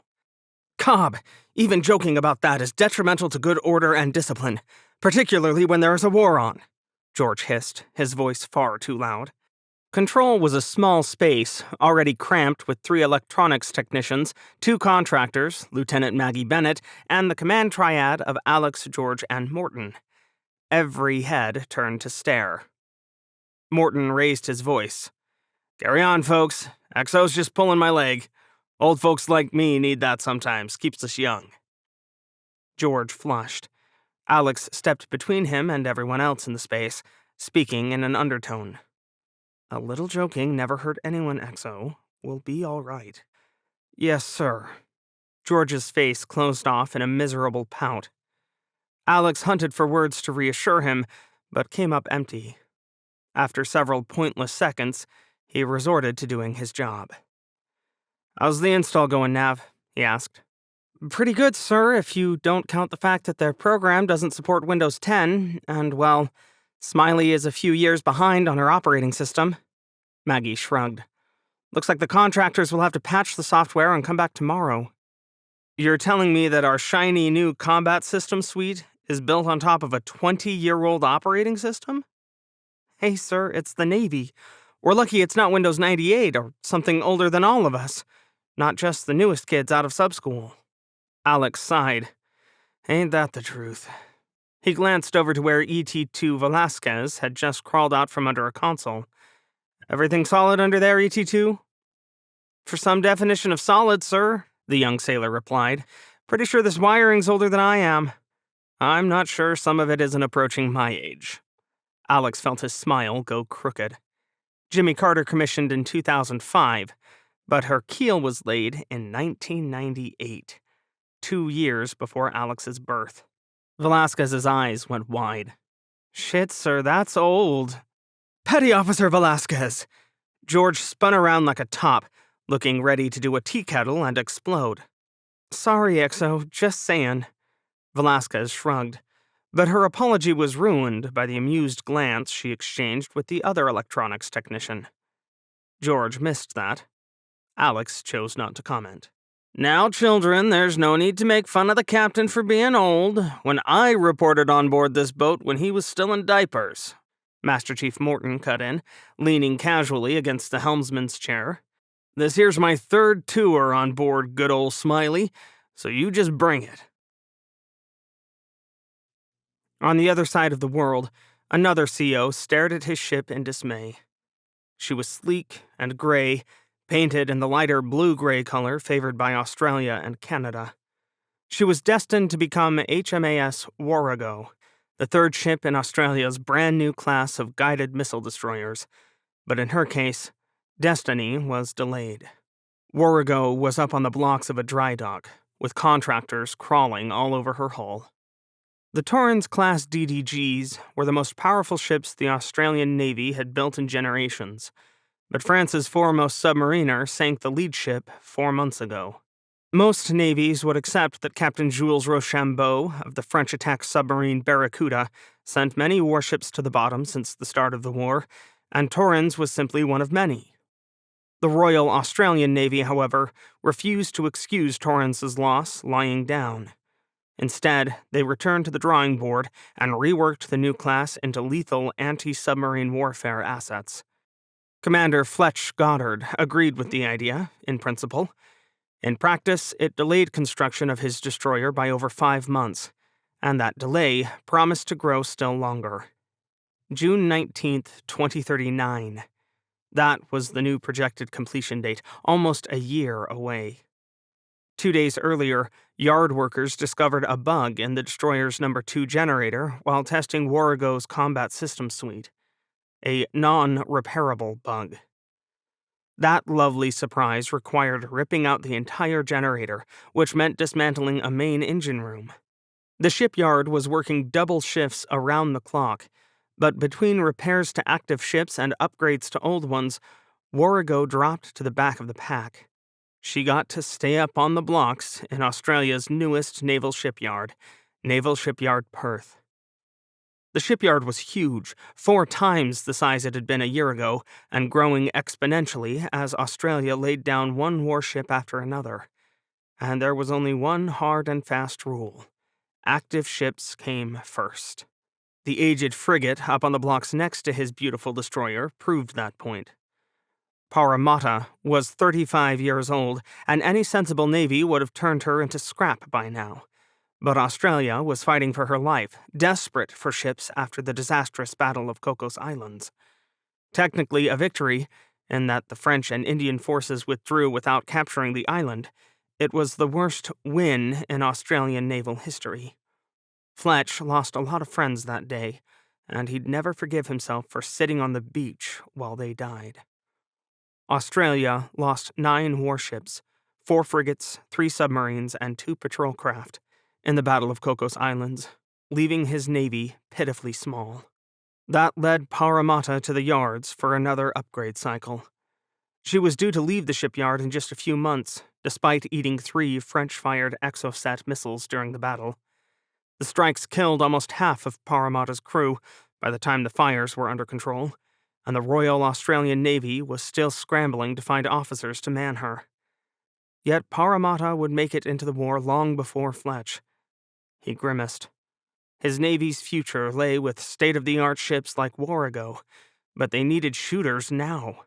Parramatta, old as she was, could still shoot. "Did you hear about Adelaide and Yarra, sir?" Lieutenant Commander Charlene Markey, his executive officer, asked quietly from his side. Fletch stood on the shipyard side of the dock, amid the wartime bustle of Navy technicians, civilian contractors, and every other expert Australia could squeeze into their newly expanded shipbuilding business. The yard was loud, busy, and smelled like someone, or 3 someones, were welding nearby. Fletch was squeezed between one crane swing area and 2 cargo loading area, but it was the only place he could get a good look at the ship the Royal Australian Navy had promised him. Lieutenant Commander Markey, fortunately, was small enough to fit in the alcove with him. In a land full of people who outsiders believed were tall, tan, and light-haired, Markey stood out. She squeaked past 5 feet tall, wearing boots, was as pale as a ghost, with dark hair and dark eyes she claimed to have inherited from some Indian ancestor. Experience told Fletch that Charlene, she preferred Charlie, burned like an overfried fish when she spent too long in the sun. They hit it off about a year ago at the War College, and Fletch never regretted asking for Charlie when he headed to command. Fletch's grimace deepened. "Oh, I did." Yarra was the 2nd Torrens-class DDG, and Adelaide was one of Australia's only 2 helicopter carriers. Now we're down to 1. That same damn French hotshot Rochambeau sank both, but that wasn't what caused the sick feeling in the pit of his stomach. Fletch had been friends with Yarra's captain for 13 years, and he'd gone to primary school with the Adelaide CO. Fletch's ex-wife was even one of his old friend's many cousins. They spoke before Adelaide got underway, and now they would never speak again. The helicopter carrier went down so fast that less than 30% of her crew escaped, her captain not among them. I heard we lost a sub out there with the Adelaide group, Markey added, but Fletch shook his head. The sub was American, so were the 2 frigates. Lovely, his XO breathed. Makes us feel blazing useless sitting here, doesn't it? A French submarine attacks one of our undersea platforms, and more Americans die defending it because we don't have enough ships. Fletch sighed. The Australian and American navies had spilled too much blood together in the last 5 months. Neither do they. We're up shit creek together, Charlie, particularly given the recent surge in Indian shipbuilding. They commissioned 6 new destroyers last month, and Lord only knows how many submarines. And here we sit awaiting our 1 destroyer. Indeed. 10 months was too long to sit on the beach. Fletch's eyes narrowed. For the moment. Admirals were generally considered self-sufficient people, but when Long True failed to show up for work a 2nd day in a row, people paid attention. No one was about to mark Sublant as an unauthorized absence. He was an admiral, for crying out loud. But the CNO got worried enough to send Freddie out to his house when True continued not answering his phone. Banging on his front door only made 2 neighbors come out and stare, so Freddie called a locksmith. "I feel like a goddamned burglar," she muttered to Maria. Standing there in her working uniform while being glared at by residents of a suburban Herndon, Virginia neighborhood was not on her to-do list today. Thank goodness the neighbors weren't staring at her, yet. "I think burglars come at night, ma'am." "It would certainly be cooler. Why did August in Virginia have to be so hot?" She missed Groton, the mecca of submarine warfare. At least it was less humid. "Just a few more minutes and I'll have it, ladies. The new electronic locks require me to talk to the security company," the locksmith said, glancing over his shoulder at them.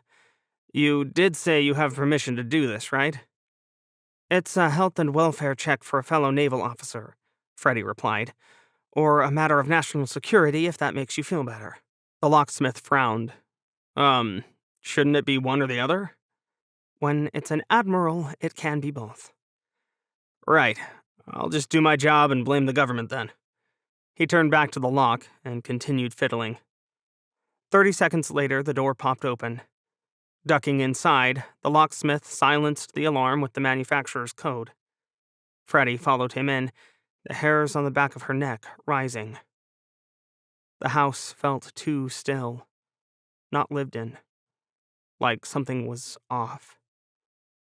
"Admiral True?" she called. No answer. "Long?" Silence greeted her. Freddie was vaguely aware of Maria thanking the locksmith behind her, but she ignored the pair and headed deeper into the house. Nothing in the foyer, no lights on even. The front hall was equally empty, as was the dining room. She peeked up the stairs on her way by, but there seemed to be no lights on up there, and Freddie decided to head up there last. "Hello?" she said.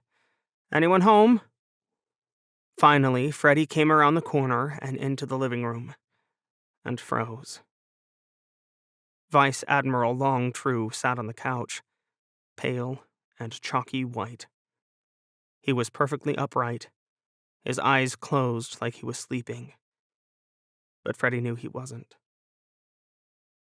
Beside him, the bottle of sleeping pills laid open and empty. Chapter 12. Good Old Boys Club.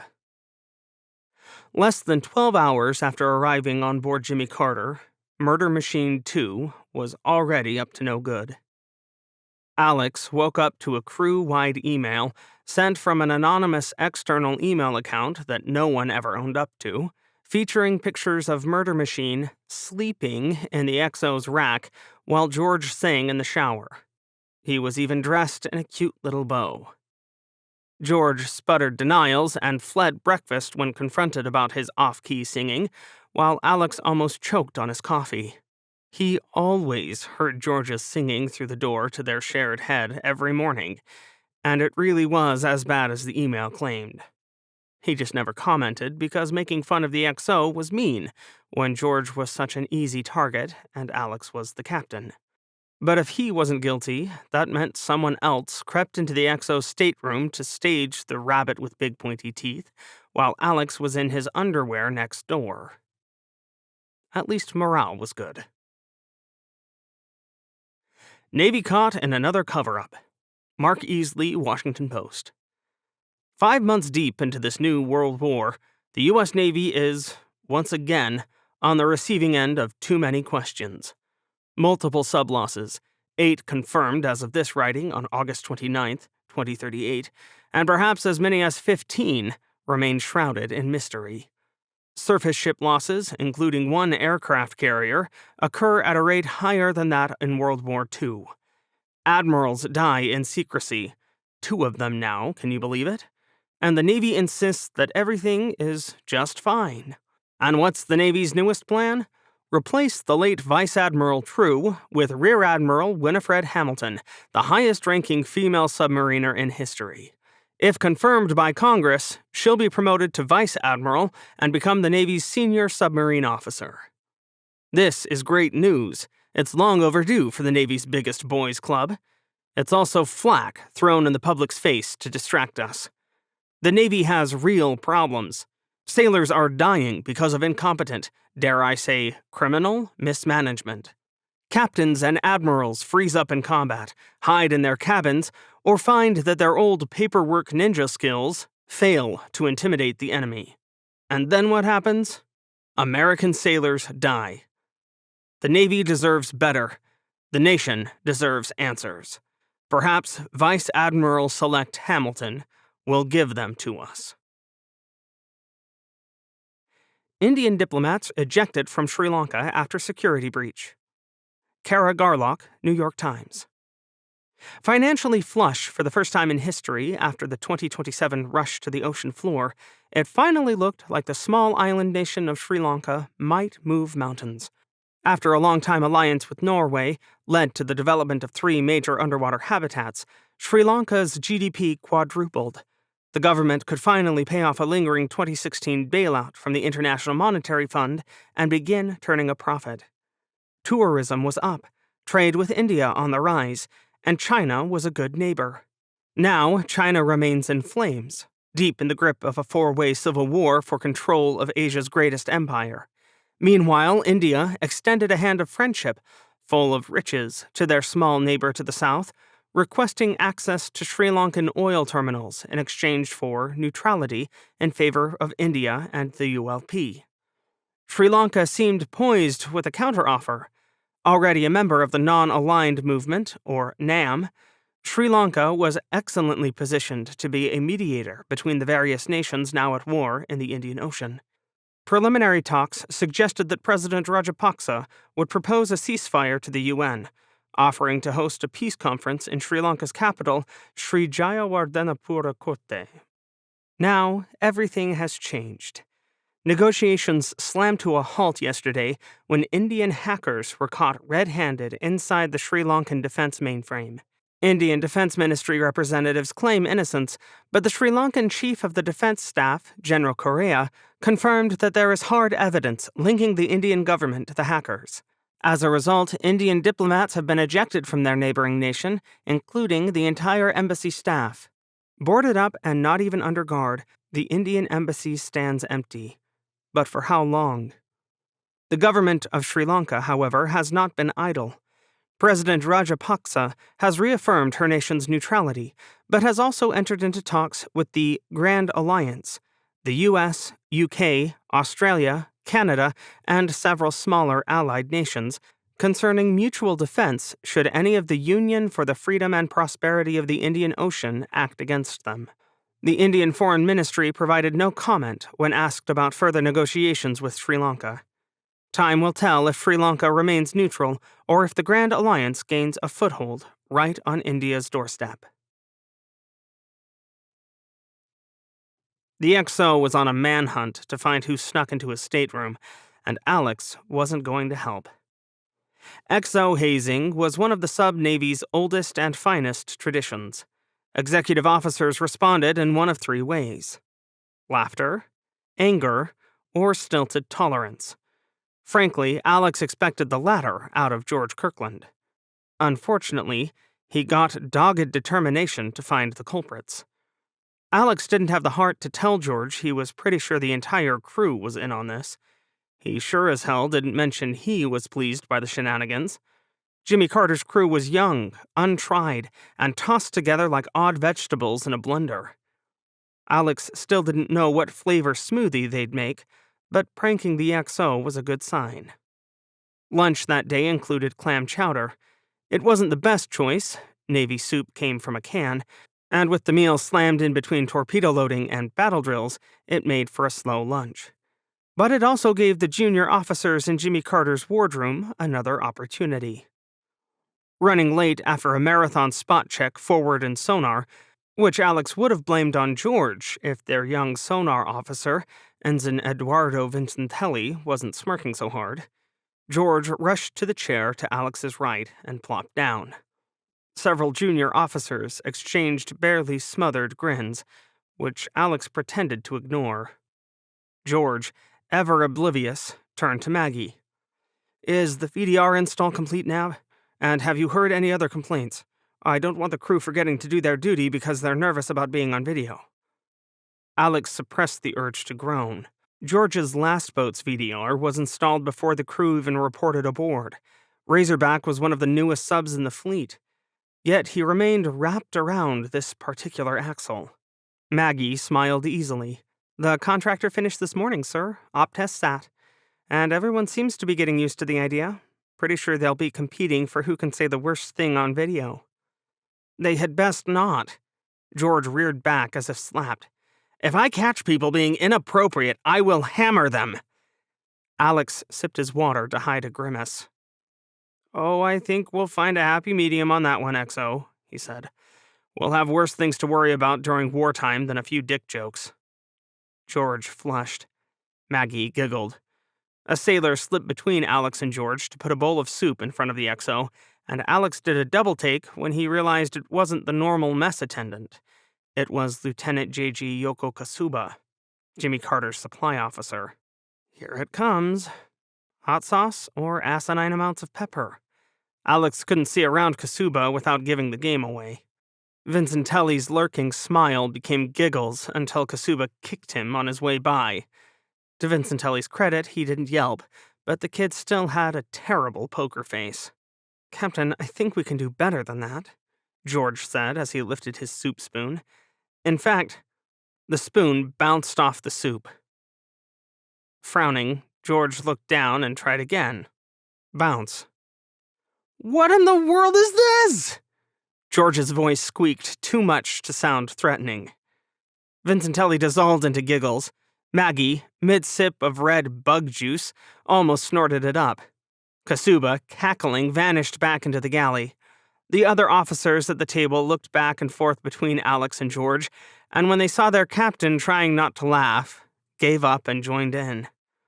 When no one answered, George poked at his soup again, almost hard enough to break the saran wrap covering the bowl. Bright red, the XO put his spoon down on the table with extreme care before looking up at Vincentelli. "Was this your idea, Ensign?" Vincentelli gulped. "No, sir." He squared his shoulders. "But I did help, a little." "Clearly Mr. Kasuba has too much free time on his hands." George's frown deepened. He didn't bother to remove the saran wrap, and Alex couldn't blame him. A clever junior officer might also go for hot sauce in the chowder. Then again, maybe George liked his chowder that way. Some people did. That was always a risk with pranks. Jimmy Carter's wardroom table had a rack holding 17 different brands of hot sauce, from Texas Pete to Old Red, and running out of hot sauce was a boat-wide emergency. "I'm sure your vengeance will be a sight to behold," Alex said when no one else dared answer. "However, as the impartial scorekeeper, as all captains must be in the time-honored war of junior officers versus XO, I award points to the JOs today." Maggie's eyebrows waggled. "Do department heads get to play, sir?" "Only if you want to get caught in the crossfire. Do you really want to give your division officers an excuse to prank you? Nav's talking crazy, Captain.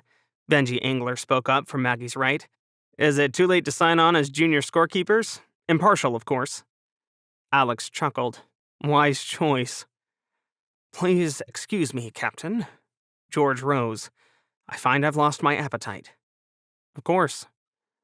Alex wouldn't call his XO a poor sport in front of the other officers, but he remembered getting pranked by the kids back on Kansas.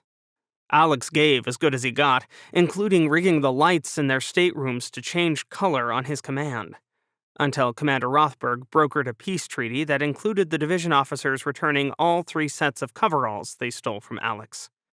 Pranking the XO was all in good fun. It was half hazing ritual for a new XO, half test for the division officers. Were they creative enough to get away with it? Would they avoid pissing the captain off in the process? Good officers found ways around problems instead of avoiding them. Alex watched George leave the wardroom with a sinking feeling that George wasn't retreating to plan revenge. 31 August 2038. Off the coast of Sri Lanka. This was a waste of missiles. Vice Admiral Adil Kare, Indian Navy, frowned. The view from the bridge of INS Rajput was without a doubt spectacular. Another pair of BrahMos NG missiles burned into the early morning sky, turning the light blue and pink colors bright orange with fire. Their boosters lifted them well clear of his flagship destroyer, and then both missiles turned north, toward Trincomalee. The port city was home to SLNS Tisa, one of Sri Lanka's larger naval bases. SLNS Tisa wasn't Sri Lanka's naval headquarters, however, a choice Kare made consciously. Targeting Colombo, the largest city on the island, would inflame public opinion and kill far too many civilians. Annoyed though India was with Sri Lanka, killing civilians was not the goal, and there was no quicker way to turn public opinion against the ULP. Everyone knew reckless killing of civilians was off the table. You had to at least make a visible effort not to kill them. This was not the 20th century. Anyone who endorsed tactics like firebombing would surely hang for it. Are you certain this is the best plan, Admiral? Captain Kiara Naidu, his chief of staff, asked from his right. Kare sighed. I am not. However, we have our orders. So did the task force around him. His ships, thankfully. He was not entirely under a rock for the incomplete victory at Armistice Station. He had a good little group of ships, one he intended to grow with time. And then fleet staff would notice his service and his skills. I find the reports of missile shortages back home concerning. Naidu frowned. Like any good chief of staff, she was on the same page as her admiral. Momentum is on our side, but if we slacken the pace of our victories... I know. Kare swallowed the desire to swear. But the Americans are suffering worse than we are, and the Australian Navy is all but finished. As is Japan, but it would be nice if our Russian friends kept their promises to provide more missiles, she replied. That it would. Kare flinched as another 2 missiles burst into the dark sky, and hated himself for it. He should be used to this by now. Do you think Sri Lanka will give in, sir? Or are we wasting our time? Naidu asked quietly. Kare shook his head. A few missiles thrown at patrol boats will only make them more stubborn. I am not sure what our leadership wants to do, unless they wish to push Sri Lanka right into America's lap. I don't see the sense in that. Nor do I. Kare crossed his arms and glared at the horizon. But his country's leadership was not made of fools. They had something in mind, of that he was certain. But what? So far, the war was almost ridiculously slanted in the ULP's favor, with Russian gains in the north against Japan, and the utter decimation of the Japanese Naval Self-Defense Force, and France's resurgence in the southern Indian Ocean. India had solid allies at her back. Allies of convenience, to be sure, but allies with common interests. Nearly 5 months into the war, they destroyed 3 times as much Alliance tonnage as that belonging to the Union, in warships. And while battles distracted foreign decision-makers, the ULP claimed 14 major underwater stations, plus another 17 minor ones. About 2/3 of those stations had been independent prior to the war, the rest majority owned by nations arrayed against the Union. Those stations were the true targets of the war, not military victories, and Carre found it ludicrous that the Grand Alliance hadn't caught on. India needed space, money, and resources to continue building her future. Influence, too, free of American interference. That was what they hoped to gain. Eventually, probably soon, the war would end in a negotiated settlement. India would give up some of her gains, as civilized nations must, but not all. Victors got to keep some spoils in every contest. Carre was a student of history and strategy.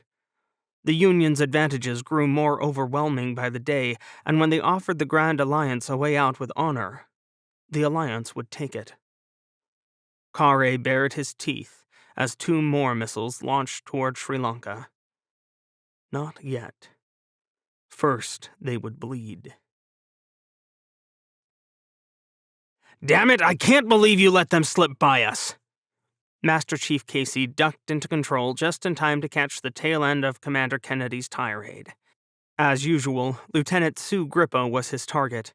She stood red-faced in front of the captain, glaring mulishly, but trying not to take the bait and scream back. Eventually, the navigator was going to snap, Casey decided.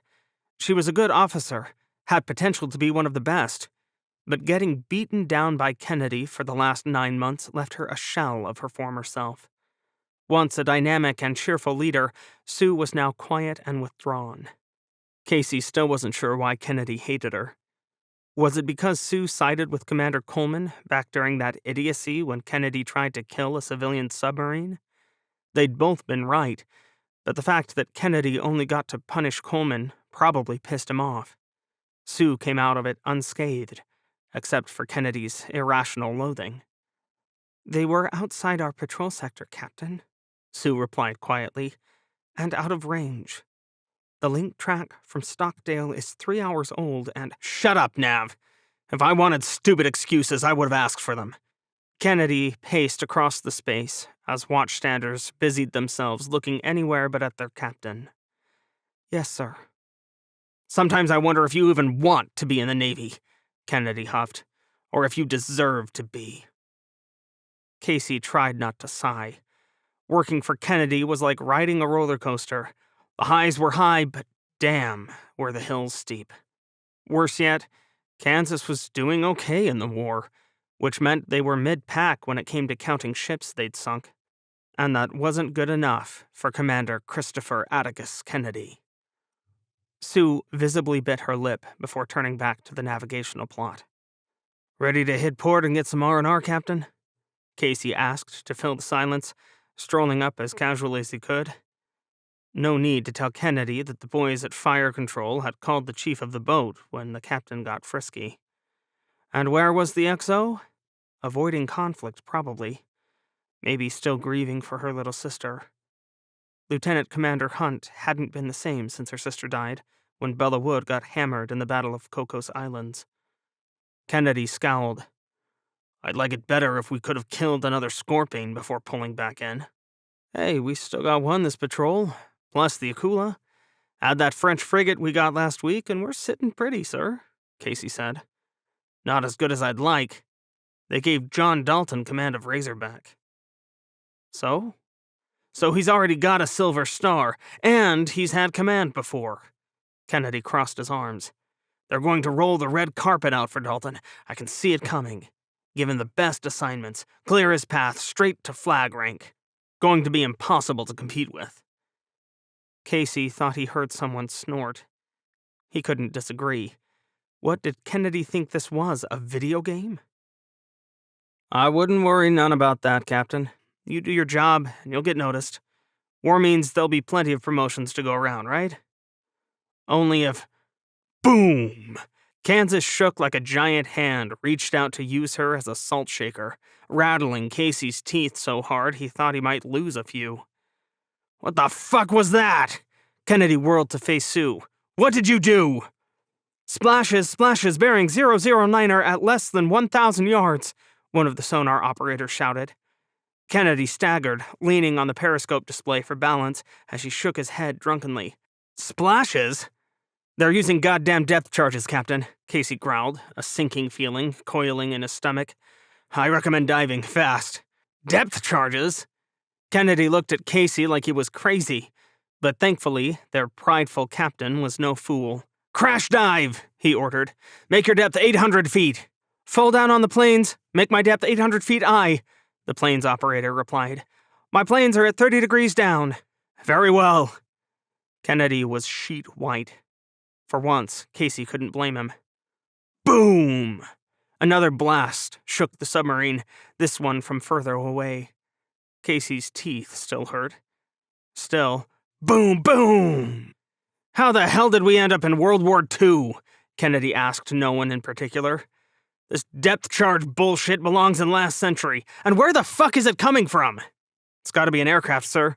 Otherwise we'd have heard whoever's dropping these things, Casey said. Sue cleared her throat. Captain, do you want to set battle stations? Of course I fucking do. Do your job, Nav. Don't just stand there and stare at me. Officer of the deck, aye. Sue turned to the chief of the watch, her face almost expressionless. Set battle stations torpedo. Chief of the watch, aye. Casey ignored the donging of the general alarm, watching Kennedy glare at Sue's back again. He wasn't sure how the hell he was supposed to continue refereeing the captain's hatred for the navigator, particularly when the XO avoided conflict like a sexually transmitted disease. Fortunately, their attacker was an aircraft, which meant that when Kansas dove deep under the layer, the P-3 Orion, an airframe that Lockheed Martin sold India decades earlier, because the assholes had once been their allies, and that was such a happy thought, lost their track and eventually stopped chucking small bombs at the submarine. Which was good. Kennedy's pontificating about dodging depth charges like Mush Morton was less fun, but still something Casey could live with. The Pentagon, Washington, D.C. Feel different, Freddie? Admiral Scrap Chan asked as the newly minted commander, Naval Submarine Forces Atlantic, walked into his office. A bit charbroiled, Freddie grimaced, resisting the urge to look at the new stripe on the sleeve of her dress blues. She was a vice admiral now. Earning a 3rd star was nice. Few women ever attained that rank in the U.S. Navy, and she was the first female submariner to do so. It should have felt like an accomplishment. Instead, all she could think of was Long True's rushed funeral, and the newspaper articles calling her own appointment chaff, used to distract the public from a losing war. Ignore the assholes, Scrap said, and sit down already. You're the senior submariner in the Navy now, Freddie. No need to pop too. Smiling, Freddie lowered herself into the sinfully plush chair across from the Chief of Naval Operations' desk. She eyed that polished wood desk for a moment. Yes, she still wanted it. Someday. But not today. Today, she faced rising sub-losses and needed to find a way to turn things around. We need to make some changes, she said, starting with how we screen commanding officers. Don't tell me you're buying into that media crap about the captain problem. I'm not buying into anything. Freddie folded her hands. However, I am looking at the available data, and that tells me we have a problem. Between Harney breaking down on Razorback and our plethora of sub-losses, it all comes down to the men and women in command, and too many of them aren't up to the task. Scrap frowned. What do you propose? More stringent tactical training to start. We have to stress captains before they get to command. If we can do it enough, we might weed out some of those who will get their crews killed. Some? We won't save them all. We're at war. Freddie took a deep breath. But if we don't stop the bleeding, we're going to die a death of 1,000 cuts. Scrap was silent for a long moment. I can't pretend to be an expert on subs, Freddy, he finally said. It's your sandbox. I'll stay out of your way. Just turn this war around. The CNO didn't have to say Freddy's career was on the line. If she couldn't stop the rash of sub losses, now up to 1 out of every 3 subs deployed against the enemy, Freddy didn't deserve to earn a 4th star.